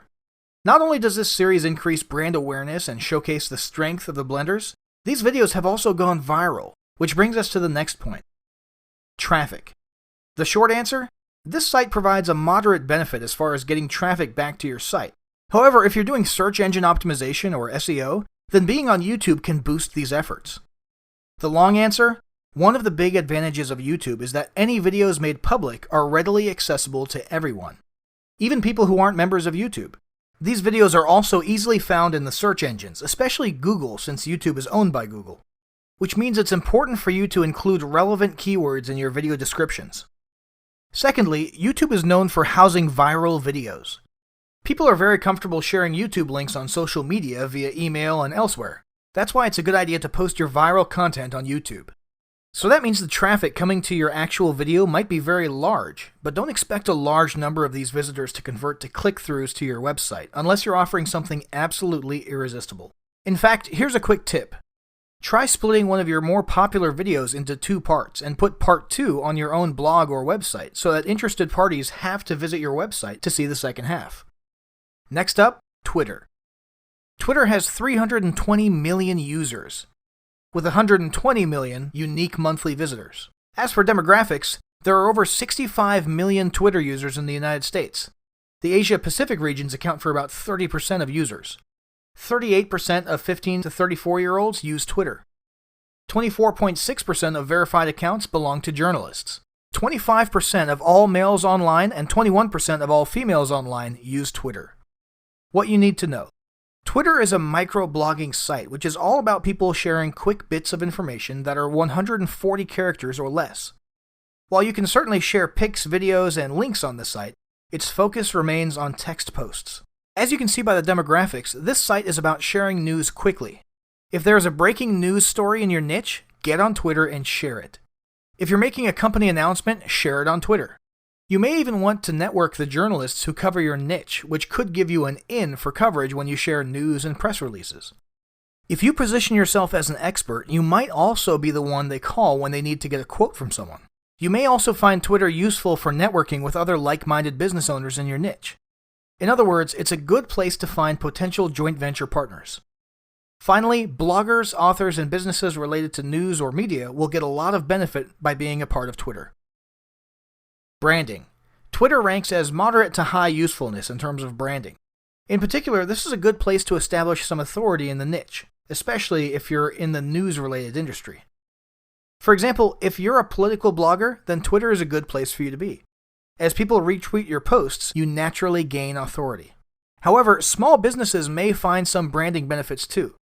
According to Twitter, 50% of the people who follow small businesses on Twitter have shopped on the business website. What's more, 60% have purchased a product because of something they saw on Twitter. Point is, you can establish a presence, build authority, and build trust, which will in turn help drive sales. Traffic. Twitter's traffic potential depends on how you use it. For news and media types such as bloggers, the traffic potential is high as people click through to read a full news story. For other types of businesses, you can expect low to moderate amounts of traffic. As emphasized above, people come to Twitter to get news and share information quickly. That means if you're rolling out an average promo for an average product, you're unlikely to get much traffic from Twitter. People don't come to Twitter wanting to see promos filling their feeds. However, if you're tweeting updates about late-breaking news in your niche, complete with a link to your blog for the whole story, then you can expect to get more traffic. Bottom line, if you're looking for traffic on Twitter, then your best bet is to get into the conversation about industry news early and offer a unique spin on it if possible. That's enough for now. Take a moment and look back over these stats, and then move on to the next video, where we'll be looking at the remaining social media platforms. Welcome back. So in this video, we'll be looking at the remainder of our top 7 social media platforms. Let's have a look at Pinterest. Pinterest has 100 million users. As for demographics, 16% of all men online and 44% of all women online use Pinterest. About 71% of Pinterest users are women, but men have started using it in growing numbers over the past couple of years. According to Pinterest, the male-female split is even in countries such as India, Korea, and Japan. 37% of people age 18 to 29 use the site, and 36% of people age 30 to 49 use the site. 75% of users access Pinterest on mobile phones, according to the company. What you need to know. Pinterest is primarily a graphics-driven site, where users pin graphics on boards that they've created. For example, someone might create a chicken recipe board and then pin pics of recipes. Users then click on the links to get more info. Pinterest is primarily used by women, so it's a good platform if you have visually based information to share with women. For example, this site is a good platform for wedding planners and associated businesses, anything dealing with home remodeling or design, cosmetics and hair, recipes, pets, and similar categories. One benefit is that Pinterest lets you create group boards, which means you can team up with others in your niche to create boards. For example, if you run a florist business, you might team up with a wedding gown seller to create a wedding-themed board. You can then work together to build each other's traffic, followers, and even brand recognition. Which brings us to branding. This is a good site for branding, as you can brand all your images before pinning them. If you create novel or funny images, or you have good content behind those images, like recipes or good offers, then you'll get people repinning them. This helps increase brand awareness all throughout your niche. Traffic. This is a very good source for traffic, as most visitors are used to clicking a link to get the information behind the pin. For example, they'll see an image of a delicious dessert, and then they'll need to follow the link to get the recipe. The point is, it's good for traffic if the image is sufficiently enticing enough to get users to click through for more information. For example, just having a picture of a cute puppy probably won't get clicks, but promising high-demand, high-value dog training information may get the click. Now let's move over to LinkedIn. LinkedIn has 433 million users. About 25% of those log in monthly. Demographics. 128 million users are from the US, 35 million are from India, 25 million are from Brazil, 20 million are from China, 20 million are from the UK, and millions more across Europe, Canada, and elsewhere. 26% of all men who are online and 25% of all women who are online use LinkedIn. 22% of 18 to 29-year-olds use LinkedIn, 30% of those ages 30 to 49 use it, and 26% of people who are 50 to 64 use it. About 40 million college students and recent college grads are on LinkedIn, and this is their fastest growing demographic. What you need to know. LinkedIn is primarily for professionals, entrepreneurs, freelancers, authors, business-to-business professionals, business owners, and similar people who want to network to find better opportunities. If you target any of these groups, for example, if you're a freelancer providing professional services to business owners or you sell B2B products, then this is a great group to use. It's also a very good place to find potential joint venture partners to grow your business. Branding. LinkedIn offers a moderate benefit as far as business branding. What it excels in is helping you develop your authority in a niche. That's because you can answer questions on LinkedIn in the Answers section and share content that positions you as an expert in the Groups section. Quick tip here. If there isn't a group in your niche or industry, you can start one. Just be sure to start the group around your industry or a specific topic, as opposed to starting a group focused on your company. Basically, people are looking to build relationships on LinkedIn. If your business has a strong personality to represent the company, especially if that person is linked to the brand, then LinkedIn is a good choice. Traffic. The actual amount of traffic you can get through LinkedIn is low to moderate depending on your niche, but the quality is high. Here's why. People are clicking through from your content via answers and groups. That means that they're probably already starting to see you as an authority, so they're coming to your site interested in learning more. Furthermore, the people who are clicking may be high-value visitors. For example, if you deal in business-to-business goods, you might have the actual decision-makers coming to your site. If you do a lot of instructional events, such as webinars, then be sure to invite your network to these events. This is the sort of thing that's likely to generate leads for you. Next, Google+. Google Plus has 375 million users, but only 27 million unique monthly visits. Google Plus is growing at a rate of about 33% per year, even though it's not actively promoted. As for demographics, the interesting thing about Google Plus is that Google basically forced people to sign up for it when they signed up for Google services such as YouTube, AdWords, Google Docs, and so on. In other words, a lot of people who signed up for the site weren't intentionally doing so. That's why there's such a gap between the total registered accounts and the unique monthly visits. Here's what we know about Google Plus's users. 26.3% are female, 73.7% are male, 55% of users are from the United States, and 18% of users are from India. Brazil, the UK, and Canada round out the remaining 5% of users with single-digit percentages. Many of the people who use Google Plus tend to have careers in technical fields, such as engineers, who make up 29%, developers at 17%, teachers at 15%, designers, who make up about 14%, software engineers at 12%, and web developers at 5%. What you need to know. The demographics tell you a lot about who should use this site and how you can benefit. Basically, if you have a predominantly male audience, especially those in technical fields such as engineers, then Google Plus is a good choice for your business. Google Plus is also a good choice if you're using other services such as Google Search. That's because Google's search engine algorithms take social media, and especially Google Plus, into consideration as a ranking signal. What's more, Google Local is now basically a part of Google Plus. So if you want your local business to be listed in Google with maps, directions, hours, etc., then you need to get your business on Google Plus. Bottom line, Google Plus is also a great choice for you if you have a brick-and-mortar business serving local customers, or if your business depends on SEO. Now, how about branding? Since Google Plus for businesses works much the same way as Facebook pages, this is a good way to brand your business, especially if your business strategy is based on building authority. What's more, Google Plus integrates with other Google services, which further helps to build brand awareness and recognition. Traffic. Traffic is low to moderate if you're sharing content and trying to generate leads that way. You'll get higher amounts of traffic if you do the following. Include keywords in your content and build authority by sharing good content. However, those with local businesses will improve their foot traffic and calls by setting up a complete profile for their business. So again, if you have a local business, then Google Plus should be on your list of social media sites, even if you don't necessarily cater to men or tech fields. Let's move on to Instagram. Instagram has 400 million users. Now, a quick note here, Instagram is based on a mobile app. So virtually all users are mobile users. Some visitors may come through their fixed internet connections, but those posting content will be mobile users. As for demographics, 75% of users are from outside the US, according to Instagram's press page. 24% of all men who are online and 31% of all women who are online use Instagram. 55% of 18 to 29-year-olds use it, as well as 28% of 30 to 49-year-olds. 32% of teens consider it the most important social media network, and 85% of top brands now use Instagram. What you need to know.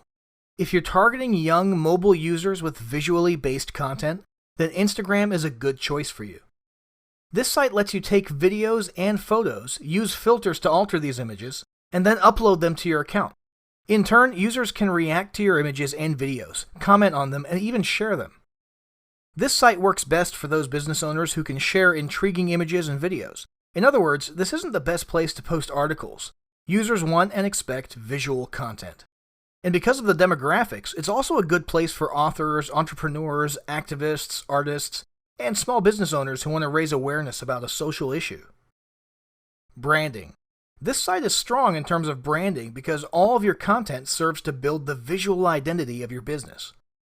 In fact, at one time, Forrester.com's researchers found that posting something on Instagram provides 120 times more engagement per follower than Twitter and 58 times more engagement per follower than Facebook.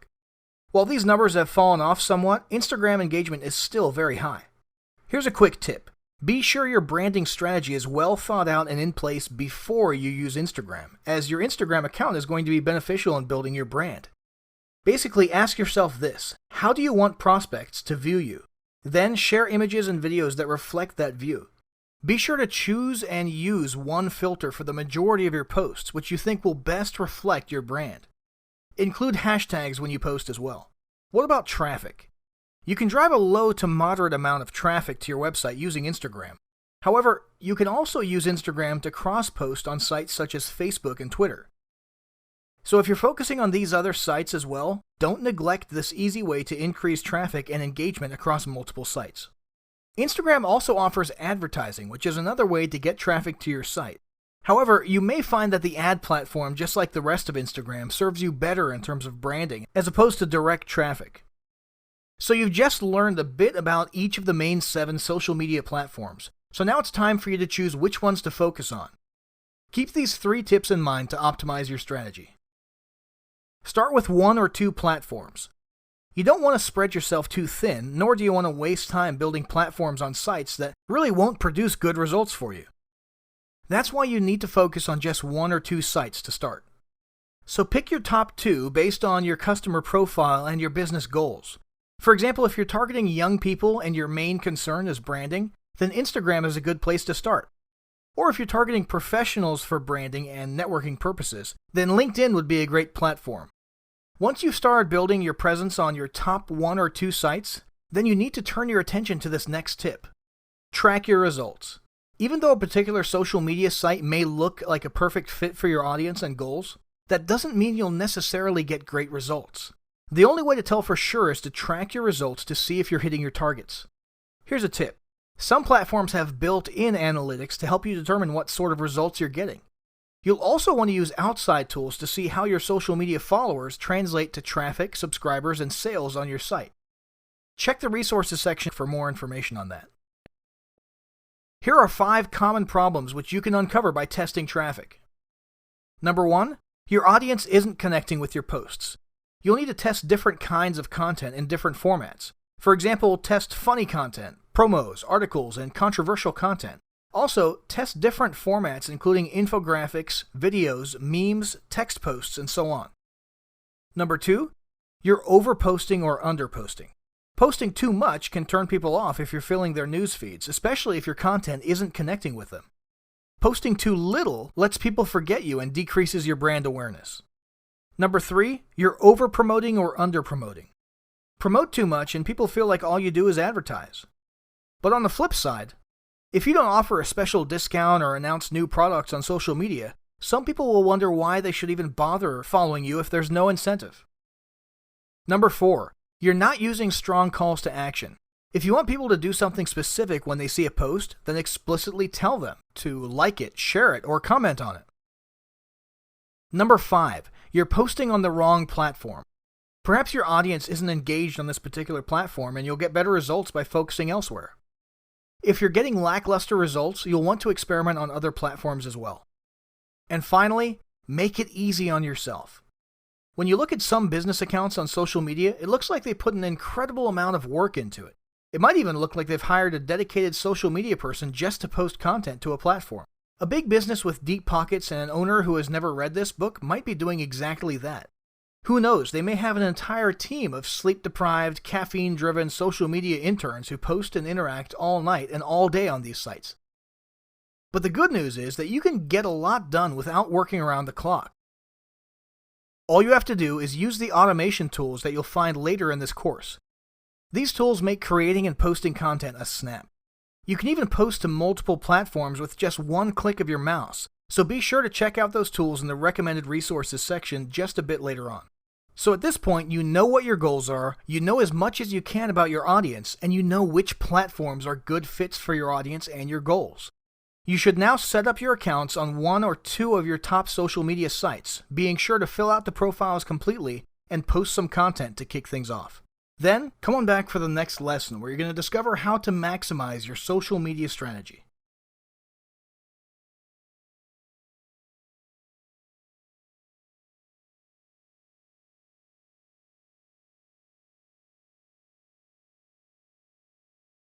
Fact.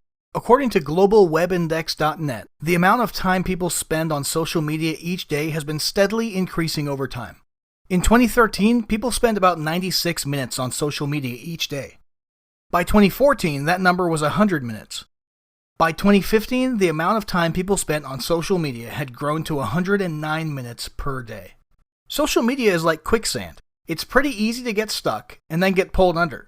Those few minutes you decide to spend on social media quickly turn into hours. That's great as far as your prospects and customers go.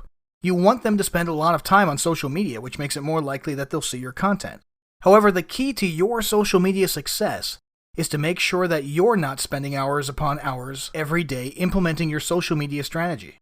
You need to maximize your ROI, and that's what this lesson is all about. Here are the 3 areas we'll cover: maximizing your content strategy, maximizing your exposure, and maximizing your results. Let's take a closer look. For this lesson, we'll start with maximizing your content strategy.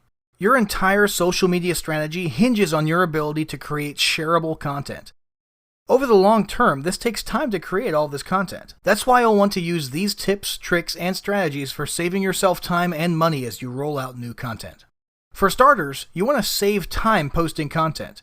When you post something in one place, you don't need to manually post this content elsewhere or announce it. That's because there are automation tools that can help you with these tasks.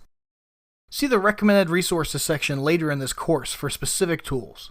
For example, you can use tools that automatically update your social media accounts whenever you post to your blog. You can also use tools that post to multiple social media accounts at once. These tools can save you anywhere from several minutes to several hours each week. Worth it? You bet it is. Next up, repurpose existing content. This is a big one that will save you a lot of time and get you maximum exposure for everything you create. The idea is simply to repurpose and recycle your existing content. In other words, reuse it so that you don't have to start from scratch each time you sit down to create a piece of content. The good news is that there are a lot of ways to do this. You can even use multiple methods to really maximize the use you get out of each piece of content. So this is a simple 2-step method. Step 1, find suitable content, and Step 2, repurpose the content. Let's take a look at each step more closely. Step 1, find suitable content. The key to this step is to repurpose some of your best and most popular content. You see, some folks look at their content that's not doing well and they decide to try and get more mileage out of it. But if the content didn't perform well the first time, it's probably not going to do too well the second time you use it either. That's like taking the milk out of the fridge, smelling the stench of rotten milk, and then putting it back in the fridge. Spoiler alert, it's not going to improve with time. There are exceptions to that rule, of course, but if you want to make the most out of your content, Then start by recycling content that's already proven to be popular. Remember, getting traction on social media depends on your content getting likes, comments, shares, and other interaction. So you need to be rolling out content that you're certain will do well. Here's where to find it. Number 1, search your blog. Check your blog archives for popular content. Generally, this is content that possesses one or more of these characteristics. It gets a lot of traffic. This could be traffic from search engines or traffic from backlinks. It generated a lot of discussion. Relatively speaking, which posts generated a lot of comments from multiple people. These are potential posts you'll want to repurpose. And finally, it enjoys a lot of backlinks. In other words, other people like the content so much that they shared it on their blogs or on social media and elsewhere. Number 2, look for popular social media posts. If you're already posting on social media, then your existing posts are good places to cull content for recycling. Here's a tip. Whenever one of your social media posts gets a lot of traction, take note of which post it was. Keep these lists of posts in a handy place so you can pull them out and quickly repurpose one of these posts anytime you need to create content. Again, what you're looking for are posts that show evidence of being popular. This includes a lot of likes, shares, reactions, and comments. Number 3, browse your community posts. Do you post in other communities online? If so, these are all sources for potential content. Examples include guest content that you've created for other people, comments you've made on other people's blogs, comments you've made on other people's social media pages, posts you've made in groups, such as Facebook or LinkedIn groups, posts you've made on niche forums, and any other content you've created and shared on other people's sites and web properties. Number 4, check out your products. Do you sell books, videos, and other information products? Then browse through your most popular products to determine what topics, modules, chapters, or sections are likely the most popular among customers. These are all pieces of content you may consider repurposing. Here's a tip. Don't forget to consider items such as lead magnets and products in other formats, such as webinars as well. Number 5, look in your newsletter archives. Do you publish an online newsletter? If so, that's yet another source for potential content to repurpose. As always, pay particular attention to those pieces of content that seemed most popular, including those that people emailed you about, those that continued to be popular in archives, and those that received a lot of shares. Number 6, go way back. If you've been online and creating content for a while, then you probably have a lot of content floating around online. Go way back into your archives to dig up this content. If it's evergreen and continues to be a popular topic today, then you can probably repurpose the content. Here's where to find this content. Use archive.org to locate content on websites that are gone or have changed significantly. Check your older computers, flash drives, CDs, and other storage to find older content.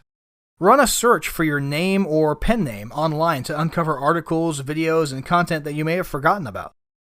So once you find all this content, how exactly do you repurpose it? That's the next step. Step 2. Repurpose the content. At this point, you should have had your hands on a lot of content, and you'll continue to add to this pile of content every time you post something new online. This includes everything from lengthy books to 140-character Twitter posts. Here's how you repurpose it. Number 1, turn content into a different format. Just because content is in one form, such as text, doesn't mean it needs to stay in that form. You can and should convert your content to multiple forms. For example, turn a text article into an infographic. Turn an infographic into an article or a video. Overlay an interesting quote or statistic on an image and turn the whole thing into a shareable graphic. Transform text content into a video. Turn a video into text content. Convert an audio into text or convert an audio into video. The list goes on. We could go through all the combinations, but that would start feeling like you're watching paint dry. The point is, you can turn any type of graphic, text, audio, or video into any other suitable format. Number 2, break down bigger pieces of content. You'll notice that we talked about big pieces of content, like entire books, a few moments ago. But that doesn't mean you need to share huge pieces of content. Instead, what you can do is browse through your lengthy pieces of content to locate excerpts and snippets that would work well on social media. For example, dig out short quotes, tips, tricks, and statistics to post on Twitter. Pull an excerpt out of a report or article to answer a question in a Facebook or LinkedIn group. Take excerpts out of charts, infographics, illustrations, or other graphics to share on social media. Break out excerpts to turn into short video clips to share on YouTube.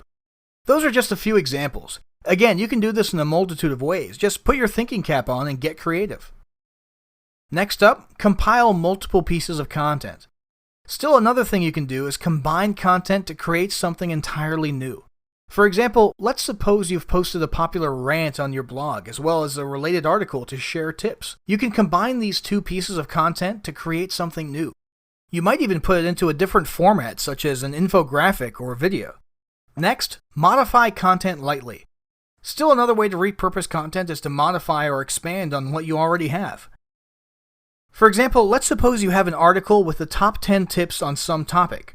Obviously, you could post the short tips as is on social media. Another option is to excerpt out each of the 10 tips to create 10 social media posts, and then expand on each tip slightly to add value and to create something unique. It's a great way to quickly create a lot of content fast. So recycling content is a great way to maximize your content strategy. Here's another way. Outsource the task. If you don't like creating content, if you don't have time to do it, or if you simply don't do it very well, then have someone else do it for you. You can delegate the task to someone else on your team, or you can outsource it to a competent freelancer. Check out freelancing sites like elance.com or upwork.com to find freelancers, but be sure you're hiring competent professionals. Finally, keep an eye out for ideas. Once you open your eyes and start looking around, you'll find post ideas everywhere. You'll see popular topics on other people's blogs, a comment will give you an idea, even a product review will give you an idea. Be sure to write them down whenever you see them, as this saves time later when it's time to brainstorm posting ideas. Here's a quick tip. You might use a clipping app like Evernote, which lets you quickly and easily clip content online and add a note to it and save it to your ideas folder.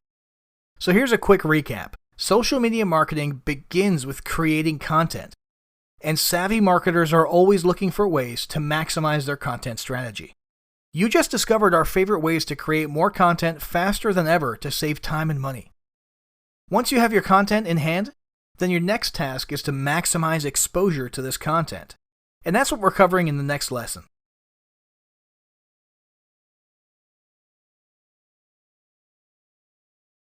Your content may as well not even exist if it doesn't get exposure. This means you need to post it at the right time, when your target market is online. It needs to grab your followers' attention, and it needs to be the ideal length to hold their attention.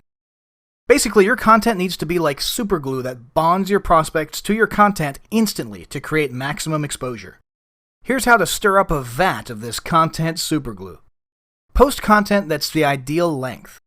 Ultimately, you need to test your own content with your own audience to see what they respond to best. However, you can start with this research from Digital Web Rocket, which outlines the ideal length for a wide variety of content.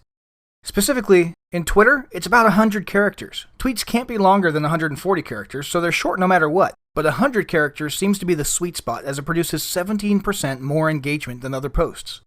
Facebook, 40 characters. Research shows posts with a mere 40 characters get 86% more engagement than longer posts. Google+, 60 characters. Your headlines need to fit on one line, and it needs to grab your reader's attention. LinkedIn posts, 25 words. Consumer-oriented posts get better engagement right around 21 to 25 words, while 16 to 25 words is the sweet spot for business-to-business posts. YouTube videos, just under 3 minutes. Analysts have looked at the length of the most popular videos on YouTube, and they've determined they're short, about 2 minutes and 54 seconds on average. You can use this guideline when you're posting videos on other social media too, such as Google+ or Facebook. Hashtags, 6 characters. If you're using hashtags, and you should be, then keep them short, just 6 characters per tag. You can see a pattern here. Keep it short. People's attention spans are short, and when they're accessing content from their mobile phones, they're more likely to engage if they don't need to do a lot of scrolling. That's why you'll want to hone your copywriting skills so that every word counts. Which brings us to the next point. Practice good copywriting. Attention spans are short, and there are a lot of other people competing for your followers' attention. That's why you need to grab it quick and hold on hard using the power of good copywriting. Here are just 2 tips to get you started. Put your biggest benefits front and center. If you have a snippet of text you're using to get someone to click on a link, then you better darn well give them a good reason to click on that link. Or if you're posting a headline to an article, then that headline ought to put the biggest benefits up front. Don't make your readers click a link or start reading to figure out the benefits because they just won't do it. Instead, deliver the biggest benefits to them on a silver platter so they feel compelled to take action. For example, melt fat fast using this weird trick, or double your conversion rates in 5 minutes. Arouse curiosity whenever possible. If you visit a site like Upworthy.com, which creates viral content, you'll see that their content is mainly propelled by curiosity-fueled headlines. For example, the incredible golfing secret of the one-armed golfer. Or the shocking truth about your metabolism. Keep in mind that people are looking for solutions to their problems. They basically want to read about themselves. Yes, they're a little self-centered. Once you start writing headlines and copy that appeals to this self-centeredness, you're likely to see your conversion rates shoot up. Next up, post at the right time. The key to getting interaction, which further increases exposure, and kickstarting a viral effect is to post at the right time. What you need to do is figure out when your audience is most likely to be online and able to interact, and then post accordingly. Now, you've probably seen some of the studies others have conducted to figure out the best time to post. For example, BuzzSumo.com analyzed 500 million blog posts published on Facebook and found that the best results were achieved between 10 a.m. and 1 p.m. Eastern on Tuesdays and Wednesdays. Those that went viral were usually posted on Tuesdays. So, does this mean you'll be golden if you post at about 10 a.m. Eastern Time on Tuesday? Maybe, maybe not. It all depends on your audience. For example, if you're targeting those from the land down under, Australia and New Zealand, then they're probably sleeping at that time, or partying hard and dancing on a table with a lampshade on their head. But either way, they're not on social media. So unless you plan on doing some sort of electronic osmosis for those who sleep with their phones under their pillows, posting at that time wouldn't be a good idea. So what you need to really do is think about your audience, figure out when they'll be online, and then start testing different times for yourself. Yes, you can toss a Tuesday at 10 a.m. post into the mix as well, but be sure to test other days and times too. Consider these factors. According to IDC.com research, the vast majority of young people, teens to 20s, check their phone as soon as they get up in the morning. They also check it regularly all through the day, though they may not always have time to engage. Many people with smartphones report looking at their phones while they're watching TV, which is typically done in the evening. People who have children are probably rushing in the morning between the time they get up and the time they arrive at work. The exception? Those who use public transport, as they'll have downtime on the train or bus to check their phones. Some people do have some downtime soon after they arrive at work. They arrive a few minutes early and then do a little online browsing before starting their tasks for the day. Some people may have more free time to engage on weekend mornings, but that depends on your audience, as some people use their weekend mornings for family time, hobbies, exercise, and so on. Some people even choose to go dark on the weekend, meaning they unplug from social media. Take these factors into consideration, think about your own audience, and start testing times and dates. Here's a quick tip. Start tracking when your audience starts following your social media pages, or even engages on your website, such as commenting on your blog posts or joining your newsletter. If you see definite patterns as to when the vast majority of your audience is online, these are good days and times to test your social media postings. Once you've determined the best time to post for your audience, then you can develop a regular publishing schedule to post your best content on those specific days and times.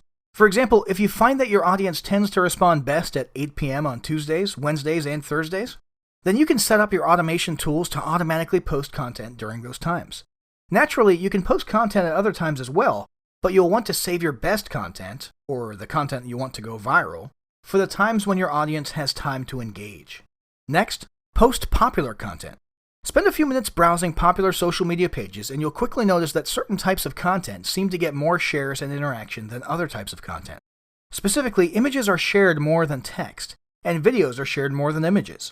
For example, post a really good tip or a quote in text form and you'll get a low to moderate amount of engagement. Now make this tip or quote into a graphic and watch engagement shoot up for the exact same content. Try it for yourself. You won't believe the difference. Tip: sometimes people don't hit the share button to share an image. Instead, they save it to their hard drives and then share it on other platforms and locations. That's why it's very important for you to brand every image you create, which includes putting your URL on the image. So that's how you maximize exposure by grabbing attention and engaging your audience. Now let's look at the last goal, which is to maximize results. When people like your posts, that's cool, but these likes don't create a viral storm, and likes don't pay the mortgage bill. So ultimately, your goal is to get your followers to take some specific action. Depending on what type of content you're posting and the purpose of this content, your goal action might be sharing your posts so it goes viral, clicking on a link, picking up the phone to call you, purchasing a product, joining your newsletter list, requesting information from you, following you on a different social media channel. Those are just a few of the top examples. You may have other ideas of what you want your followers to do. Before you post a piece of content, you need to decide its purpose. Generally, each piece of content should have one primary purpose. Everything about the content should be geared towards achieving this purpose. Now, we talked about some of these possible goals at the beginning of this course, such as increasing brand awareness, driving traffic, boosting conversions, generating sales, raising awareness about a related social issue, and so much more.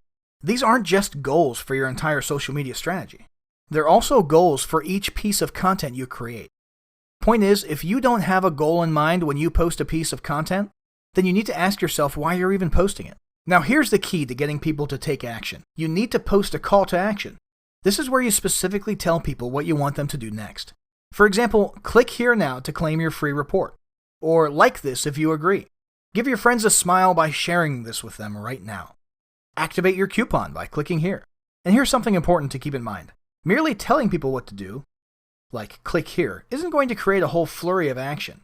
In most cases, it helps to give people a good reason to take the action you're suggesting. If you can stir up a sense of urgency, that's even better. For example, click here to get your free report, but hurry, this offer ends soon. So here's a quick recap. You just learned about the 3 parts of increasing your ROI: maximizing your content strategy, maximizing your exposure, and maximizing your results. These aren't steps to take in isolation. Instead, use them together to create the best return on your investment of time and/or money. And then use the tips in the next section to really set your social media strategy on fire.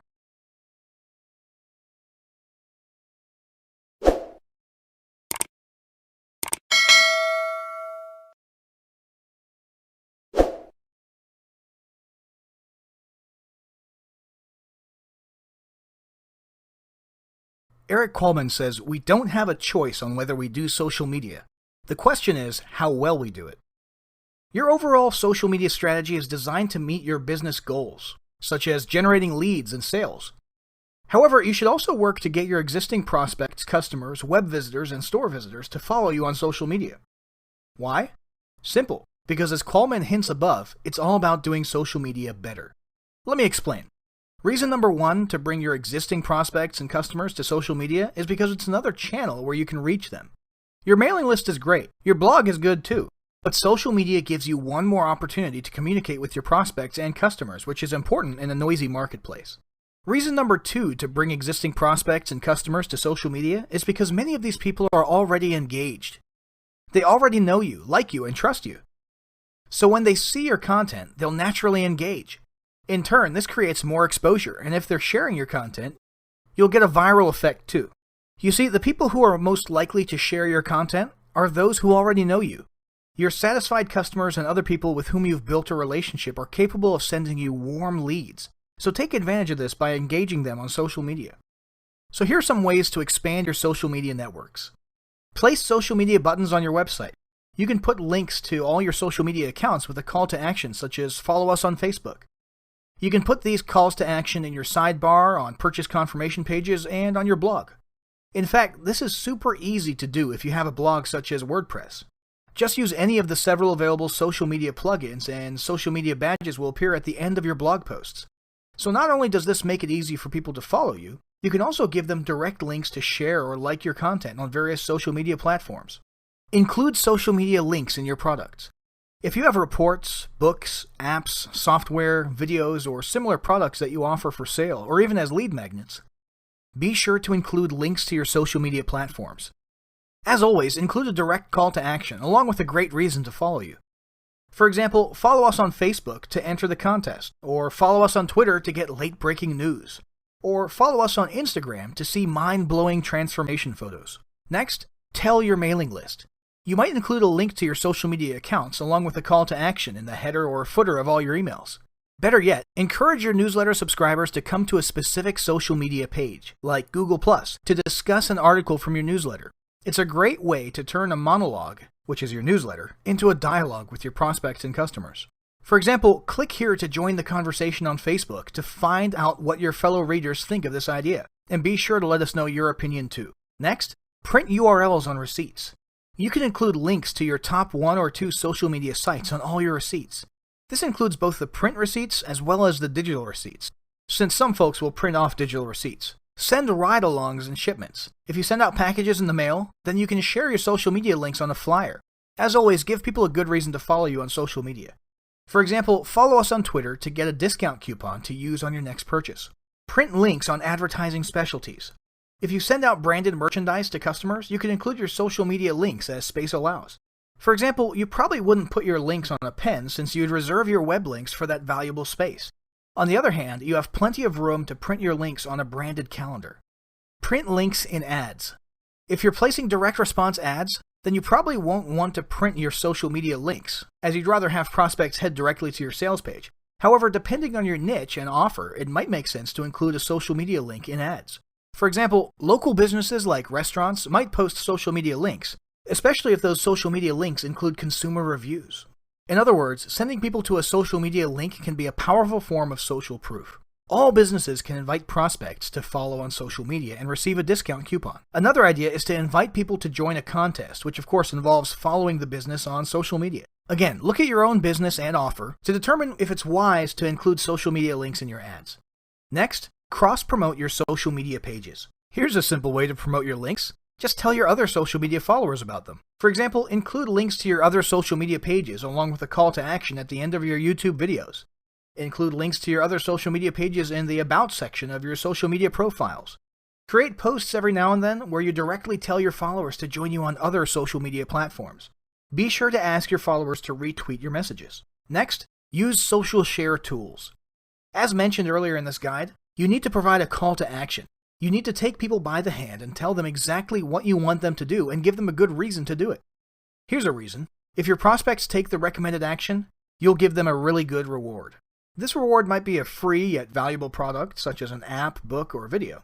In other words, you bribe prospects into taking action.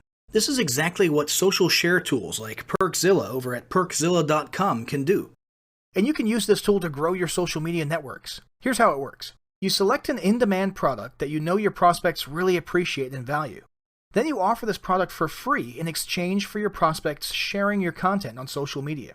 Once your prospect shares on the sites of your choice, such as Facebook, the app unlocks their free gift and gives them instant access to it. It's a win-win situation. Your current followers get valuable products, and you get exposure to your followers' friends. So here's a quick recap. The bottom line is, whenever you reach out to communicate with your existing prospects and customers, you have an opportunity to invite them to join you on social media. And it's a good idea to get these existing customers on social media because they'll help you ramp up interaction, exposure, and the viral effect. Now, one thing we've been talking about here in this section and elsewhere is how tools can help you build, run, and manage your social media platforms. And so, that's what we're going to be covering in the next lesson.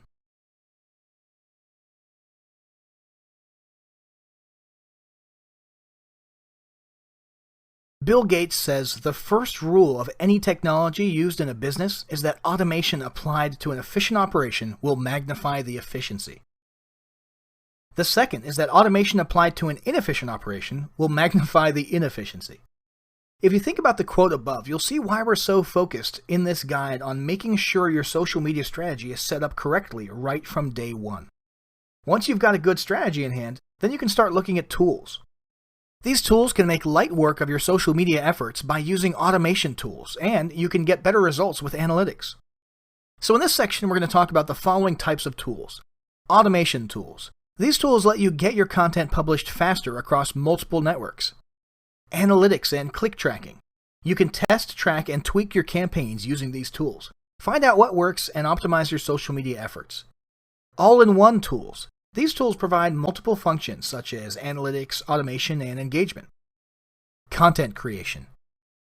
Here, you'll find a variety of tools in multiple subcategories to help you create images, videos, and audio content, as well as interactive content more quickly. Finally, viral traffic tools. These apps work to kickstart your viral campaigns and boost your social media efforts. So the automation category will include such tools as Hootsuite, Hootlit, IFTTT, Buffer, TweetDeck, and Zapier. These are all tools that will help you automate your social media posting process. In the analytics and click tracking category, we have tools like SumAll, ClickMeter, and Trackerly or Tracker.ly. Let's have a look at some of the all-in-one tools, which include automation, engagement, and analytics. TweetPea, Social Sprout, AudiSense, Post Planner, Agorapulse, FollowerWonk, Iconosquare, Quintly, Sife, Clout, Keyhole, Brandwatch, Littlebird, Simply Measured, Sendable, and yeah, you get the idea. There's a whole lot of all-in-one solutions out there. And then there's content creation. For interactive content creation, you can use riddle.com or wedgies.com. For audio content creation, you can use YouTube Audio Library. And for video content creation, check out Filmora, Snagit, and Content Samurai. Finally, for viral traffic, check out SmartBribe or Perkzilla. So here's some closing thoughts on these tools. Set aside some time today to comb through the links in the recommended resources section and choose the tools that are right for your business and budget. The time you spend today browsing these tools is an investment because you'll save lots of time and money once you put these tools to work for you. Next up, let's put all the pieces together to create your custom social media strategy.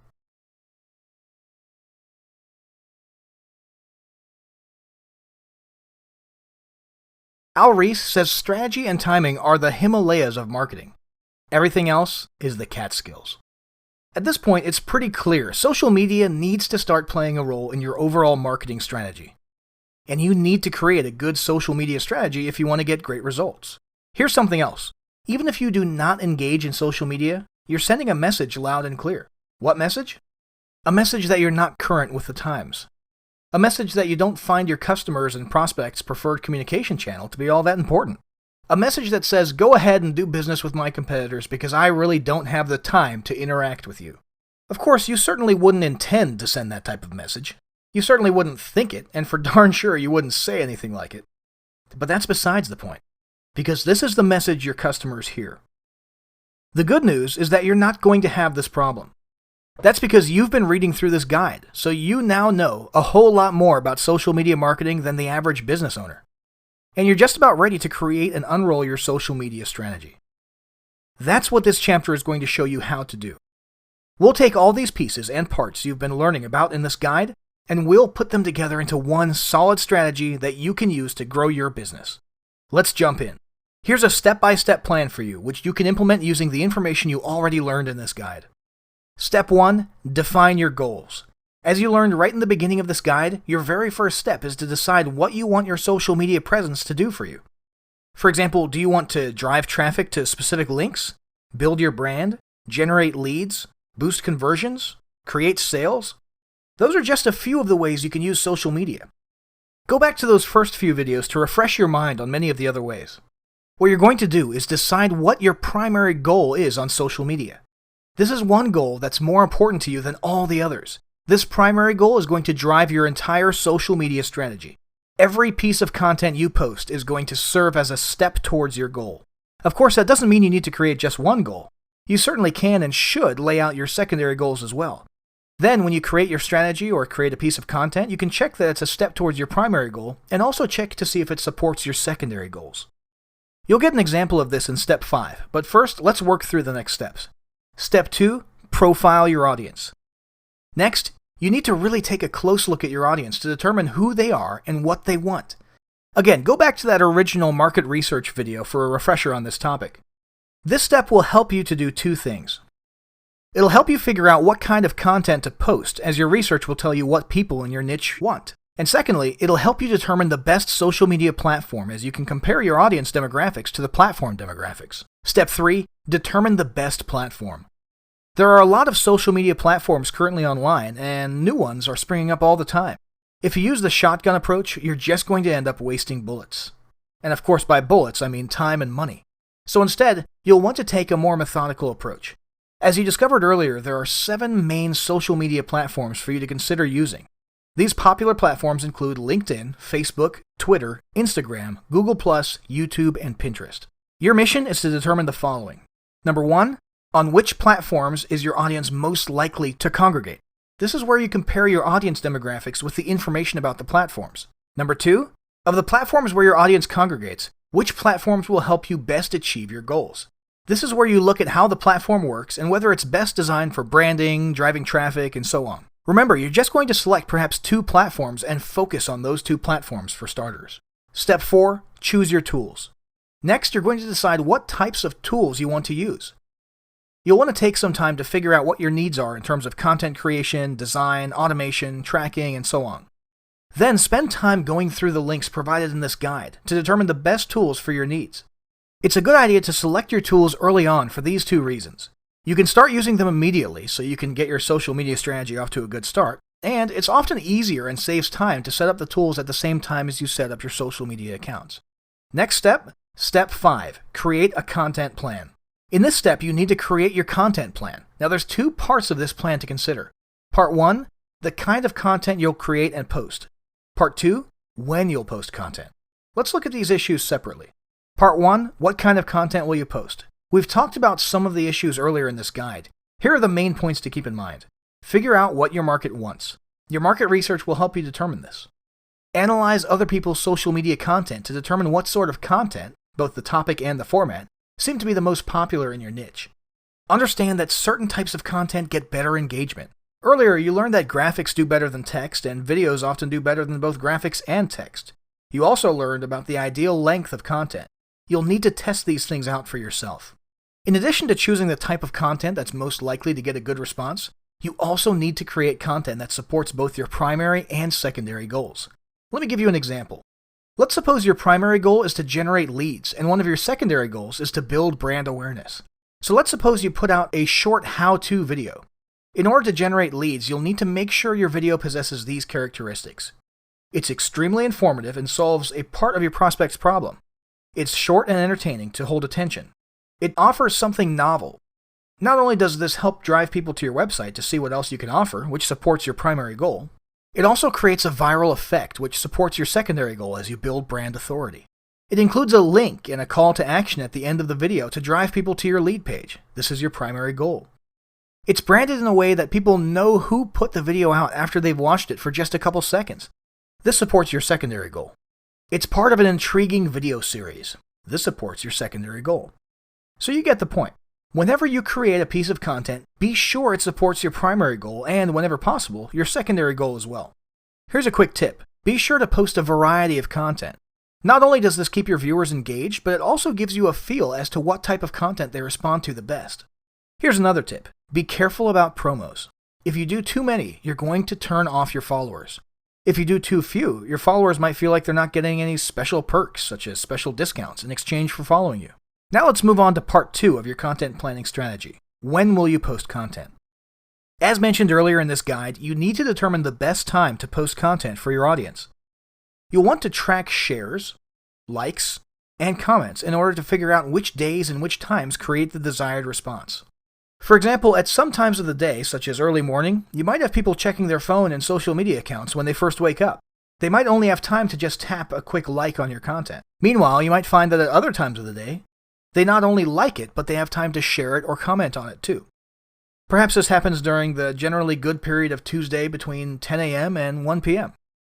These are just examples. Your mileage may vary depending on your audience and the type of content you're creating. That's why you need to track these things to determine for yourself the best time to post. Once you've figured this out, then you need to plan your content strategy in very specific terms. In other words, what will you post and when will you post it?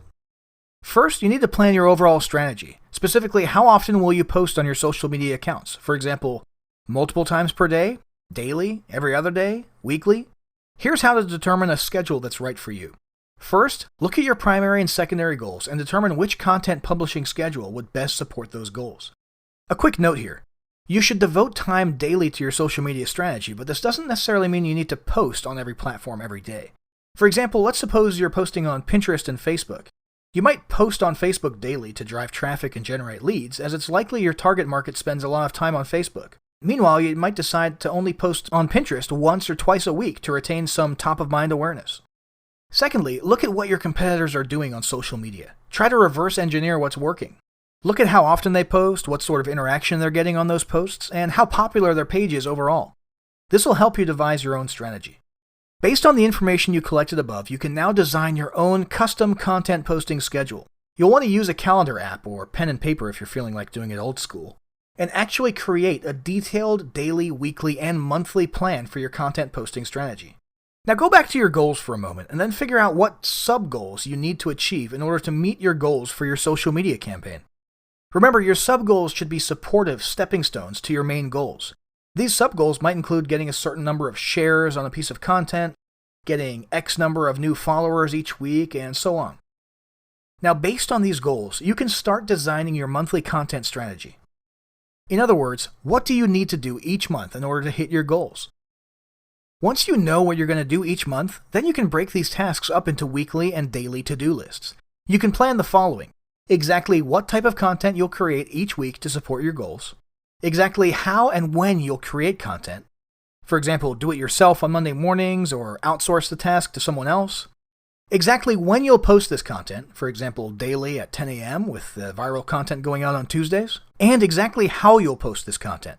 For example, will you be using automation tools to make it easier? Once you have your plan, then be sure to schedule time on your calendar each day or each week to create and post content according to your plan. Step 6. Grow your platforms. In the previous step, you devised your content strategy. Now in this step, you need to devise your plan for growing your platforms. That is, how will you expand your networks on each of your active platforms? You've already received plenty of ideas inside this guide. Now what you need to do is start implementing these ideas. Some of these ideas you just do once, such as adding a link to your receipts. Other ideas you'll do on a regular basis, such as inviting social media followers on one platform to follow you on another, blogging about your platforms, telling your newsletter subscribers, creating viral content to get more exposure, and so on. Point is, you need to plan your strategy by detailing what steps you'll take every day, week, and month to grow your platforms. Then add these tasks to your planner and to-do lists. And finally, step 7. Track, test, and tweak. You've created both a content strategy and a strategy for growing your platforms. Now what you need to do is make sure your strategies are working. That's why you'll need to track, test, and tweak everything to be sure you're hitting your targets.